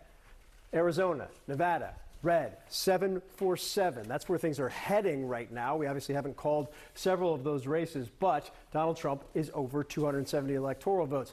And I think the big question going into the night, Wolf, was could the coalitions that Joe Biden put together to win in 2020 to take back the blue wall states that Donald Trump had won in 2016, flip Georgia, flip Arizona, potentially flip North Carolina? Could Kamala Harris and her campaign match up with that? We got an answer fairly early on, and I think I can slice and dice, Wolf, every single county here and tell you what did or didn't happen, who overperformed or who underperformed. Let me just put it like this. In the counties of Pennsylvania, where did Donald Trump overperform his 2020 margin? Every county but 5, including all of the Democratic strongholds. And Wolf, when I say Democratic strongholds, we're talking about right here in Philadelphia County. He flipped Bucks County, one of those collar counties. These collar counties as well that Joe Biden really used to drive his victory back in 2020.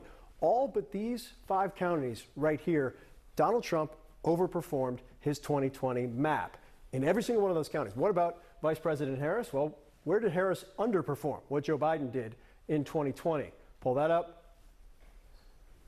All of the counties you see lit up, red or blue, are places where Harris underperformed Biden's 2020 result, including in those critical Democratic strongholds, Philadelphia, into the collar counties, including Allegheny. Now, it wasn't an underperformance by a significant margin, particularly in those strongholds. But, Wolf, these are the areas that the Harris campaign said they needed to not just match where Joe Biden was in 2020, they needed to try and bump up to make up for what they knew would be a strong effort by the Trump campaign. One last point. Tying to all this, and not just in the 7 battlegrounds, Wolf, where did Donald Trump overperform in the entire country compared to his 2020 results? Every single county you see lit up, red or blue, across the country, granted still counting out west, Donald Trump did better than he did in 2020. It's not just a blue wall or a Sunbelt state or out west. It is the entire country. Donald Trump did significantly better than he did in 2020, better than he did in 2016, and it is a scale victory that I don't think anybody expected, even a very confident Trump campaign, Wolf. Yeah, and it explains why he not only won the Electoral College vote, but also the popular vote, Exactly. which is very significant as well. 89% of the popular vote is in, and he's ahead by almost 5 million votes over Kamala Harris. Very significant indeed. He's going to be very proud of that. It's not often that a Republican presidential candidate wins the popular vote, even after that candidate wins the Electoral College vote, but Trump has just done so. Phil Mattingly, thank you very much. While Republicans will now control both the executive branch as well as the U.S. Senate, control of the House of Representatives is still unclear. CNN's chief congressional correspondent, Manu Raju, is following all of this for us. So what's the latest, Manu? Yeah, Wolf, the Republicans do have control of the United States Senate. Remember, they just had to net 1 seat if Donald Trump were to win the presidency. They picked up 3 last night. Right now, the Senate is at 52-42. There's 3 pickups. Those are in 3 states: West Virginia, Montana, and Ohio. Now all in the Republican column. Those used to be Democratic seats. But they could potentially grow their Senate majority as well. They are leading right now in 2 states at the moment. That is in Nevada. That is also in Pennsylvania. Republicans could potentially get up to 54 seats in the Senate. There are a couple of others we still have not called yet in purple states, like in Wisconsin, and that Democrats right now currently have an edge in. Potentially, we'll see what turns out there, but Republicans are feeling very good about the Senate. So where do things stand about the potential of Democrats having any power in Washington? The United States House is the big question at the moment. 204 seats the Republicans have. They've picked up 5. Democrats have picked up 2. They have 182 seats. Remember, they had to net 4 seats to take back the United States House. And right now, they are not on path to do that. Right now, Democrats are leading in just 5 Republican districts. That is why this is complicated, is that Democrats are trailing in some seats as well. There are 3 seats Republicans are leading in Democratic districts, which shows you the complication that they face in taking back the House majority. Now, let's drill down into why the Democrats are struggling, unable to, at the moment, get there. Don Bacon, this is a seat in Nebraska, a seat in which Joe Biden, district he carried pretty easily, Kamala Harris carried last night. Democrats thought that this would flip this cycle. That is, the moment is not happening. Don Bacon, the incumbent Republican, he is ahead by 8,300 votes against the Democratic challenger, Tony Vargas, in that 2nd congressional district in Nebraska. There's 95% of the vote in. Republicans feeling very good about that seat. There are a couple other key seats in California, which Democrats thought that they could pick up. John Duarte, the incumbent Republican, he is ahead by 3,100 votes against the Democratic challenger, Adam Gray. 48% of the vote is in. Still more vote to count, but at the moment, Republicans are feeling pretty good about that seat. And also another seat in California as well. This is with Congressman Mike Garcia. He is an incumbent, someone from the Southern California, from the Los Angeles area. Democrats had high hopes of this Biden district to flip. Well, at the moment, Garcia is ahead by 5,300 votes against his Democratic challenger, George Whiteside. There's still some vote coming in. 65% of the estimated vote is in. There are still some pickup opportunities from Democrats, including in New York. One of them, the ones we're looking at, is on Long Island. Anthony D'Esposito, the Republican incumbent. He's a freshman there. He is trailing with his Democratic challenger by 6,100 votes. There is 92% of the vote in. Perhaps Democrats could pick that up. But as you can see, this is complicated. There's so few districts that are truly at risk of flipping. Republicans could pick up some. Democrats could pick up others. Can they get their net of 4 seats? It is a very complicated path at the moment to get 218 seats for the Democrats to pick up control of the House, which is why the Speaker of the House, Mike Johnson, put out a statement, Wolf, this morning saying he's confident the GOP will retain power in the House. We'll keep a close watch on those remaining seats. Manu Raju, thank you very, very much. My colleague Aaron Burnett is standing by with more campaign reaction. Aaron. That's right, Wolf. And just going through those numbers, still things we don't know, but obviously the picture here of what we're looking at is starkly clear.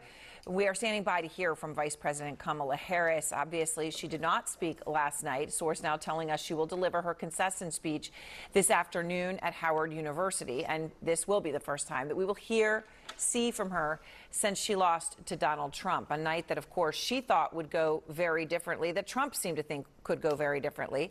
Priscilla Alvarez is just outside the Harris campaign headquarters in Washington, D.C. Elena Treen is outside Trump's campaign headquarters this morning. So, Priscilla, first to you, what do you know about just what's gone on in these past few hours in the inner circle of that campaign, where we had all heard their view? They'd been public. They were confident. They thought, David Plouffe said, they thought they could win all 6 or 7 swing states. And yet, here we are.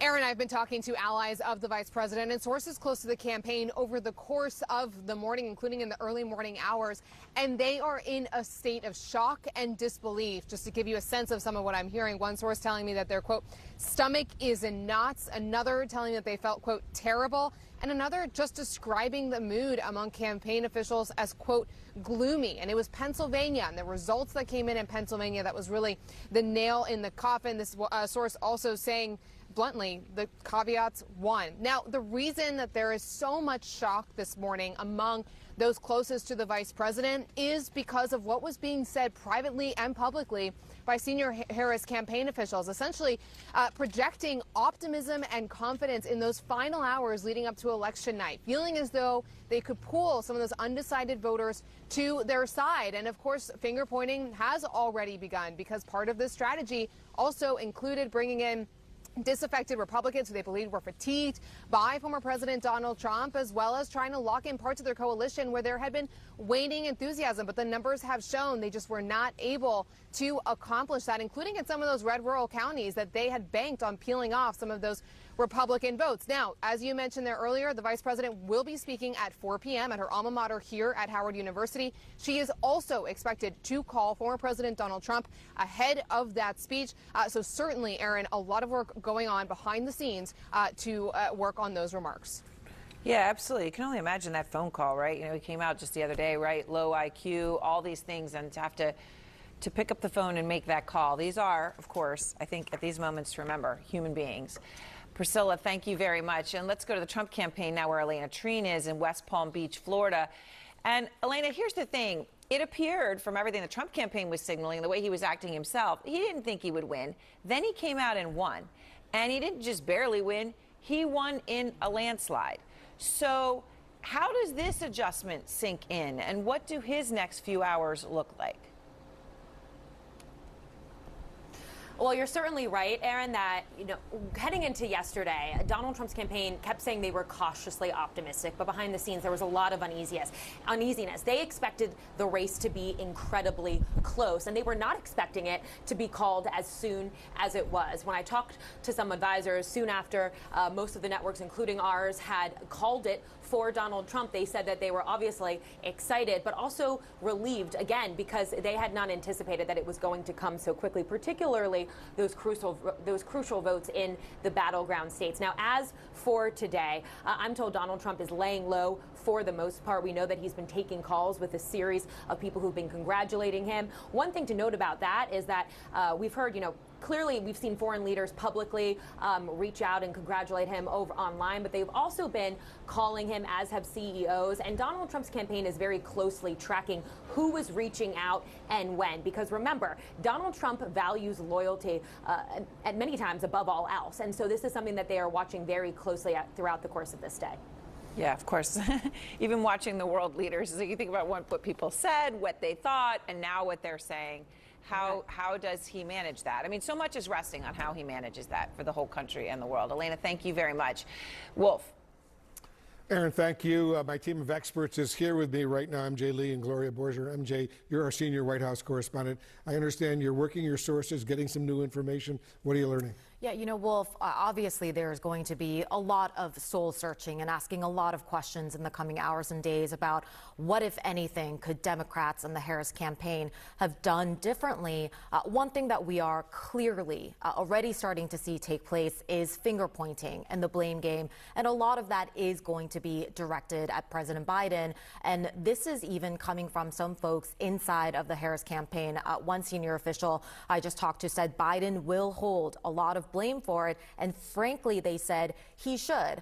One of the ways in which he is being blamed right now actually just goes back to the simple decision of seeking a second term and re-election in the first place. Remember, back in 2020, when he was running, he had initially said, I plan on being a transition and a bridge president, and of course, changed his mind ultimately and said, I'm the only person that can defeat Donald Trump. I have more work to do, and ended up seeking a second term. And then when his performance completely blew up at the CNN debate over the summer, he had no choice, ultimately was forced to get out of the race. And that's why we ended up having this very truncated Kamala Harris campaign in the first place. And Democrats are looking back on all of this and thinking, what about that parallel universe where Joe Biden had not sought a second term and there had been a full Democratic primary contest where the party actually chose whoever they thought was going to be the strongest person to run a full campaign? Again, I think just one of many ways in which Democrats are going to be asking themselves the tough questions. A lot of tough questions are going to be aimed at President Biden. A lot of tough questions indeed. Gloria, let's talk a little bit about what was going on, some mistakes that may have been made. The Harris campaign focused heavily on abortion rights for women, as you know, focused heavily on the threat to democracy, which they kept referring to. But the CNN exit polling results, which came out overnight, showed that it was the economy, more specifically inflation, that was a decisive issue for voters out there. Nearly 7 in 10 described the economy as not good or poor. 75% said inflation had caused their family hardship in the last year. So was this a miscalculation on the part of the Harris campaign? Well, look, as MJ was saying, I think that Kamala Harris had this albatross around her neck, and it was Joe Biden. And she had a very difficult job separating herself from Joe Biden. In the exit polls, you see that 80% of Trump supporters say that they were worse off than they were 4 years ago. So the economy was a major issue. She tried to say, look, here are my plans, but I think a pivotal moment was on The View when she couldn't distance herself from Biden and couldn't think of anything that she would have done differently. I mean, this is a moment in this country that one source described to me this morning as a rolling realignment, where you have these disaffected voters who are upset because they're not doing as well as they were doing 4 years ago. And it is not based on race, it is based on class, because Donald Trump has brought in all these new Hispanic voters and black voters, for example, and the Democrats are left being the party of the elite, which they feel has nothing to do with them. And so she had a tough job, and she had to do it in just over 100 days. And, you know, looking back on it, that might almost seem like an impossible task. Very, very difficult challenge indeed. MJ, you're a White House correspondent. We know that Kamala Harris is going to be delivering a speech at her alma mater, Howard University in Washington, D.C. later today. Do we know if she's planning on calling Trump to congratulate him in advance of that speech? Yeah, as we've reported, that phone call is likely to happen before she actually addresses the public. I mean, remarkable that there was a whole election night party essentially set up at her alma mater in Washington, D.C. last night. She ended up not making that appearance, period. Really reminds you of actually the 2016 Javits Center setup where Hillary Clinton was supposed to appear. Everybody thought that there was going to be a celebration, and ultimately John Podesta ended up coming out to tell the crowd it's time to go home. We can't call this race yet. It is going to be very, very interesting to watch what tone the vice president takes as she publicly concedes this race, again, presumably after having done that privately in that phone call to Donald Trump. Remember, Donald Trump is somebody that the vice president recently referred to as a fascist. She has minced no words when talking about Donald Trump and the threat that she believes he poses to the country. And now here we are, the day after Election Day, and we know that this is the man that is going to return to the White House. So how does she talk to a big segment of the country and the population that is going to be completely devastated by the thought of another 4 years of a Trump presidency? You know, it's the popular vote as well. I mean, we're not just talking about the Electoral College anymore. It's quite an achievement to win both. That hasn't happened in a while. And so, you know, she has to recognize that, you know, that they got whomped, and you have to go back and look at why. And I think it's always a very difficult thing for campaigns to do, but the Democratic Party writ large has a lot of thinking to do about what the American public thinks about it. Yeah, she referred to Trump as a fascist, but we all know the way he was talking about her, low IQ and all that kind of stuff as well. So let's see what happens in the course of these next few hours. Guys, thank you very, very much. Stay with CNN. Our special coverage, Election Day in America, continued, is back after this short break.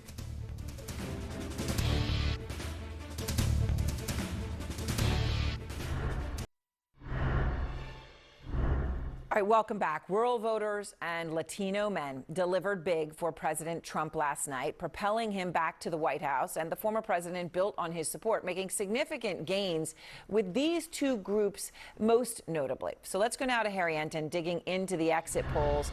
Harry, when the exit polls first started to come out, you know, there was the usual caveat. This all was in there, but it's sort of, well, you don't know what this really means. You don't know if it's going to pan out. In this case, of course, it very clearly did. So looking in them, doing the deep dive, what stands out now? Yeah, I mean, you mentioned rural voters right off the top. You know, we knew that Donald Trump was going to do well with rural voters. I think it was surprising how well he did with rural voters. Look at this margin. We're looking at a 27-point win for Donald Trump among rural voters. That is a double-digit improvement from how he did with them back in 2020. Of course, you also mentioned Latino voters. Let's dig in among Latino voters. Specifically, we're going to dig in among Latino men. Look at this. I want you to note here, Donald Trump won among Latino men. Why is that so impressive? Aaron, I went back in the exit polls the last 52 years, all the way back since 1972. And granted, I am a little bit tired, but I believe that this is the first time that a Republican candidate for president has carried Latino men. Donald Trump was the one to do it. Let's look at state-level data. regarding Latino men, because I think this also gives you an understanding that Donald Trump didn't just do it nationally. He didn't just do it in one state. He did it across the nation. So Latino men in the state of Florida, look at this margin for Donald Trump, 29 points. Why is that so impressive? 4 years ago, Joe Biden carried Latino men in the great state of Florida. But it wasn't just in Florida. Let's go across to Texas, because again here it is a similar story. Look at this margin, a 29-point win for Donald Trump among Latino men. Again, another state where 4 years ago Joe Biden carried Latino men, and this time around Donald Trump did, Aaron. Yeah, I mean, and those numbers, I mean, those are stunning margins, right? They'd be stunning margins for anyone. They're huge. I think the part that just really is just something to consider and maybe give everyone some humility, even those AI geniuses, that people just did not see that. That didn't see. Talk about the stealth Trump voter in every case. In this case, perhaps that is ground zero for that theory. All right, Harry, thank you very much. I do just have some breaking news I want to share with everybody as we go here to talk with our panel. And that is that Kamala Harris has now, we understand, reached out to speak to Donald Trump, obviously to concede, to speak to him. She has yet to connect with him. But we do know that she will be addressing the country at 4 o'clock this afternoon. Ostensibly, obviously, she wants to speak to the next president before she does that. My panel's back with me now. Ashley, that phone call, all right, the speech she's going to give obviously is going to be difficult for her. She's taken her time to be able to prepare herself for that. But this phone call with Trump, just again, on the human level, right? These are two people making a call. She's making a call to someone who has said all these things about her, personally pejorative, and yet that's a phone call that has to happen, and we anticipate will happen at any moment. Well, it definitely should happen. It hasn't always happened, though, like in 2020. And I think that this is the type of woman that Kamala Harris is. This is why I would support her, is because she's an adult, and she believes in our democracy, and she understands that the voters have spoke, and she will accept the results of the election because she loves this country so much that it is not about her. It is about the will of the people. So it takes a lot of courage to make that call. Nobody likes to lose. You know, you don't run in an election to lose, definitely not run for the president of the United States to lose. Right. And I'm sure it's going to be very hard. But I will say that I'm sure this is not the first time she has had to work with somebody or have a conversation with someone who has said nasty things about her. She has done many great things in her life, and so I'm sure she will handle it with grace and dignity as she has on the campaign trail. All right, so Karen, can I also talk about something that Harry's going through some of these numbers, and we're going to talk a lot about them because I don't want to bucket any group because there's differences, but there were just across the country some really important things to notice. When it came to women, the exit polling, again, at first were cautioned. Hey, you can see it, but you don't know. What do people really say? It turned out to be accurate. Kamala Harris did not do better than Joe Biden or Hillary Clinton when it came to support among women. Among white women specifically. Yes. Actually. Why is that? Oh, books will be written about this. One of the many reasons I will say women as voters tend to be very hard on women candidates. That's just the data. You know, probably all kinds of reasons for that. I mean, she did do very well among young women, which is, I think, interesting. Those lines at college campuses. We saw that. So, look, I think part of it is there is something cultural going on. We saw this in 2016, where in the aftermath, one of the things that was found was that one of the top reasons that people who had voted for Trump. Again, he had a strong majority of white voters that he was able to turn out. It was cultural anxiety. And sort of, where do I fit in this changing world? Right. And this time around, I think what he was able to do was to identify the anxiety among young men, particularly young white men, and turns out Latino men, and to embrace them with the same kind of, I see you, I feel you, I can relate to you and give you a place. And so I think he identified that, and if you look at the data, that's where the surge came. That's where the surge, although, you know, I don't think that anybody really had on their bingo card, Jonah, that you'd be looking at a Republican Party, or I guess, let me just be more specific, Trump's party, where you had so many different groups across racial, ethnic lines on that side. Yeah, look, it's remarkable election returns, and we were saying during the break earlier, I think basically the Harris campaign's theory of the electorate was right, and so was the Trump theory of the electorate. It's just that the Trump theory was more right? And so they turned up the gain in rural counties. They turned up the gain with men, particularly Gen X men. And I think that, one of the problems that this illuminates, and it's not just on the gender stuff, but it's also on like a whole broad range of identity politics kind of things, is that these categories become sort of shorthand cliches for punditry in politics. But like Trump is, I haven't seen the numbers on married women, but going into it, it looked like he was going to win with married women, right? And so it's young single women that Harris did really, really well with. And so at some point, the utility of talking about the gender gap obscures the actual other differences in things going on with the electorate. Right. Well, and David, somehow, and I guess this is where we all can have reflection, but comments like childless cat ladies or these things that were said, which rightfully incensed many people, they didn't land the way that people anticipated they would land across the board. Maybe they did with some younger single women, but the things that sort of became shorthand for how it would go were not the accurate indicators. Yeah, I mean, can you imagine what the vote total might have been if you didn't say those things, right? If you, I mean, look, I'm not a data analyst. I don't know the numbers, but there's obviously a big number of increases. African American men, Trump won 25% in the Commonwealth of Pennsylvania. It's a big number. What I think you see too, and this has been discussed, is it's socioeconomic divide, right? So it's college educated versus non-college educated, right? It's working class versus the kind of upper middle class, right? People who work with their hands versus people who sit behind a desk. That's kind of how the parties are now breaking down, right? I worked for Arlen Specter. I was Arlen Specter's chief of staff, kind of a moderate Republican in Pennsylvania. Arlen Specter Republicans are now Democrats, and the people I grew up with in Beaver County, Pennsylvania, who are blue-collar, working-class Democrats are now Republicans. So that's what's taking place. And so I think a lot of that makes up for, it doesn't matter if you're black or white, it matters where you work, right? Where you live. Well, that's it's fascinating. Important. Maybe even history would show we don't have the perspective what happened in COVID, who went out to work every day and who didn't. These things, we do not understand how they marinated, even now. But now it seems that perhaps these things really did. If you grew up like where Ashley and I kind of share, we're like, she's from Youngstown, I'm from Aliquippa, kind of across the border, but it's structurally the same place, right? That's very different than if you grew up in Shaker Heights or if you grew up in the main line in Philadelphia. It doesn't matter if you're black, white, Hispanic. It matters where you grew up more so. Your zip code is more about like who you voted for this time than where if you're black or white or Hispanic. I do think COVID. Okay. I do. All right, we're coming back. We're coming back. Don't worry. Hey, everybody. Lots to talk about. We're going to be here for a long time. But I hope that all of you will be as well, as everyone tries to understand the meaning and the significance of this very historic moment. By the way, what's the market going to do? You'd heard all the things about, well, the economic experts say Harris's plan will be better. Well, that is just not how the markets see it. That's not how they saw it.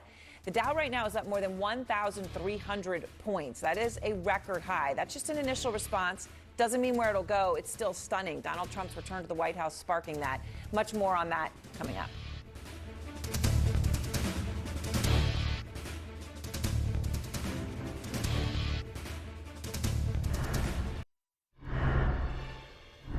Welcome back to CNN's special coverage of the 2024 election. Donald Trump is heading back to the White House. As we all know by now, Republicans also have control of the incoming Senate. Control of the House of Representatives, though, still hanging in the balance. I want to bring in the House Republican Conference Chair, Elise Stefanik. She was a surrogate for the Trump campaign. CNN is projecting she easily won re-election in her upstate New York 21st district. Congratulations, Congresswoman. Thanks so much for coming in. I want to get to what's happening in the House in a second, but what's your immediate reaction to Donald Trump's very impressive, very decisive win in the Electoral College and the popular vote? Well, this was an overwhelming victory for President Trump. We, the people, made our voices heard, and you can see a new Big Tent Republican Party. He made historic gains among African-American voters, Latino voters, women voters, Asian-American voters, Jewish voters. And you also see in every single county across America, Kamala Harris underperformed Joe Biden. Donald Trump overperformed his 2020 outcome. So this was a successful campaign, and it was successful on the issues. The top two issues for voters others were the economy and the border. And President Trump, day in and day out, presented his message of how he was going to grow the economy, crush inflation, and secure the border. And his America First message appealed across party lines. Your party, the Republican Party, Congresswoman, certainly looks like it's flipped the Senate, but the House of Representatives, and you're a member of the House, of course, is still pretty much in play. How important is it for the incoming president, President Trump, and for your party to retain the House?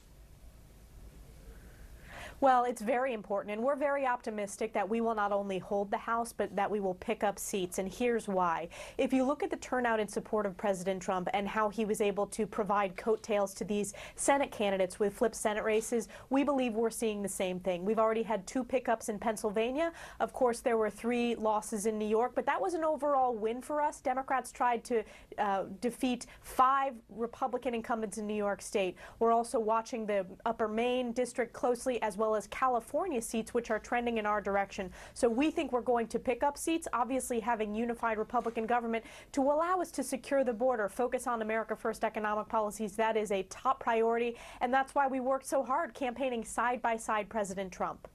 If the House doesn't go in Trump's favor, Representative Stefanik, do you think he's ready to actually come to the negotiating table on any important issues with the Democrats?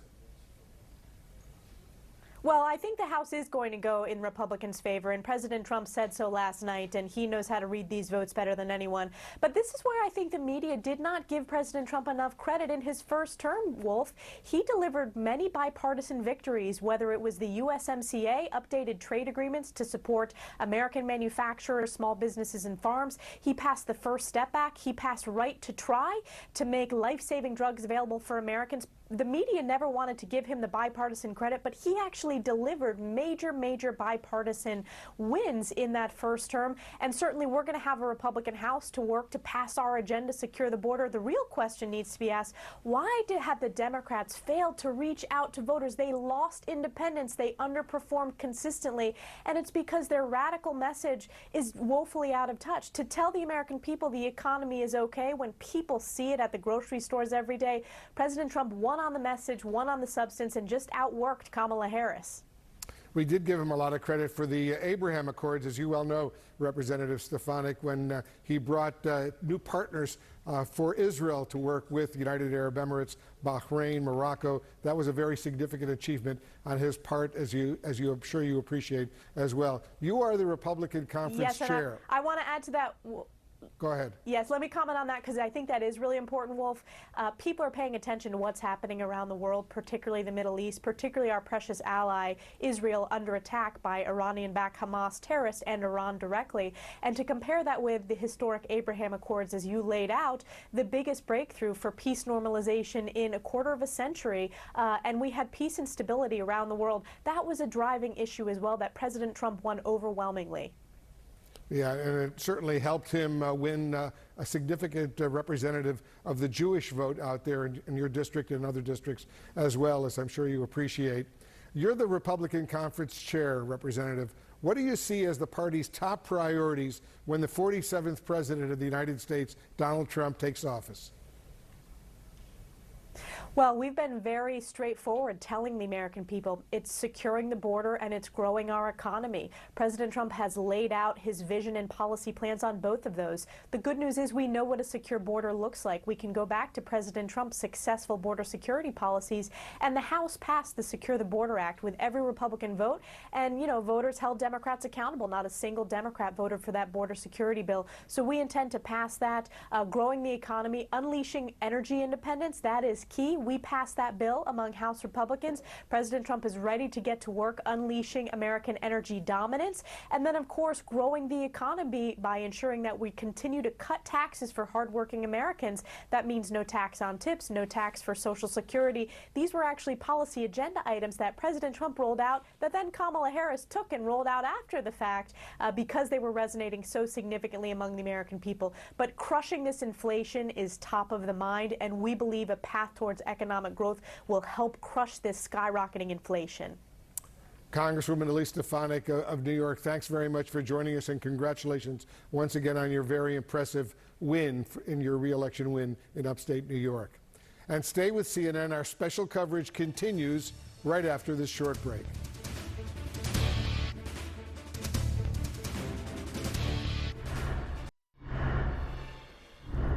All right, right now, that market surge you can see on your screen. Re-election of Donald Trump causing a total surge, more than 1,330 points right now for the Dow Jones Industrial Average. Let's bring in Kevin O'Leary, chairman of O'Leary Adventures. Adventures, I guess it's adventures at times. Although we have some adventures. I'm sure you do. I'm sure, of course, Shark Tank fame and all of that. All right, so here we are. I know that you've been a supporter of a number of Trump's economic proposals. Can I just start, though, with where we are this morning? Because I'm sure there were moments last night that you were sort of as shocked as everyone else was that this is how this is really going. What went through your head? And then you start to see the markets surge and that immediate reaction. First market I saw move was Bitcoin, actually, because it trades 24/7. Yeah. We started to see that just after midnight. And by the way, Aaron, I just always preface my comments. I don't shill for politicians. I shill for policy. Right. And so I'm looking for pro-business policy. So when I saw Bitcoin moving, a lot of that coming from Asia, those markets and the Middle East, those markets were already watching you probably and other outlets that they can feed there, deciding this county information is getting interesting, and Bitcoin was a huge winner. Right. And Trump obviously has been a big supporter of Bitcoin. Well, he's also supporting the policy around digital payment systems. So this is going to be a good sector for us. Right. Okay. So can I just ask you, and this is the age-old question, so I know that you're going to have to caveat it with you don't know the answer for sure. But he says a lot of things. He has said a lot of things.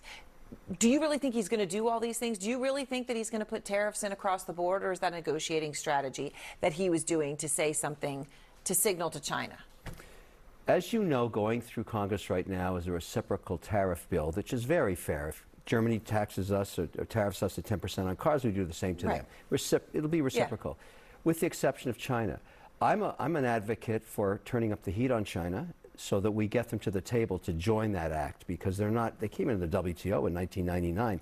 Trump is using these. People think they're sales taxes. They're not. It's a negotiating tactic. This is what he does well, I would argue.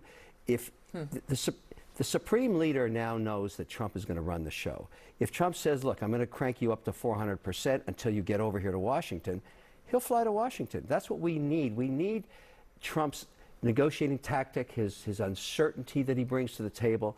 These adversaries get nervous when they don't understand the direction he's going. Okay, so now let me ask you a couple of other important questions. First, let's talk about Elon Musk. Yes. Okay, you know him, and he was an instrumental part of this, right? Yes. He got on board early, instrumental part of it. Okay, so Trump says he's going to run the Doge. I kind of name it after, the Doge, right? Used to run Venice back in the day. I don't know. Okay, the Department of Government Efficiency.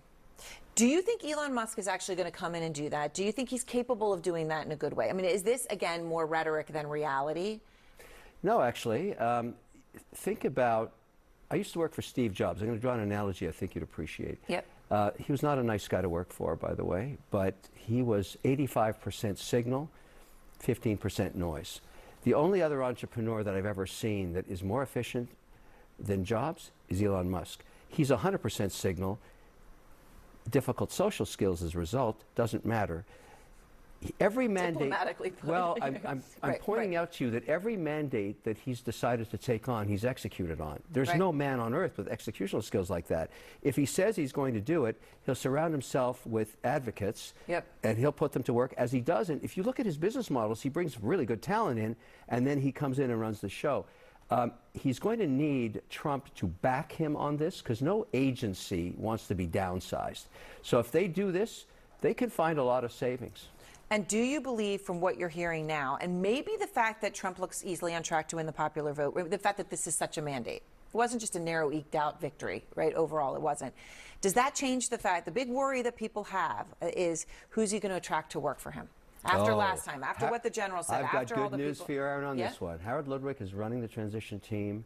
I've had a chance to speak with him very briefly. A-listers coming in. We're not going to have the same volatility we had on Mandate 1. Trump 2.0 really wants this to work.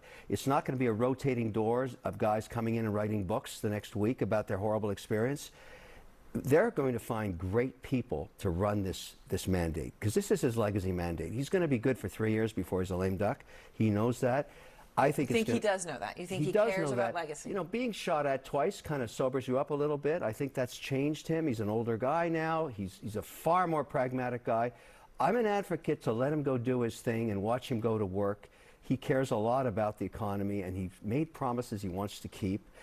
You get to that point in your life where you want to leave something behind that was a great thing you did. And I think this is going to be what Trump's focused on. Right. And I want to say something about the outcome. We corrected ourselves last night. America corrected itself. We were going to a crazy place, and that's what I love about democracy. It fixed itself. We're all better off. And even the Democrats, this was good for them.